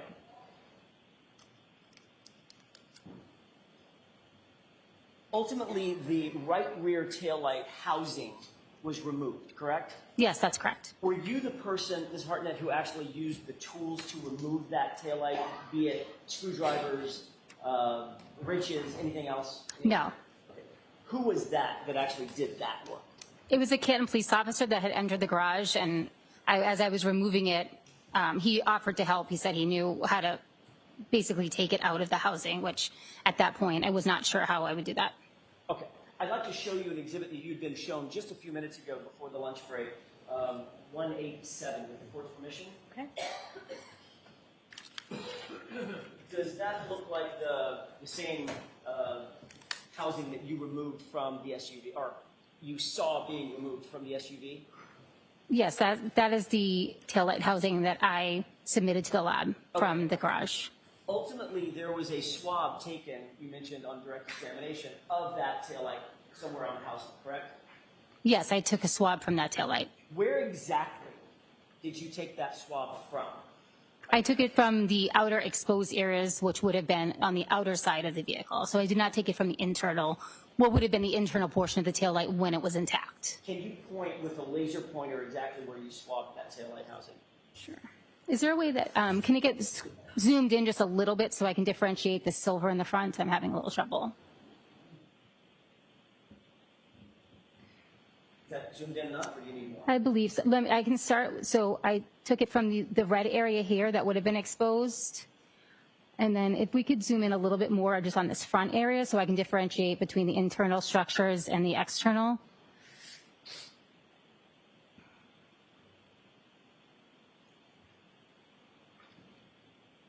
Was it one swab? Yes, that's correct. Okay, so you swabbed multiple areas with one swab and then submitted that? Yes. So you don't know, as you sit here, where, if any DNA was detected, where that DNA may have come from? No, that's correct. Other than the general housing altogether? Yes. So then just to finish your previous question, I did... That's okay. It was just I couldn't see it. So this area here, which would have been the external portion of the taillight, so the areas I did not swab were any areas that would have, when the taillight was intact, been protected by the outer plastic housing of the taillight. Is your testimony, Ms. Hartnett, that what you just pointed to was the exterior portion of the taillight, bottom left? No, just this piece of plastic here is the exterior, the exterior piece of plastic. And you swabbed that area as well as other areas on the exterior, like the red upper right. Yes, that's correct. Okay. As you swab that, the DNA test does not differentiate where you swab, just that you swab, correct? Yes, that's correct. That was all one swab, one collection. Got it. So we can't define whether the DNA was to the upper right, on the outside of the lens, or some other place that you pointed to. That's correct. And of course, you're familiar with touch DNA, et cetera, correct? Yes, that's correct. Touch an item, walk away, sweaty palms. Good likelihood I just left some DNA on this podium, correct? Yes, you can transfer skin cells by touching an item. Thank you. We can take that down with the court's permission. Sure. You also indicated that you collected glass from the rear bumper of Miss Reed's Lexus, correct? Yes, I have it as a parent glass, but yes. As a parent glass, fair enough.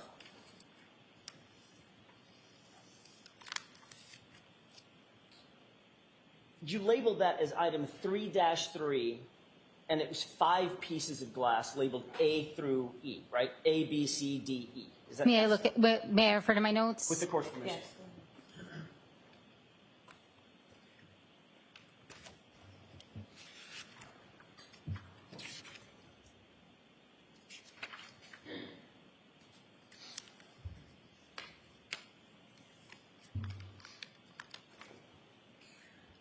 I'm just unfamiliar with the lettering A through E. I don't believe I have that in my notes. If you could refer to the document that you have. Is it possible that, and this is just ignorance on my part, is it possible that once you submitted that for further testing, somebody else may have labeled those individual pieces A through E? You did not? That's possible. I did not label them A through E. Okay, got it. Understood.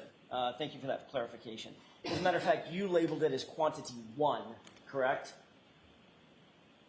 On an evidence submission form? In the LIMS system, that's correct. Each item is, that quantity value is only used for specific things. So when I submit something as one item, it doesn't matter how many pieces it actually is. It's just, I'm submitting it as one item. So in other words, one group. That's correct. But it's, so we're clear, and I want to make sure that these numbers are crystal clear. In that group, under 3-3, there were 5 pieces of apparent glass that you recovered, correct? I don't have the exact number in my notes, and honestly, it's difficult to tell from my picture, so I don't want to say that I saw 5 pieces of glass. Did you not annotate that somewhere, that you recovered 5 pieces? Again, I have a photograph of it, but it's difficult to see on this printed page, so I didn't specifically write 5 pieces anywhere. Okay. Well, okay, then let me see if I can do it this way. Instead of pitching, let's catch. The person that you submitted it to would have annotated exactly what the grouping was that you submitted to try to be accurate. I'm the one that initially, after the item was sent to fingerprinting, then I examined the item, but I didn't write down exactly how many pieces of glass were present. I just took a photo. And as you sit here, you don't recall necessarily how many pieces you took off that bumper. Correct, and the quality of the photo does not allow me to see that at this point. Okay, let's take a look at that photo. With the court's permission, this is Exhibit 168. Can we show that, display that?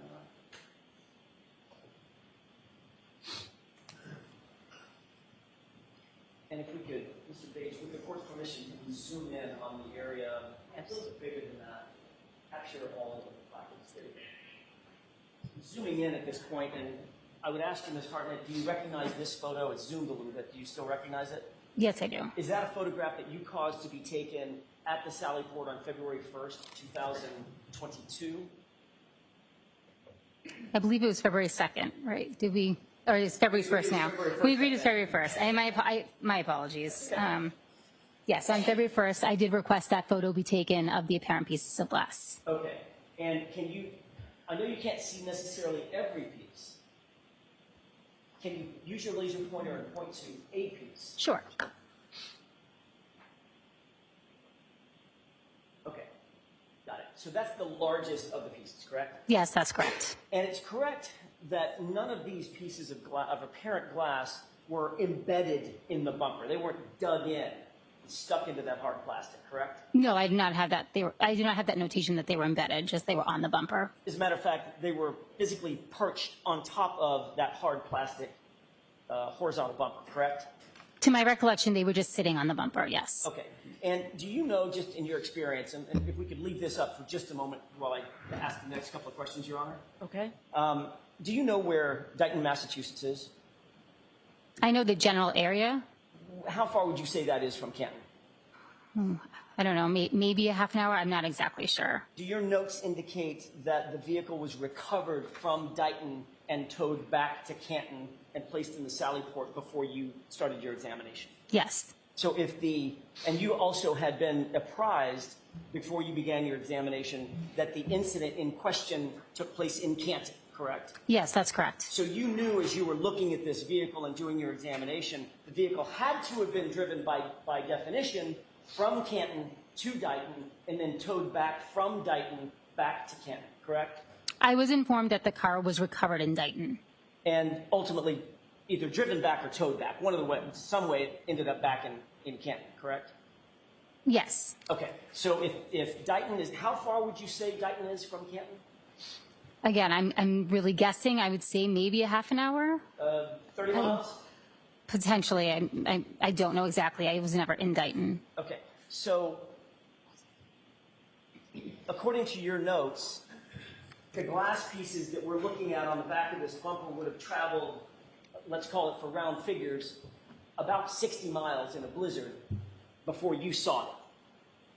I don't know when the glass pieces were ended up on the bumper, so I couldn't say.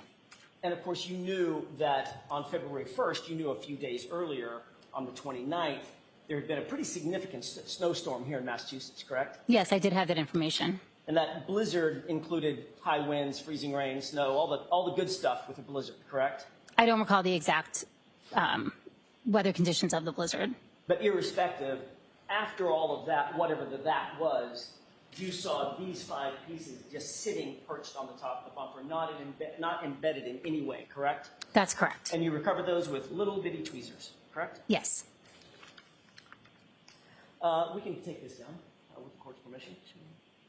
You testified on direct examination that you also found a hair on that rear panel, the quarter panel of the car, correct? Yes, at the time of the scene, I noted it was an apparent hair, correct. And the apparent hair, and I'll try to use that same word, I keep forgetting, you'll correct me. That apparent hair was not sitting on the horizontal bumper, but on a vertical portion of the quarter panel, correct? That's correct. Did you find the hair, or was that hair pointed out to you by somebody else?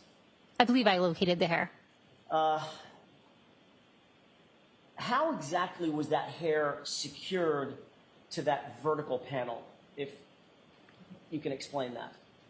It didn't appear to be secured in any way. It was just on that quarter panel. Okay, so it wasn't taped? No. It wasn't glued? No. Wasn't stapled? No.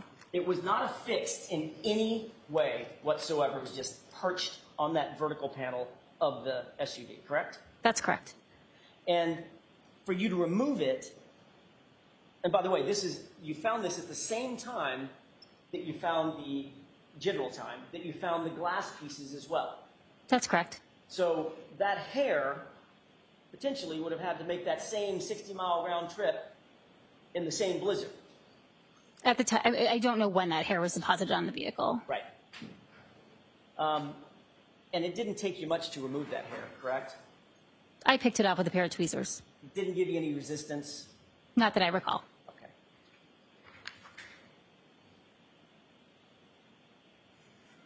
I'd like to take a look at that hair if we can. I know you've seen it just a few minutes ago. I want to look at it one more time.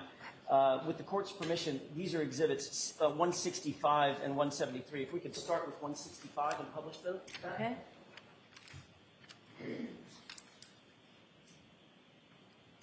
Does that look like a close-up view of, actually, is that zoom? Yeah. Can we pull back out?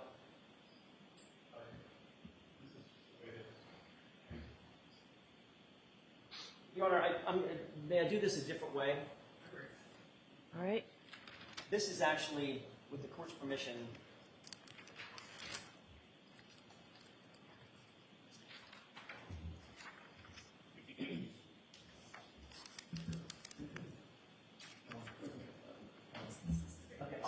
second. I want to try to.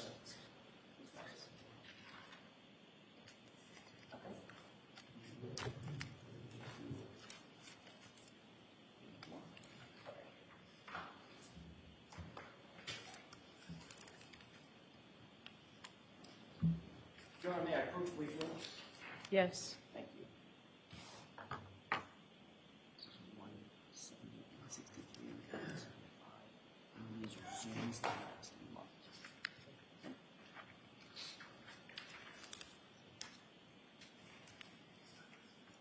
If I may hand you those very briefly, could you take a look at those 4 photographs and tell me if you recognize the first 2 to be exhibits 165 and 173? They're not marked on there, but what you earlier looked at.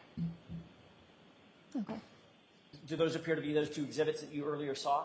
Yes, I don't know what numbers they were, but I do remember seeing these photos earlier. Fair enough. And then the second 2 photos, do those appear to be zoomed photos of the same 2 photographs? Yes, they do. With the court's permission, I would ask that the zoomed photos be marked as next in order. Is there any objections to Ally? No, Your Honor. May I approach? Yes.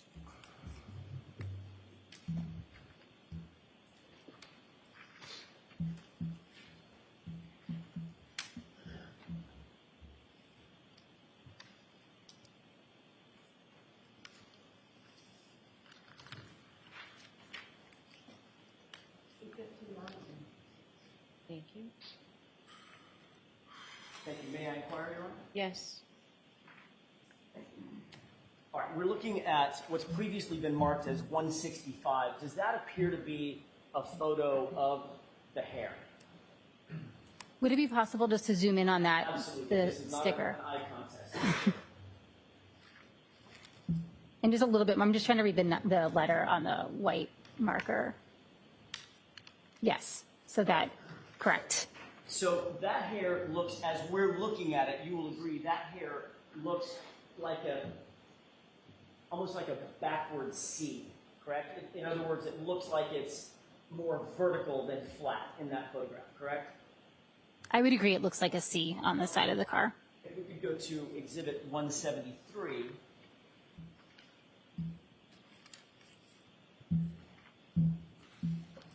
And this is the same hair photographed a second time, correct? If we could, again, just zoom in on that sticker. Yes, that's correct. Ms. Hartnett, does it look to you like between the first and the second photographs, that hair has moved? It's no longer an inverted C, but a C.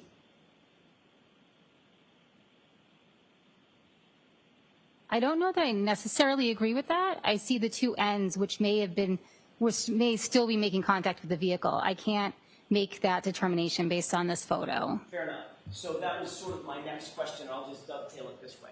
Did it appear to you that the hair, which is curled, was making contact with the vehicle on the top point and the bottom point? I would say from this photo, I honestly can't tell if those 2 ends are coming off the vehicle or touching the vehicle. I just can't make that determination. But you would agree that that hair was somewhat precariously perched on that vertical quarter panel, correct? Objection. I want to sustain the objection. Ask it differently. We can, Mr. Bates, we'll finish with that. With the court's permission, we can take that down. If you take a look at the zoomed photos that have just been marked as 259 and 260 respectively, can you take a look at those side by side, and when you're finished, I'd like to ask you a question or 2 about those. Okay. Does it look from your perspective, seeing those photos side by side, that the hair appears to have gently moved just a little bit between the 2 photos? I just don't think I can make that determination. They're taken from different angles. I just don't know. I can see that they have a curl in both, but I don't know which ends are making contact or if the ends are coming off the vehicle. Okay. May I approach, Your Honor? Yes. Thank you. Thank you, sir.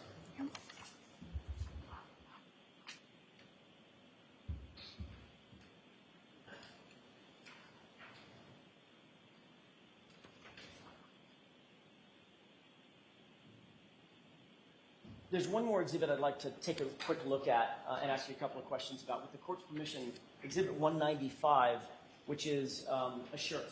Okay.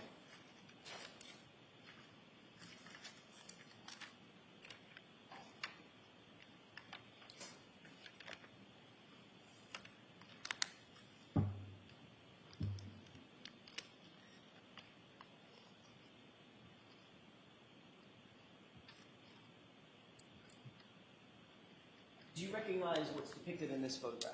Yes, I do. And you saw this just a few minutes ago on direct examination as well, correct? Yes, that's correct. You indicated that you took 2 swabs from the, quote, area around damage, numbers 1 through 9 of the gray sweatshirt, end quote, correct? Yes, that's correct. All right, can you describe for the jurors how you took those swabs, and were they of all 9 or a select number of the 9? How did you do that? I moistened 2 cotton swabs with sterile water, and then I took those 2 swabs. May I use the pointer to just show? Of course. And I vigorously swabbed around. I don't know if it's working. There we go. This entire area. So every area of damage, I swabbed around all of it using the same 2 swabs. So it was one collection from all those areas. One collection on swab 1 and one collection on swab 2. You just repeated the process. No, I took them exactly at the same time, so I held the 2 swabs together. Oh. And as I'm swabbing, I'm rotating the swabs to make sure that all the exterior of the swab is coming into contact with that material in order to collect equal samples, or at least attempt to collect equal samples on each swab. Okay, we can take that. Thank you. And you indicated that this was the first time that you had done swabbing specifically for the purpose of trying to find either canine DNA or animal DNA. That's correct.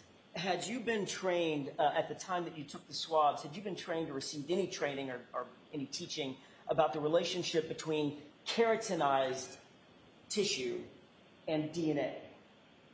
No. Do you know what keratinized tissue is? No. Did you photograph exactly where any of those swabs were taken, or just notate it in your notes? I notated in my notes that overall photo is the photo that I used to describe the sample that I collected. And I think it probably goes without saying, you didn't videotape your swabbing technique on that shirt either, correct? That's correct. You did include a handwritten note on your report that you found, quote, debris from T-shirt 717 and shirt 718, correct? I performed a debris collection on each of those items. I don't know if that's what you're referring to. That is what I'm referring to. Okay. Okay, so there was a note in your report that you had recovered some debris or you'd done some debris collection, correct? That's correct. And you indicated in your note that the debris was from shirt 717 and shirt 718. Is that right? May I refer to my notes? With court's permission. Thank you.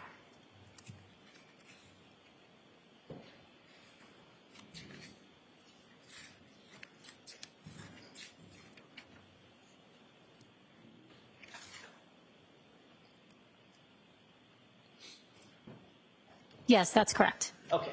And shirt 717 is which shirt? The orange T-shirt. And shirt 718 is which shirt? The long sleeve gray shirt. All right. So you took, is the right word scrapings? Yes, that's correct. Okay. You took scrapings from both shirts. Is that right? Yes, correct. And then combined those together and submitted that as the quote unquote debris that was assigned a new item number 7-18.18, correct?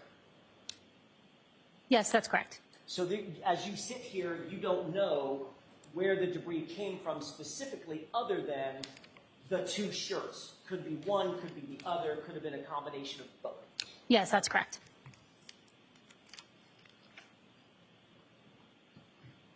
Did you describe in detail anywhere the actual debris that you found? Little fibers, little hairs, little pieces of green or blue or whatever? If I was able to pick out a hair or a fiber, I would have attempted to do that from the debris collection. The debris collection was just anything that was left on the item that I was not able to pick off. Okay. And you did not note any debris item that was plastic or plasticine, anything like that, correct? No, I did not make any kind of observations on the debris itself. And there was no marker put on any part of the debris that was recovered, correct? That's correct. And there was no photograph taken of the debris, That's correct. and there was no videotape of the debris collected? Correct. Okay.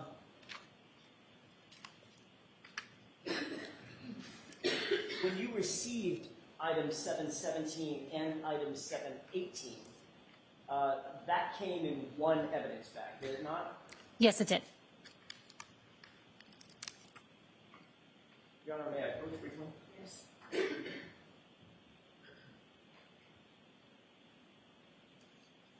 you wouldn't mind taking a look at that. That's a photograph. I'd ask you to review and tell me if you recognize it. Not the photograph, but what's depicted in the photograph. Yes, I do. How do you recognize that?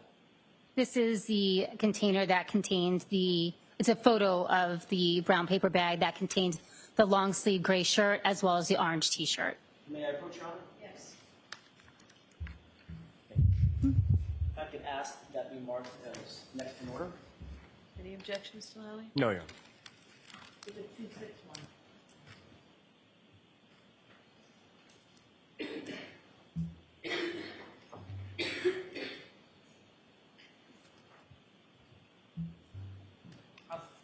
May I approach? Yes. Thank you.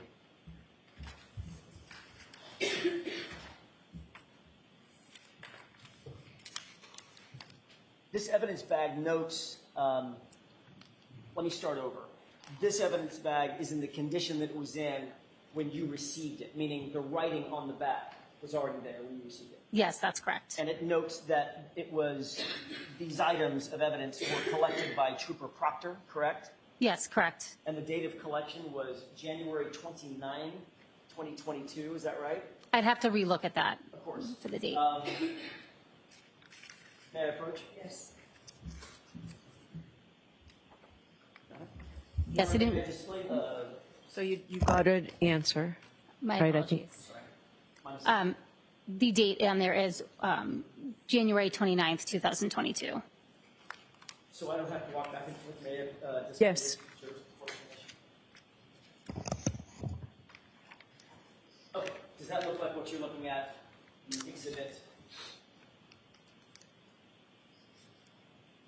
261? That's correct. Thank you. Let me see if I can stand out of the way. You see Trooper Proctor's name on the evidence bag as the person that collected it. Yes, that's correct. And it also has a description of what's in the bag, and it shows both the orange t-shirt and the gray sweatshirt collected together and bagged together, correct? Yes, that's correct. And the date, again, once again, on the upper right is January 29, 2022, correct? Yes, that's Okay. You have no way of knowing, as you sit here, the journey that those two items of evidence took before they got to you in your lab, correct? Yes, they're tracked as soon as they're entered into our laboratory system by us. I didn't hear any of that. I'm so My apologies. The item would be tracked as soon as it's submitted to our lab by us, by the crime lab. Thank you. We can take this down, Your Honor. Thank you.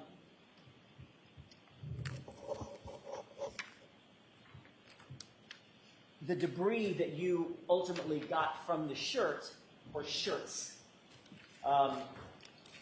you don't know if that debris may have been in the bag and the shirts picked up the debris in the bag or otherwise, correct? Correct. Because they were housed together, Yes, stored together. that's correct. Were you aware before you began your analysis on either one of those shirts that those shirts had been found at the bottom of an ambulance, on the floor of an ambulance at one point? I don't have any knowledge of where the clothing, what condition the clothing in was before I got it. Okay, and that probably answers my next question, but just for the record, you don't have any knowledge personally as you sit here that either one of the shirts or both of them were the floor of a hospital room as well. I have no information about where the shirts were. One of the things that you did indicate was, in your direct examination, was how important it is to maintain sanitary conditions with evidence to avoid contamination, correct? That's correct. For instance, you wouldn't want to take the swabs that you so carefully utilized to swab an item of evidence and then, oops, drop it on the floor. You would have to discard that item and then start over, correct? If a swab is dropped on the floor, we don't discard it. We would preserve it, but that would be a note that we would have to put in our file, and that, yes, that swab would not be tested any further. Right, because of the possibility of cross-contamination. Correct. And at least according to the evidence bag, those two shirts were in the custody and control of which trooper before you got them? Trooper Proctor collected the evidence, according to the bag. Thank you. Ultimately, Ms. Hartnett, every single piece of taillight material and clothing that you've described in your testimony today on direct and cross-examination, all of that evidence was presented to you or to the lab at one time in one bundle on March 14th, 2022, correct? No, that's incorrect. Which portion was in the lab before March 14th? The taillight that I collected from the vehicle was submitted prior to that, as well as any other items that I took from the vehicle. Okay, that was a great answer and my mistake. I knew that and I forgot it. So the taillight housing you took on the first? Correct. Okay. Every other item other than the taillight housing itself, which you took personal possession of, all the taillight fragments, all the clothing, orange shirt, gray shirt, jeans, shoes, everything, was all submitted in one fell swoop on March 14th, 2022. Is that right? No. What else am I incorrect about? So I just wanted to clear, anything that was collected from the vehicle, as well as the swabs from the red Solo cups and the drinking glass that I was presented with at Canton PD, was submitted by me on February 1st. The other items, the clothing items, were submitted together. And then there was another submission that had the fingernails and the known blood standards. So there were several submissions, so I'm hesitant to lump it all into one because it did happen on different dates. Okay, fair enough. Can we agree that the earliest submission, with the exception of the stuff that you actually took with you from the Sally Port, the taillight material, whatever swabs you took, I'm sorry, the taillight housing and whatever swabs you took, all of the other material that was submitted to the lab, all of the other evidence, the earliest date anything was submitted was March 14th, 2022. If you don't mind, I'm just going to take another look at my submission forms just to clarify. May I approach? Yes. I think I have it. It's a Okay. two-page document, if I can show Mr. Lally.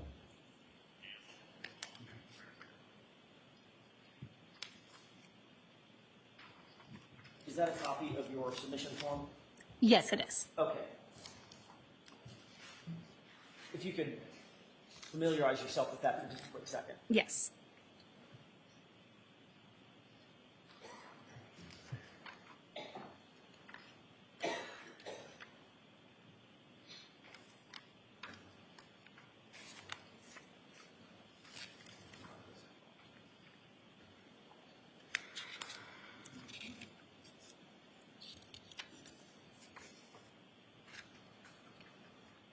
Sir.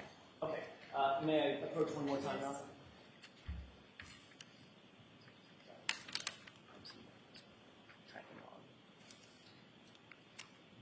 I have one more document I'm going to ask you to take a glance at. Okay.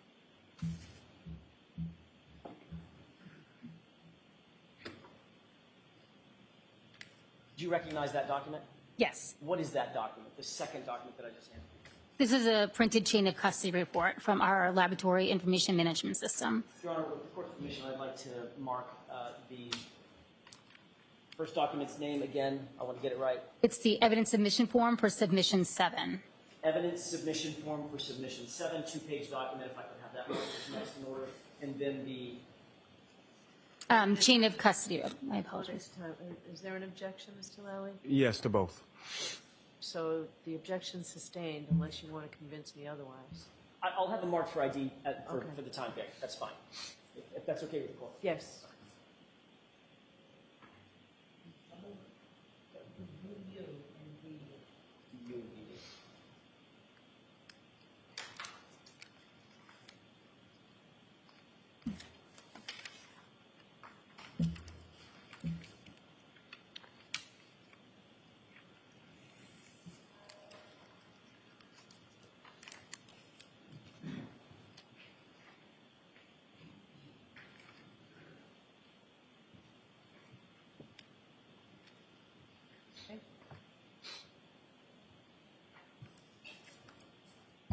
You've got a lot of your Post-its on the other one. Do you want to take it off?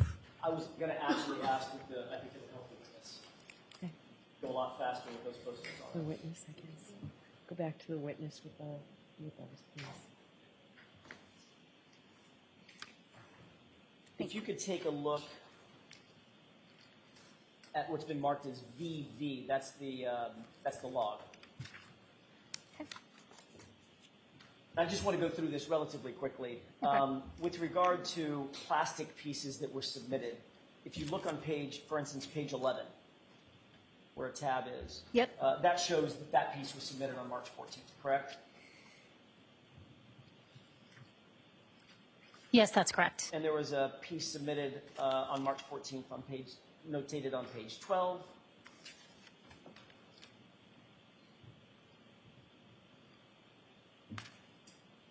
What item are you referring to? It's a plastic piece. Yes, correct. Page 13, another plastic piece. Yes, submitted on March 14th. And page 14, another plastic piece.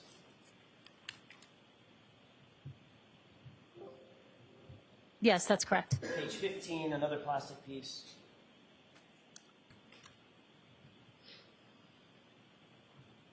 Correct. And page 17.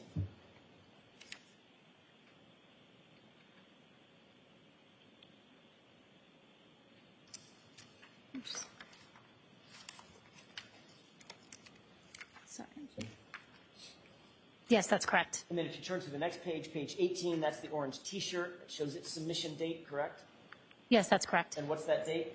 March 14th. And then on page, the bottom, very bottom of page 20, going into page 21, there's another item, the gray T-shirt or gray sweatshirt. Yes, that was also submitted on March 14th. Okay, thank you. Let me approach. Yes. Thank you.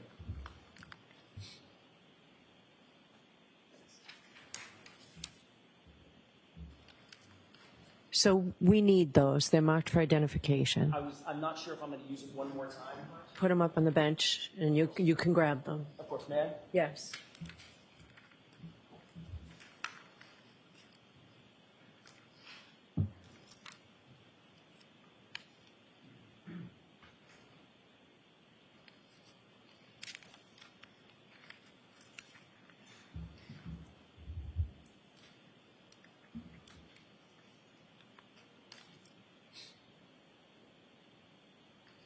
Ms. Hartnett, before you received all of the items that we've talked about and all the items that you've testified about, with the exception of the items that you physically took with you from the Sally Port, everything else that you've testified to was submitted to you on March 14th or after, correct? That's correct. And all submitted by Trooper Proctor, correct? I know they were all submitted by the Norfolk County Detective Unit. I don't know the specific officer that necessarily dropped them off at the lab. Can you answer the question based on the log information that you have and the chain of custody that's in front of you? Can you answer the question whether Trooper Proctor or anybody else stored the taillight lens material and the clothing in the same place or in the same bag before you received it? I'm sorry, can you just repeat that question one more time? Based on the log information that you have, in other words, the chain of custody that's in front of you, that you can absolutely look at and determine where things were and who had them, can you tell us whether or not Trooper Proctor or anybody else stored any of the taillight material and the clothing in the same place or even in the same bag? No, I don't have any information to how the evidence was treated before it was received in the lab. In fact, that's because there is no chain of custody for that data. I'm sorry, for those items. There's no data for those items predating March 14th, correct? Objection. Sustained. You don't personally have any chain of custody information about those items we just went over predating March 14th, do you? I personally do not have any data that would indicate where those items of evidence were prior to them being accepted into the lab. And one of the reasons why you have such detailed chain of custody protocols is to maintain control over where items go and how they're handled and by whom, correct? That's correct. Thank you. I have nothing further at this time. Okay, anything, Mr. Lally?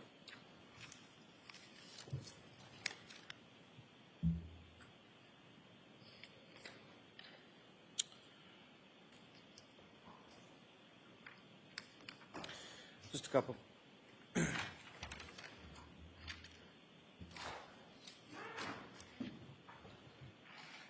Now, the vehicle that you observed, the defendant's vehicle in the Sallyport of the Camp Police Station, that was in generally overall good condition, other than the areas of damage that you noted on the right rear, correct? Yes, that's correct.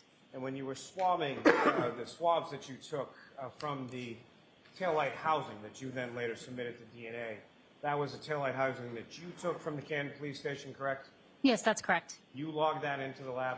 Yes, I did. You took those swabbings and then you packaged them and you sent them to the DNA, correct? Yes, that's correct. And all of those swabbings were taken from the exterior area of that taillight assembly, is that correct? Yes. The objection sustained is to the form. With regard to those swabbings that you took from the taillight housing, where on the taillight housing did you take them? I took them from what would have been the exposed area of the taillight, should the taillight have been intact. So I did not collect from any of the interior portions of the taillight that would have been protected by the exterior plastic piece. Now, at the time that you were looking at the vehicle in the Sallyport of the Canton Police Station, do you recall what the temperature was inside the garage? No, I don't have that information. Was the temperature the same inside the garage as it was outside of the garage? If you know, was it heated at all? I don't know if it was heated.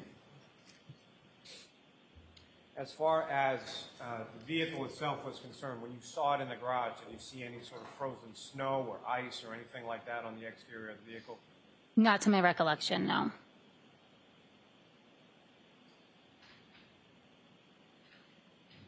I have nothing further on. On that limited bit, One follow-up question.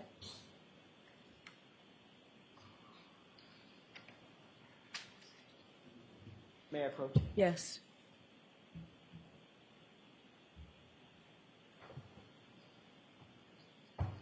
If you take one more look at that, what's been marked for identification as UU, that's the evidence submission form, correct?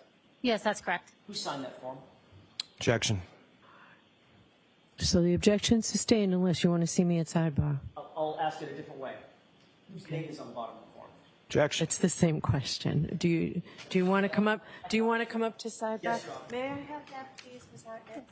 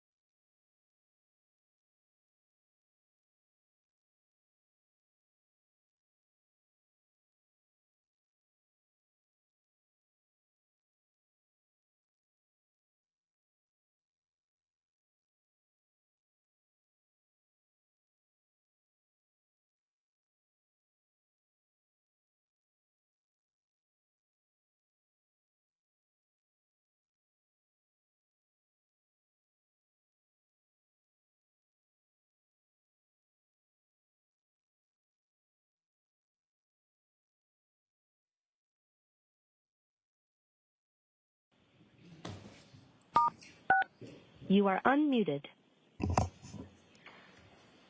Thank you, Your Honor. With that, I have no further questions. All right, Ms. Hartnett, you are all set. Thank you.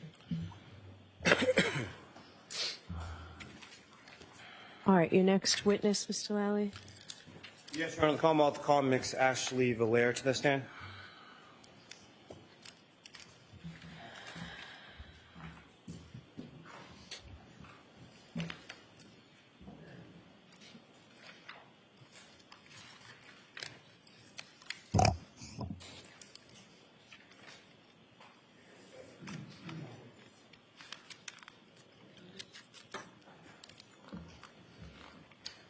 Step right up here and just watch your step for me. Raise your right hand. Do you solemnly swear the evidence given in court and jury in the case now hearing to be the truth, the whole truth, and nothing but the truth, so help you God? I do.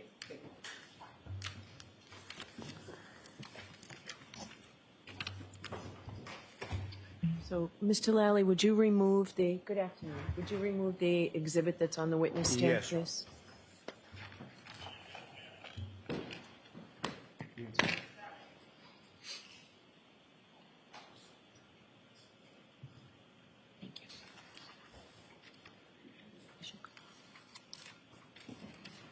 All right, Mr. Lally, whenever you're ready. Thank you, Your Honor. Good afternoon. Good afternoon. Could you please state your name and spell your last name for the jury? My name is Ashley Vallier, spelled Vallier. And Ms. Vallier, what do you do for work? I'm a forensic scientist at the Massachusetts State Police Crime Laboratory. All right, so Mix Villar, I'm going to ask you to keep your voice up. Okay. What we've been doing is we've had to turn the air conditioning off when we can't hear people. Okay. Thank you. All right, Mr. And Lally. how long have you been employed at the State Police Crime? Just over 5 years. And if I could ask you just a little bit about your educational background, starting with your undergraduate work, where did you go to school for that? I have a Bachelor of Science degree in biochemistry and cell biology from University of California, San Diego. And following your receipt of that degree, where did you go from there? I have a Master of Science degree in biomedical forensic sciences from Boston University.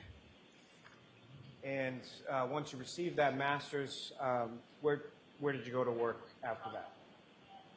I worked at the Broad Institute for about 6 months before getting a job at the Massachusetts State Police Crime Laboratory. And as far as your work at the Broad Institute, that's located in Cambridge, is that correct? Correct.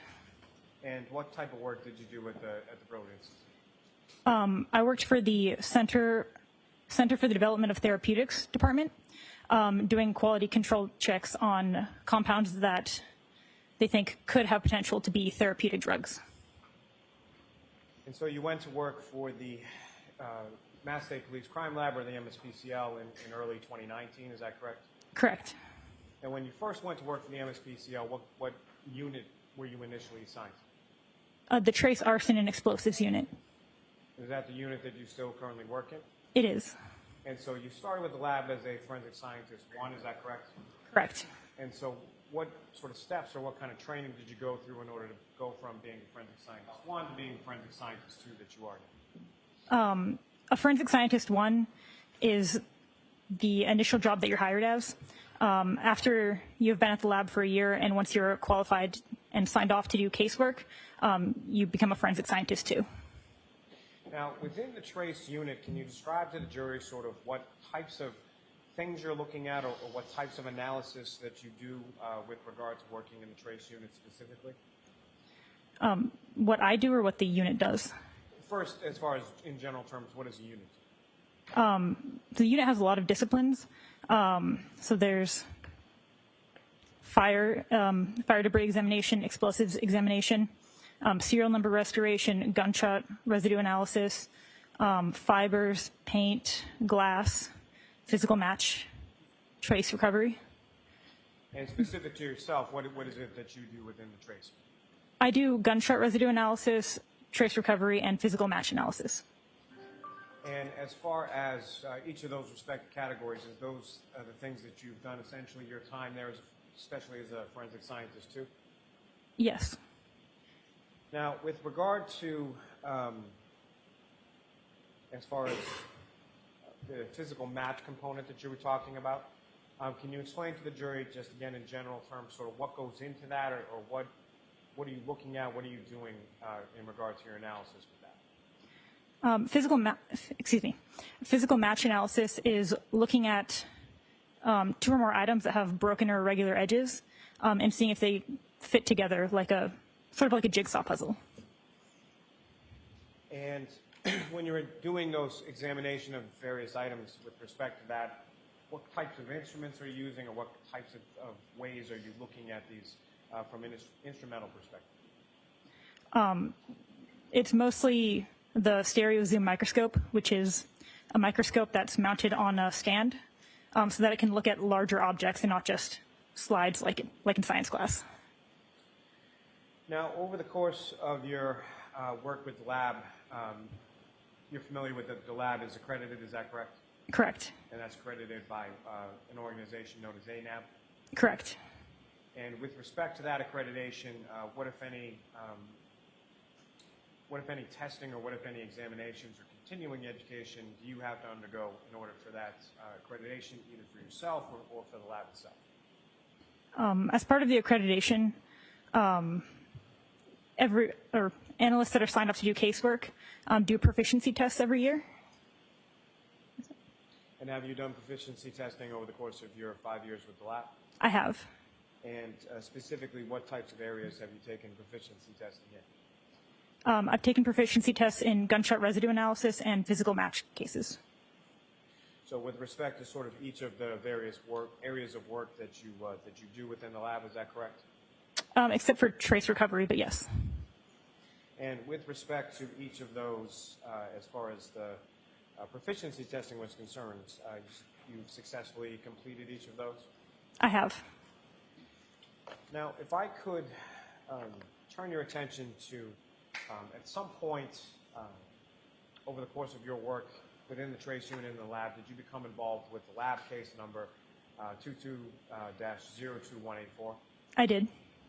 And there's a name that's associated with that lab number as well, is that correct? A name? A name as far as a suspect or a defendant or something like that? Yes. And whose name is that? Karen Reed.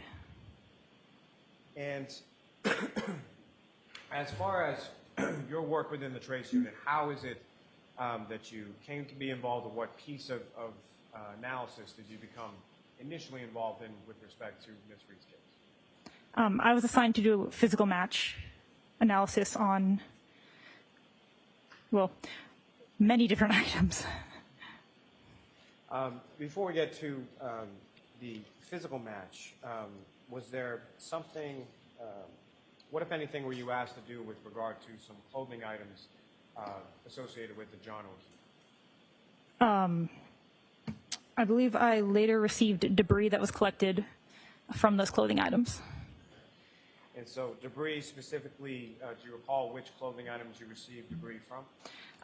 I do not without looking at my notes.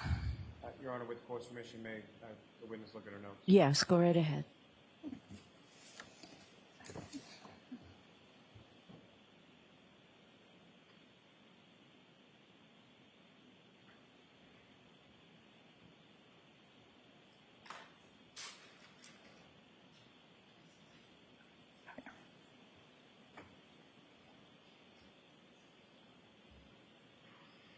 And did you remember refreshed as to which items of clothing you looked at? Yes, so it was, well, I didn't look at clothing. I just received the debris that was already packaged. So it was labeled as coming from jeans, boxer shorts, sneakers, a gray long sleeve shirt, and an orange t-shirt. Now, with respect to each of those items had a lab sort of label number associated with it, is that correct? Correct. And is it your understanding that the larger piece of clothing would have been labeled 7-something, and then the debris from that clothing would have been labeled 7- same thing, point whatever? Does that sound familiar? It does, yes. And so with specific reference to item 7-18.18, that was debris from an orange t-shirt, is that correct? Yes. And specifically, I'm sorry, debris from an orange t-shirt and a gray long sleeve shirt, correct? Correct. And from your analysis of that debris, what if any examination did you do of that debris that was provided to you within the trace? So each of these items was packaged in a fold. And so I opened up the fold and looked at the items under the stereo zoom microscope and documented it with photos. And as far as that item, 7-18.18, what, if anything, did you observe as far as contained within the debris from that item specifically? May I look at my notes? Yes. Okay, thank you.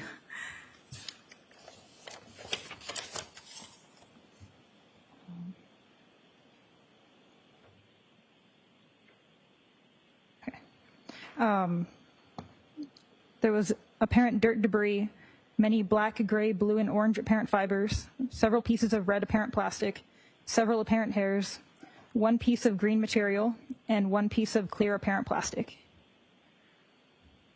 And the clear apparent plastic, what if any measurements did you conduct with reference to that?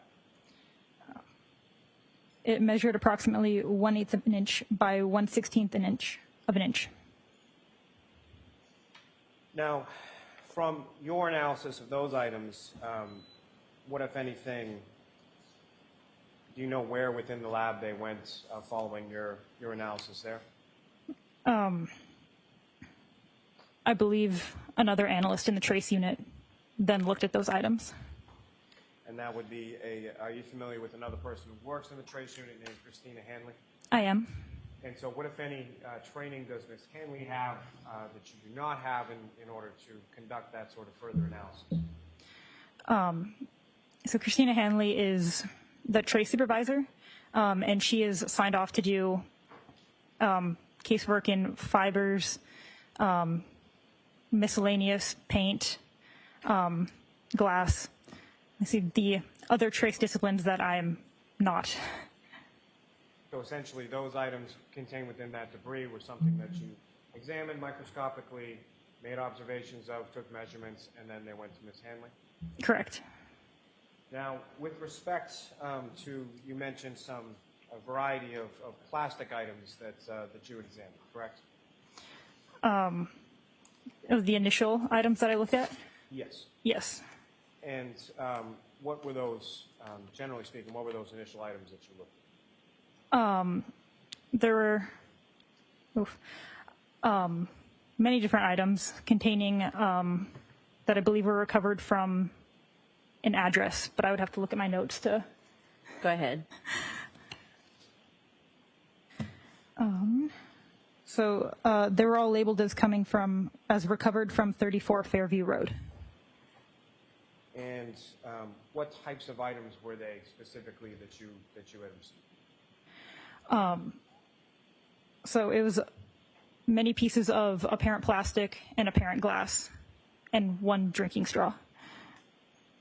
And those items were generally labeled as items 7-5 through 7-19. Does that sound familiar? Yes. And with reference to the process in general terms of when you receive these items, can you explain to the jury sort of your process and what you did and what you looked at as you went through each of these respective items? Sure. So for beginning a physical match case, you always look at the questioned items first, which are the ones that you don't know where it came from. Like here, they're labeled as coming from the road, so you don't know where their actual source of origin is. And so what we'll do is we'll scan that item into my custody. And then I will document the packaging with photographs. And then I'll open that item and then document that item as it is. And if there are multiple pieces, each piece will get a designator like piece A, piece B, piece C. All this gets documented, written down in my notes and in photographs. If any of those pieces look like they could possibly fit together, then I will look under the stereo zoom and see if they do, in fact, fit together, and document it if they do. And then once I've finished documenting that, I'll repackage it in the original packaging. And then if there are multiple items, like in this case there were, then once that first item is sealed up, then I'll clean my bench and then I'll open the second item and do the same thing until all of the items have been documented. And again, if you could describe to the jury sort of the physical process of what you did in this case, with respect to these items, as far as how were you looking at them sort of physically, what did you do with those items? So like I said, I opened up each of these items individually, took photos, took notes, looked at them under the stereo zoom microscope, and then looked at my photos after I had all I had looked at all of them. They'd all been packaged in their original packaging. And then I looked at the photograph to see if any of those pieces could possibly fit together.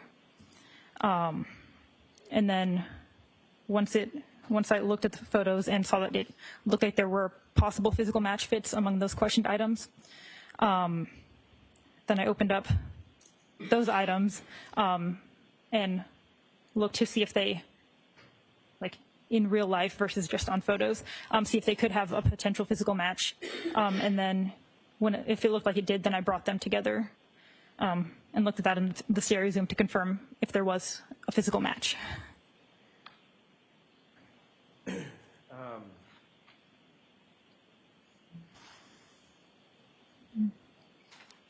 May I approach? Yes.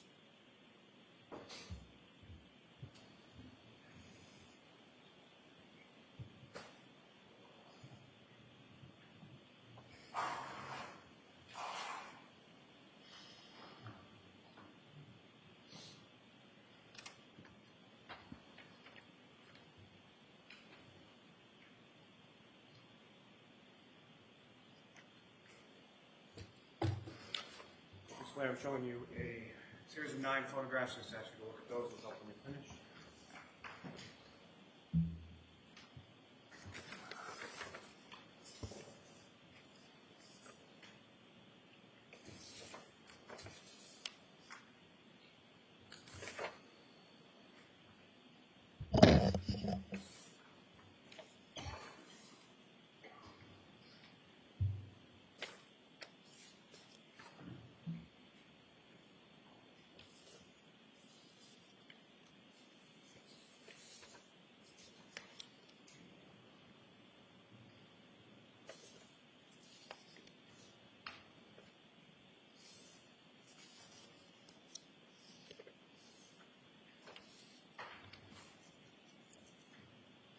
Do you recognize those?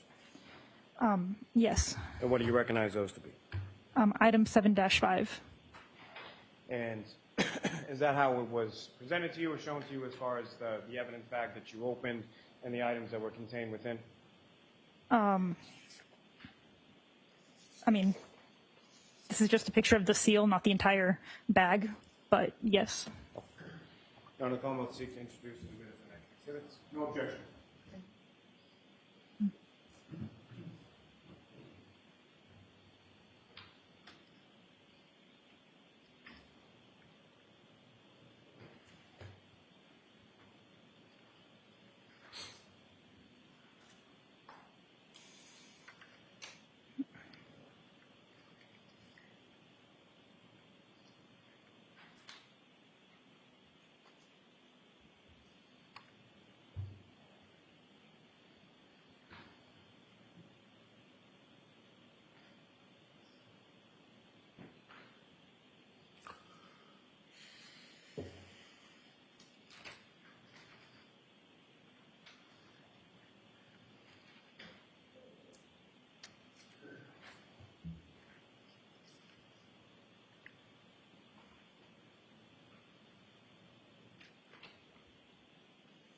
It's 262 through 27.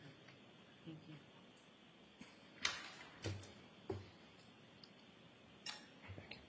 Your Honor, with the court's permission, may I publish some of these photographs to the jury, please?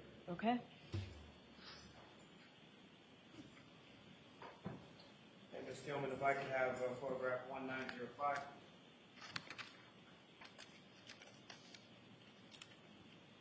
What's up on the screen is photograph 1905, which has now been marked as Exhibit 262. Do you recognize that? I do. And is that the evidence bag that you were presented with regard to items labeled as 7-5? That's the seal on it, yes. Now, just in general terms, as far as this process that you're talking about, sort of fitting the puzzle pieces together, how long and how laborious a process did that entail? In this case specifically? Yes. There were many items to look at, so it did take quite a bit of time. And if I could have photograph 1908.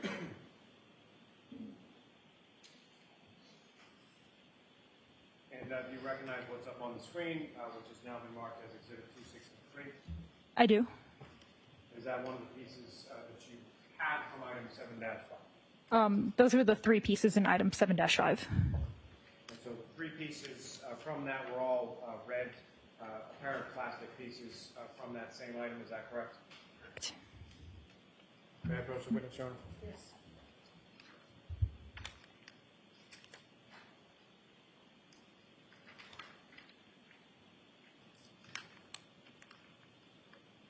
Showing you another 7 photographs. If you can take a look at those. If I can finish.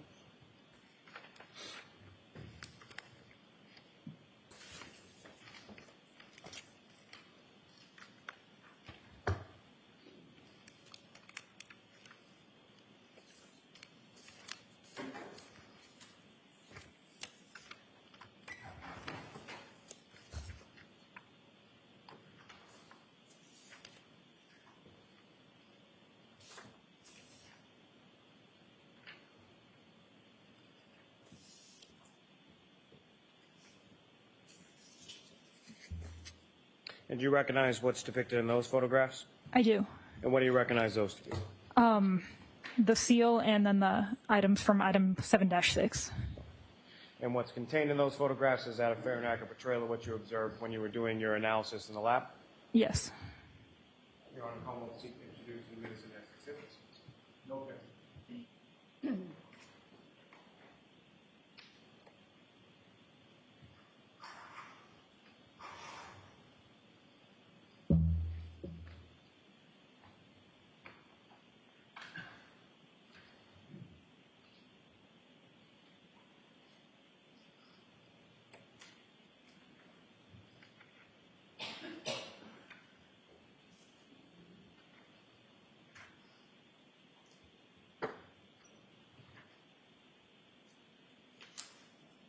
Exhibits 271 through 277. Thank you. And Your Honor, with the court's permission, if I could publish some of those photographs to the jury at this time. Okay. Gentlemen, if I can have photograph 1921.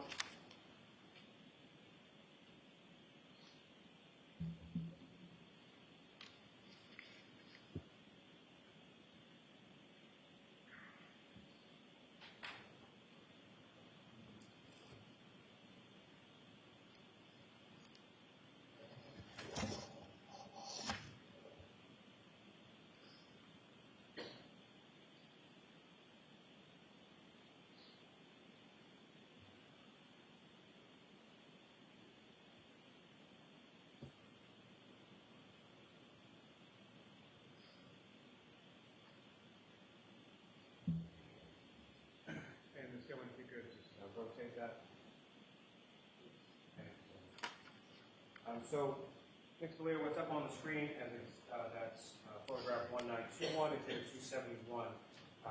That is the evidence bag or box that contains the items in reference to lab item 7-6, is that correct? Correct. And with reference to that, as far as the labeling is concerned, these are items that were submitted by the state police, correct? As far as you know. Yes.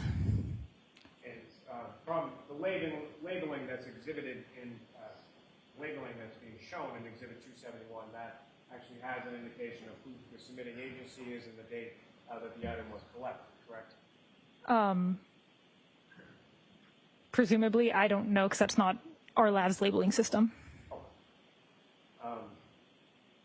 It's fair to say, as far as your observation of these evidence bags as you were opening them, or boxes as you were opening them, they had different dates on them, on some of them, is that correct? I don't know. I don't know.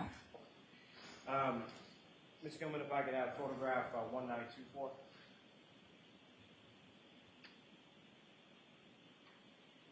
And again, what's up?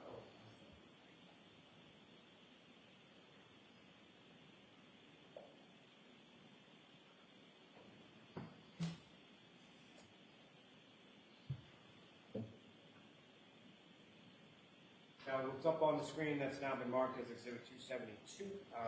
These were the items that were marked within that box or that bag of item 7-6, is that correct? Correct. It appears two pieces of clear plastic, correct? Apparent plastic, yes. May I approach the witness room? Yes.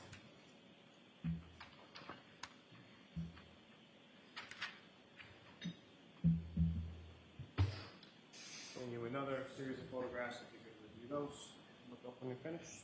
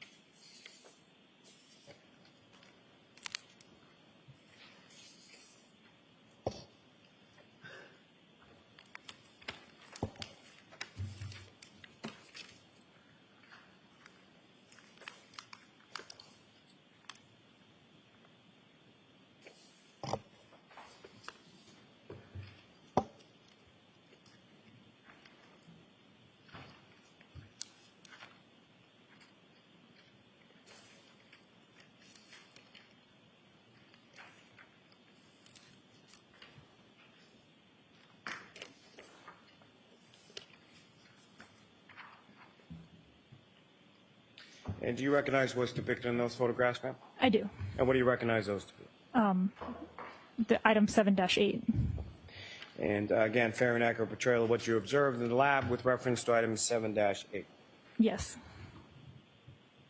How much seek to introduce them today? Okay.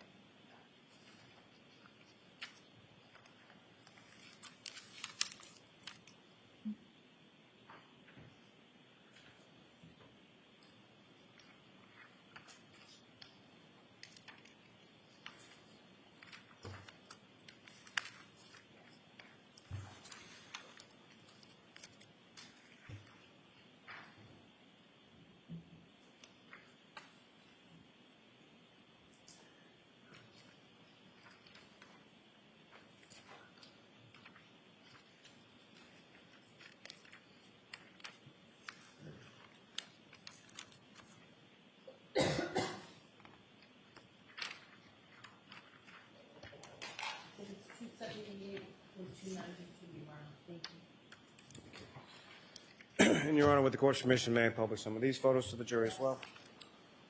Now, Ms. Valier, with regard to the items that were contained within these variety of bags or boxes that you had received as evidentiary items, what, if any, difference was there between sort of color, the size, the shape of the different items that you received?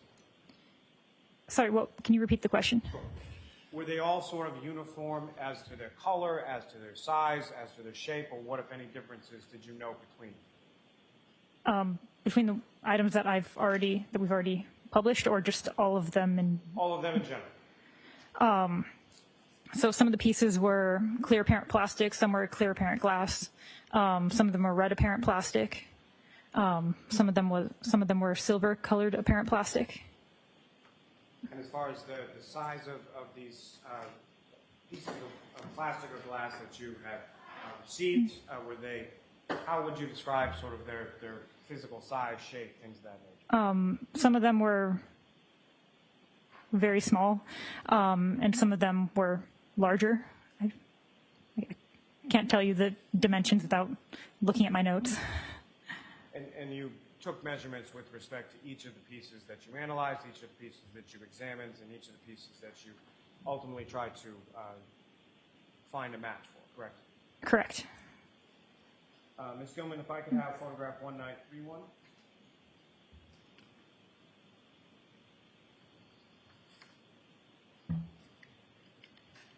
And what's up on the screen is now divided as Exhibit 278. Do you recognize as the bag of box that contains item 7-8?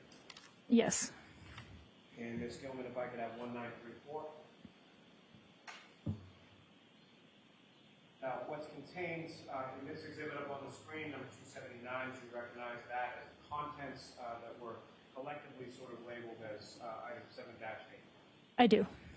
And so from a variety of those different pieces that are depicted up on the screen in exhibits 279, each of them were respectively labeled as far as, say, 7-8.1 or 7-8 point something else. Is that fair to say?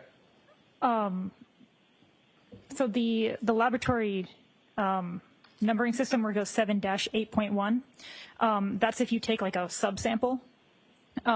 So if I had collected like debris or something off of this out of this item, that would then be labeled 7-8.1 because it's a new entry in our LIMS system.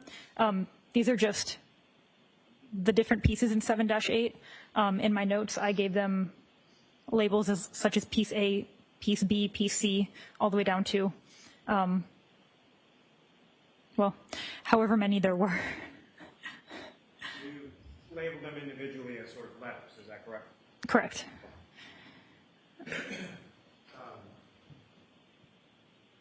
Ms. Gilman, if I could have photograph 1938.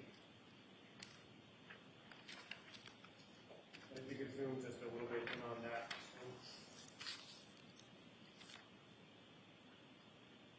And next where what's depicted up on the screen within this exhibit of 282, do you recognize that?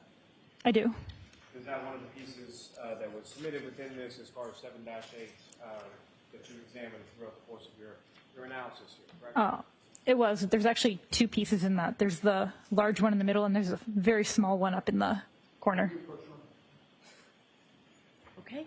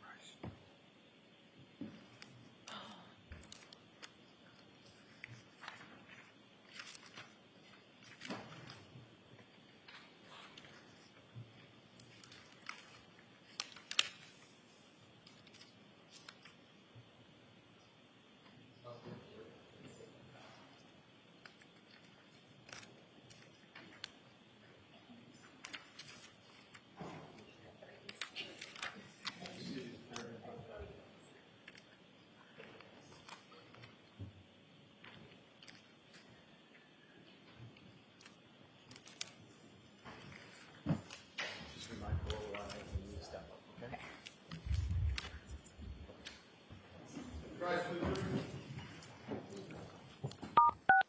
You are unmuted.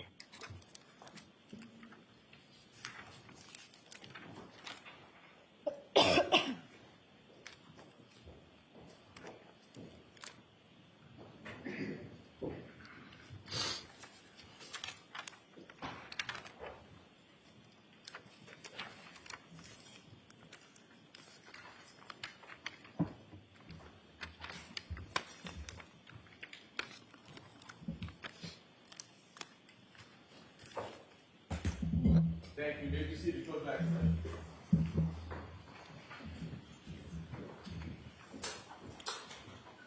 May I approach the witness again, Your Honor? Yes.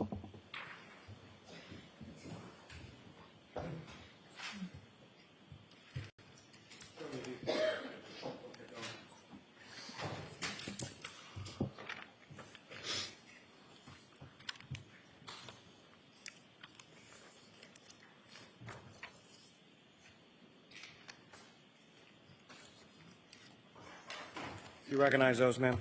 I do. What do you recognize those to be? Photos that I took of item 7-10. May I approach? Yes. I'm going to introduce you as the next. Over there.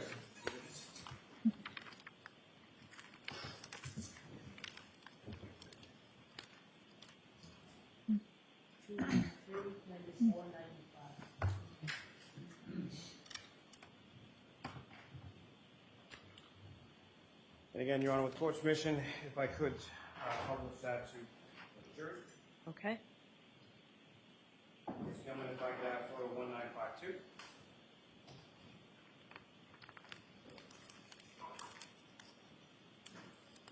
And Ms. Blair, what's depicted up on the screen is that the bag and box that contains item 7-10. Yes. And Ms. Gilman, if I could have 1955. And again, what's up on the screen is that the item that was contained within that evidence. Yes. Can I approach the witness again, Your Honor? Yes.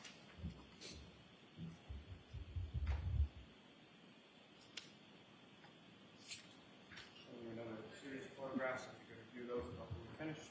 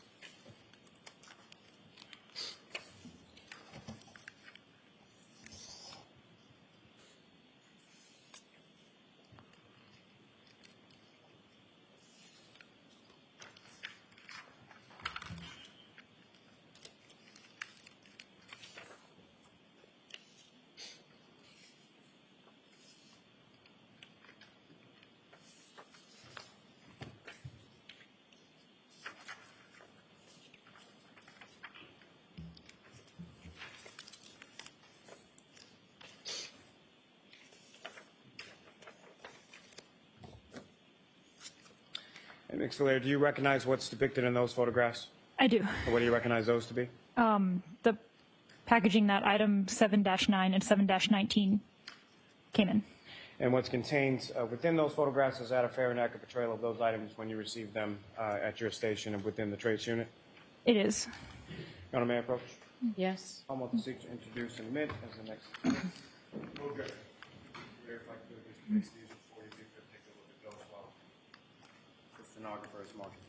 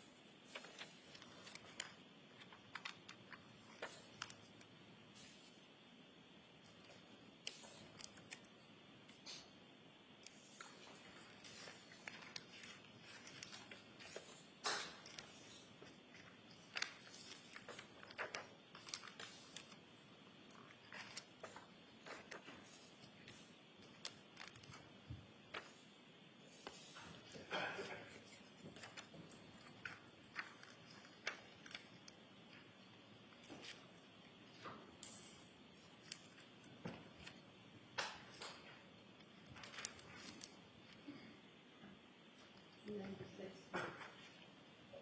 309. Thank you. And Your Honor, with court's permission, may I publish what's now been marked as 296 through 309 for the jury? Yes. Ms. Gilman, if I can have photograph 1958. And again, Ms. Blair, what's up on the screen is that's the evidence bag or box that contains those items that you were just testifying about, 7-9 and 7-19. Yes. Now, with regard to Ms. Gilman, if I get a photograph 1962. Ms. Blair, now what's been depicted up on the screen and been marked as Exhibit 297. Ms. Gilman, if you could zoom in just a little bit on items of evidence, please.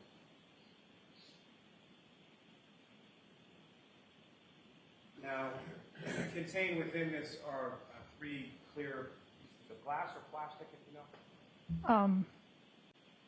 I'd have to look at my notes to see what I wrote them as.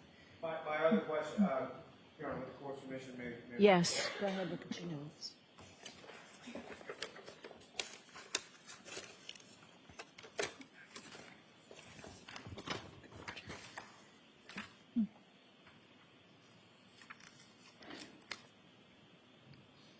And after referring to your notes, what type of material is that? 3 pieces of apparent plastic. Now, Ms. Gilman, if you could scroll down just a little. I'm sorry. Up. Thank you very much. The item that's contained above those 3 pieces of apparent clear plastic, what is that? That is item 7-19. That is a black straw. And Ms. Gilman, if I could have photograph 1964.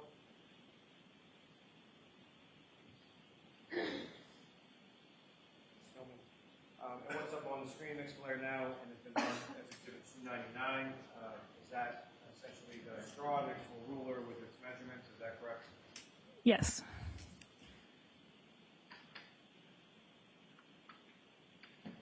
Thank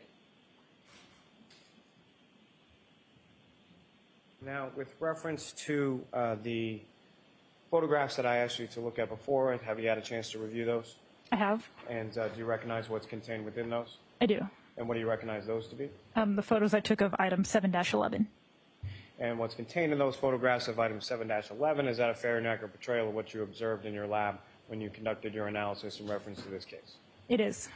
Your Honor, Commonwealth seeks to introduce and admit as the next exhibits. Okay.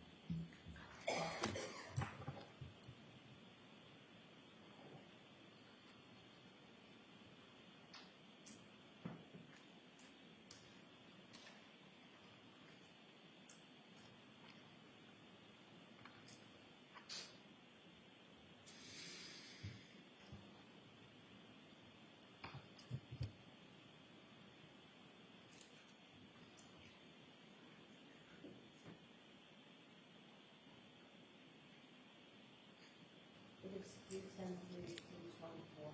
Thank you. And Your Honor, with court's permission, if I could publish. Yes. Thank you. Ms. Gilman, if I could have photograph 1979.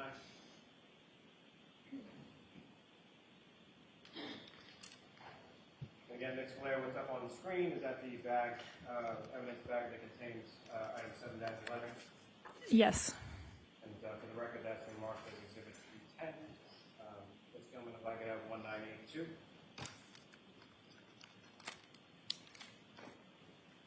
And again, Ms. Blair, what's depicted up on the screen on Exhibit 311, is that the items, or the pieces of plastic that were contained within the aforementioned evidence bag and accused exhibit, item 7-11. Yes.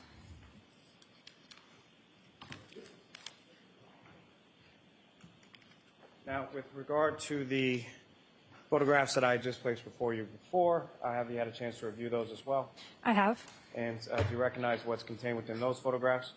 Photos of item 7-14. And what's contained in those photographs of item 7-14, is that a fair and accurate portrayal of what you observed in your lab when you conducted your examination in this case? It is. Thank you. Your Honor, Palmer will seek to introduce in a minute the next exhibit. Okay.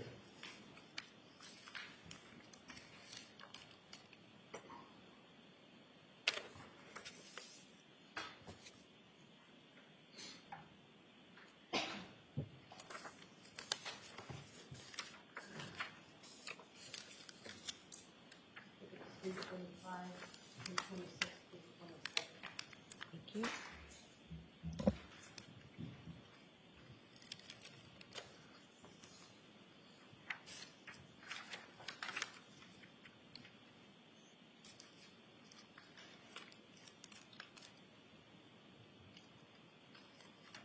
Ms. Gilman, if I could have photograph 2009.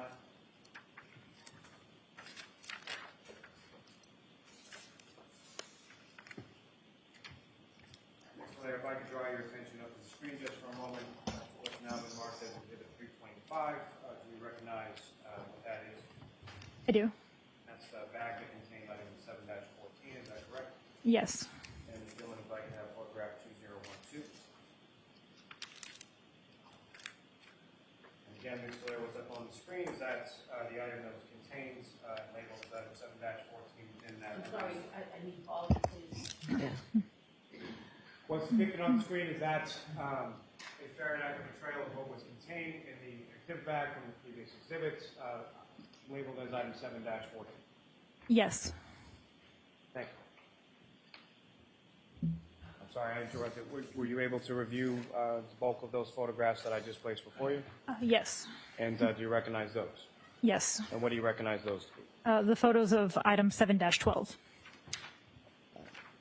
If I could have, excuse me, ask those to be marked as the next exhibit. As the next exhibit. Okay.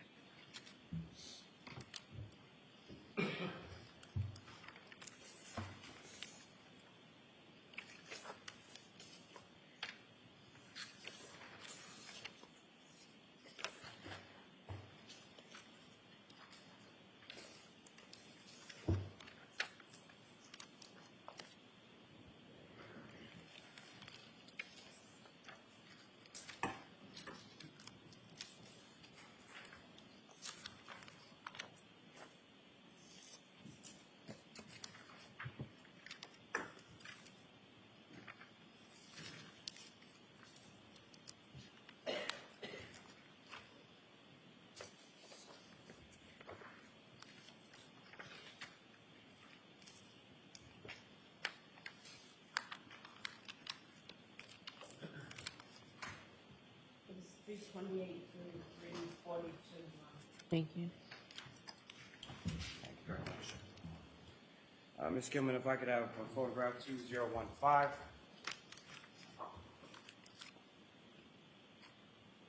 Mr. Blair, if I could direct your attention up to the screen. What's contained and what's been marked now is Exhibit 328. Those, the evidence pack that contained the items labeled as 7-12. Yes.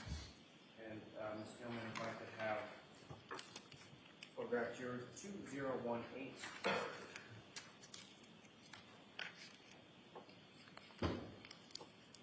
Ms. Valera, directing your attention up to the screen and what's now been marked as Exhibit 329. Those are the items that were labeled collectively as 7-12 that were contained within that evidence back from the prior exhibit. Yes. Now, as far as those photographs that I presented to you a moment ago, have you had a chance to review those as well? I have. And do you recognize what's contained within those photographs? I do. And what do you recognize those to be? The photos of item 7-13. And what's contained within those photographs, is that a fair and accurate portrayal of what was contained or labeled as item 7-13? It is. Your Honor, call Malta, may I approach? Yes. Call Malta, seek to introduce the witness and next exhibit. Okay.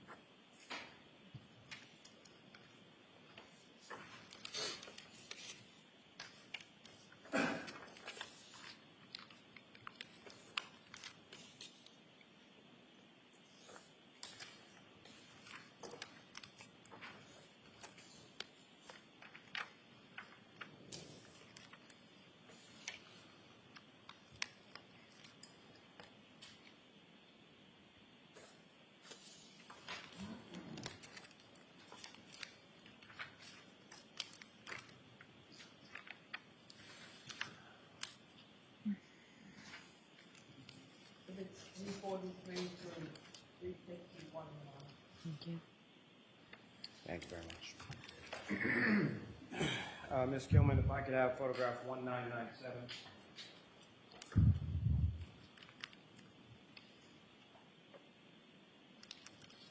And Ms. Blair, what's depicted on the screen in that photograph, which now been marked as Exhibit 343, is that the evidence bag that contained the items labeled as 7-13? Yes. And Ms. Gilman, if I could have photograph 2000.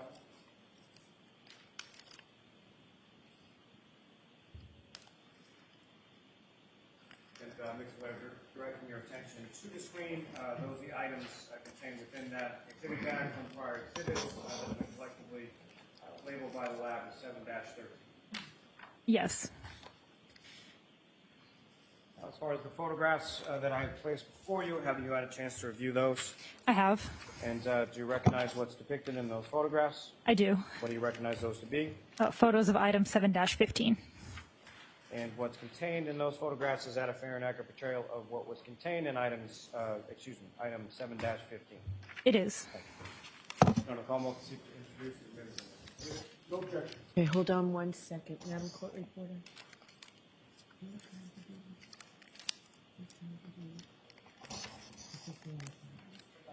Yeah.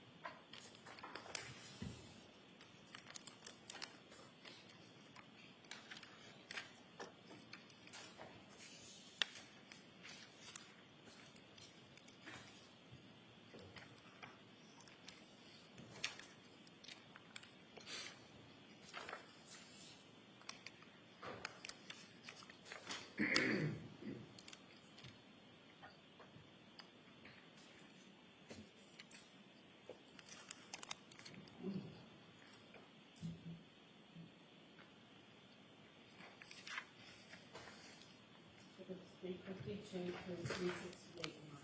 Thank you. Thank you very much. Mr. Lally, those are the last exhibits we'll be doing today. Okay. Understood. Thank you. Ms. Gilman, if I could have photograph 2072.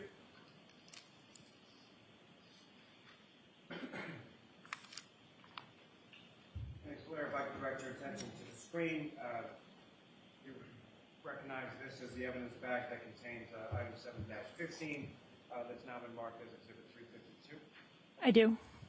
And Ms. Gilman, if I could have photograph 2077.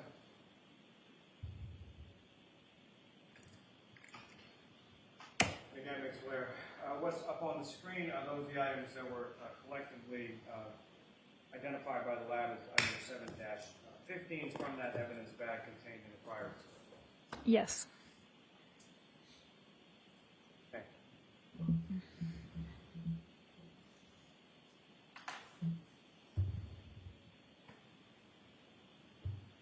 Now,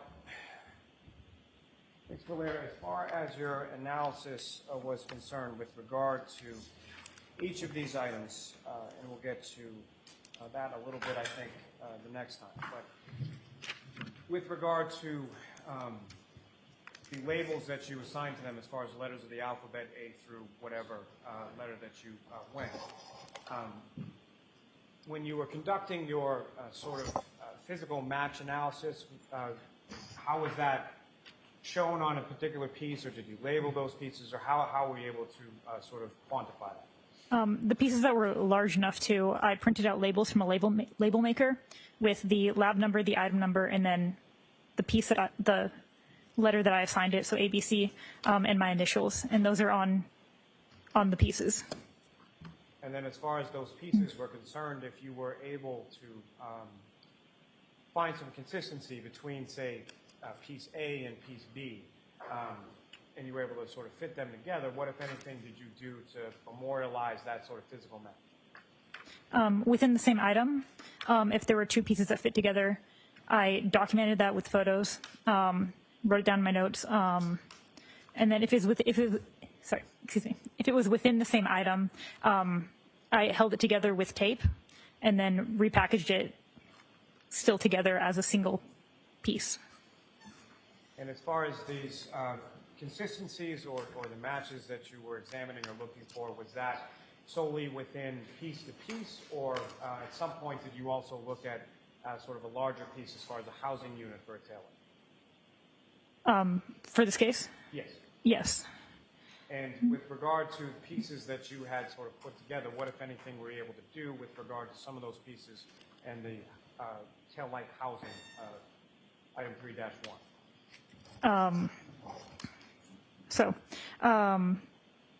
From those items that we just saw, I was able to piece one larger piece with many of those pieces all fit together into one piece that I then called piece 1. There were some other pieces that also fit together among those question ones that I called pieces 2, piece 3, piece 4, and piece 5. Piece 1 was a physical match with item 3-1, the taillight. Your Honor, I think that may Okay. evolve. All right, so, Mix Villar, we're going to have you back on Wednesday. Okay, but, I'm going to ask you to wait. The jurors, so we don't meet tomorrow, we'll meet Wednesday, and we'll go a full day Wednesday with an abbreviated lunch and sometime between 4 and 4:30. So please do not discuss this case with anyone, don't do any independent research or investigation into the case. If you happen to see, hear, or read anything about the case, please disregard it. I know we took a long time today with getting exhibits in before you, but it's a very important part of the case, and it does just take some time, so we appreciate your patience. All right, we'll see you on Wednesday.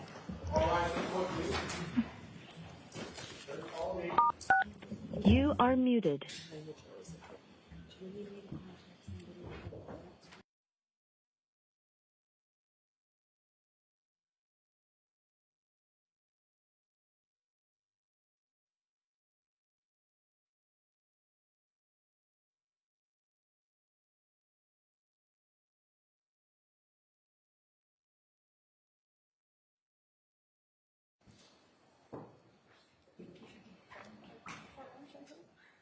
Thank you, maybe seated for the facility session. So you are all set, you can go. So I was just talking to Mix Villar about whether I needed to call Lawrence Court for her or not. So you are all set. Thank you very much. All right. You don't need me for anything until Wednesday? We'll see you Wednesday. Put, all rise.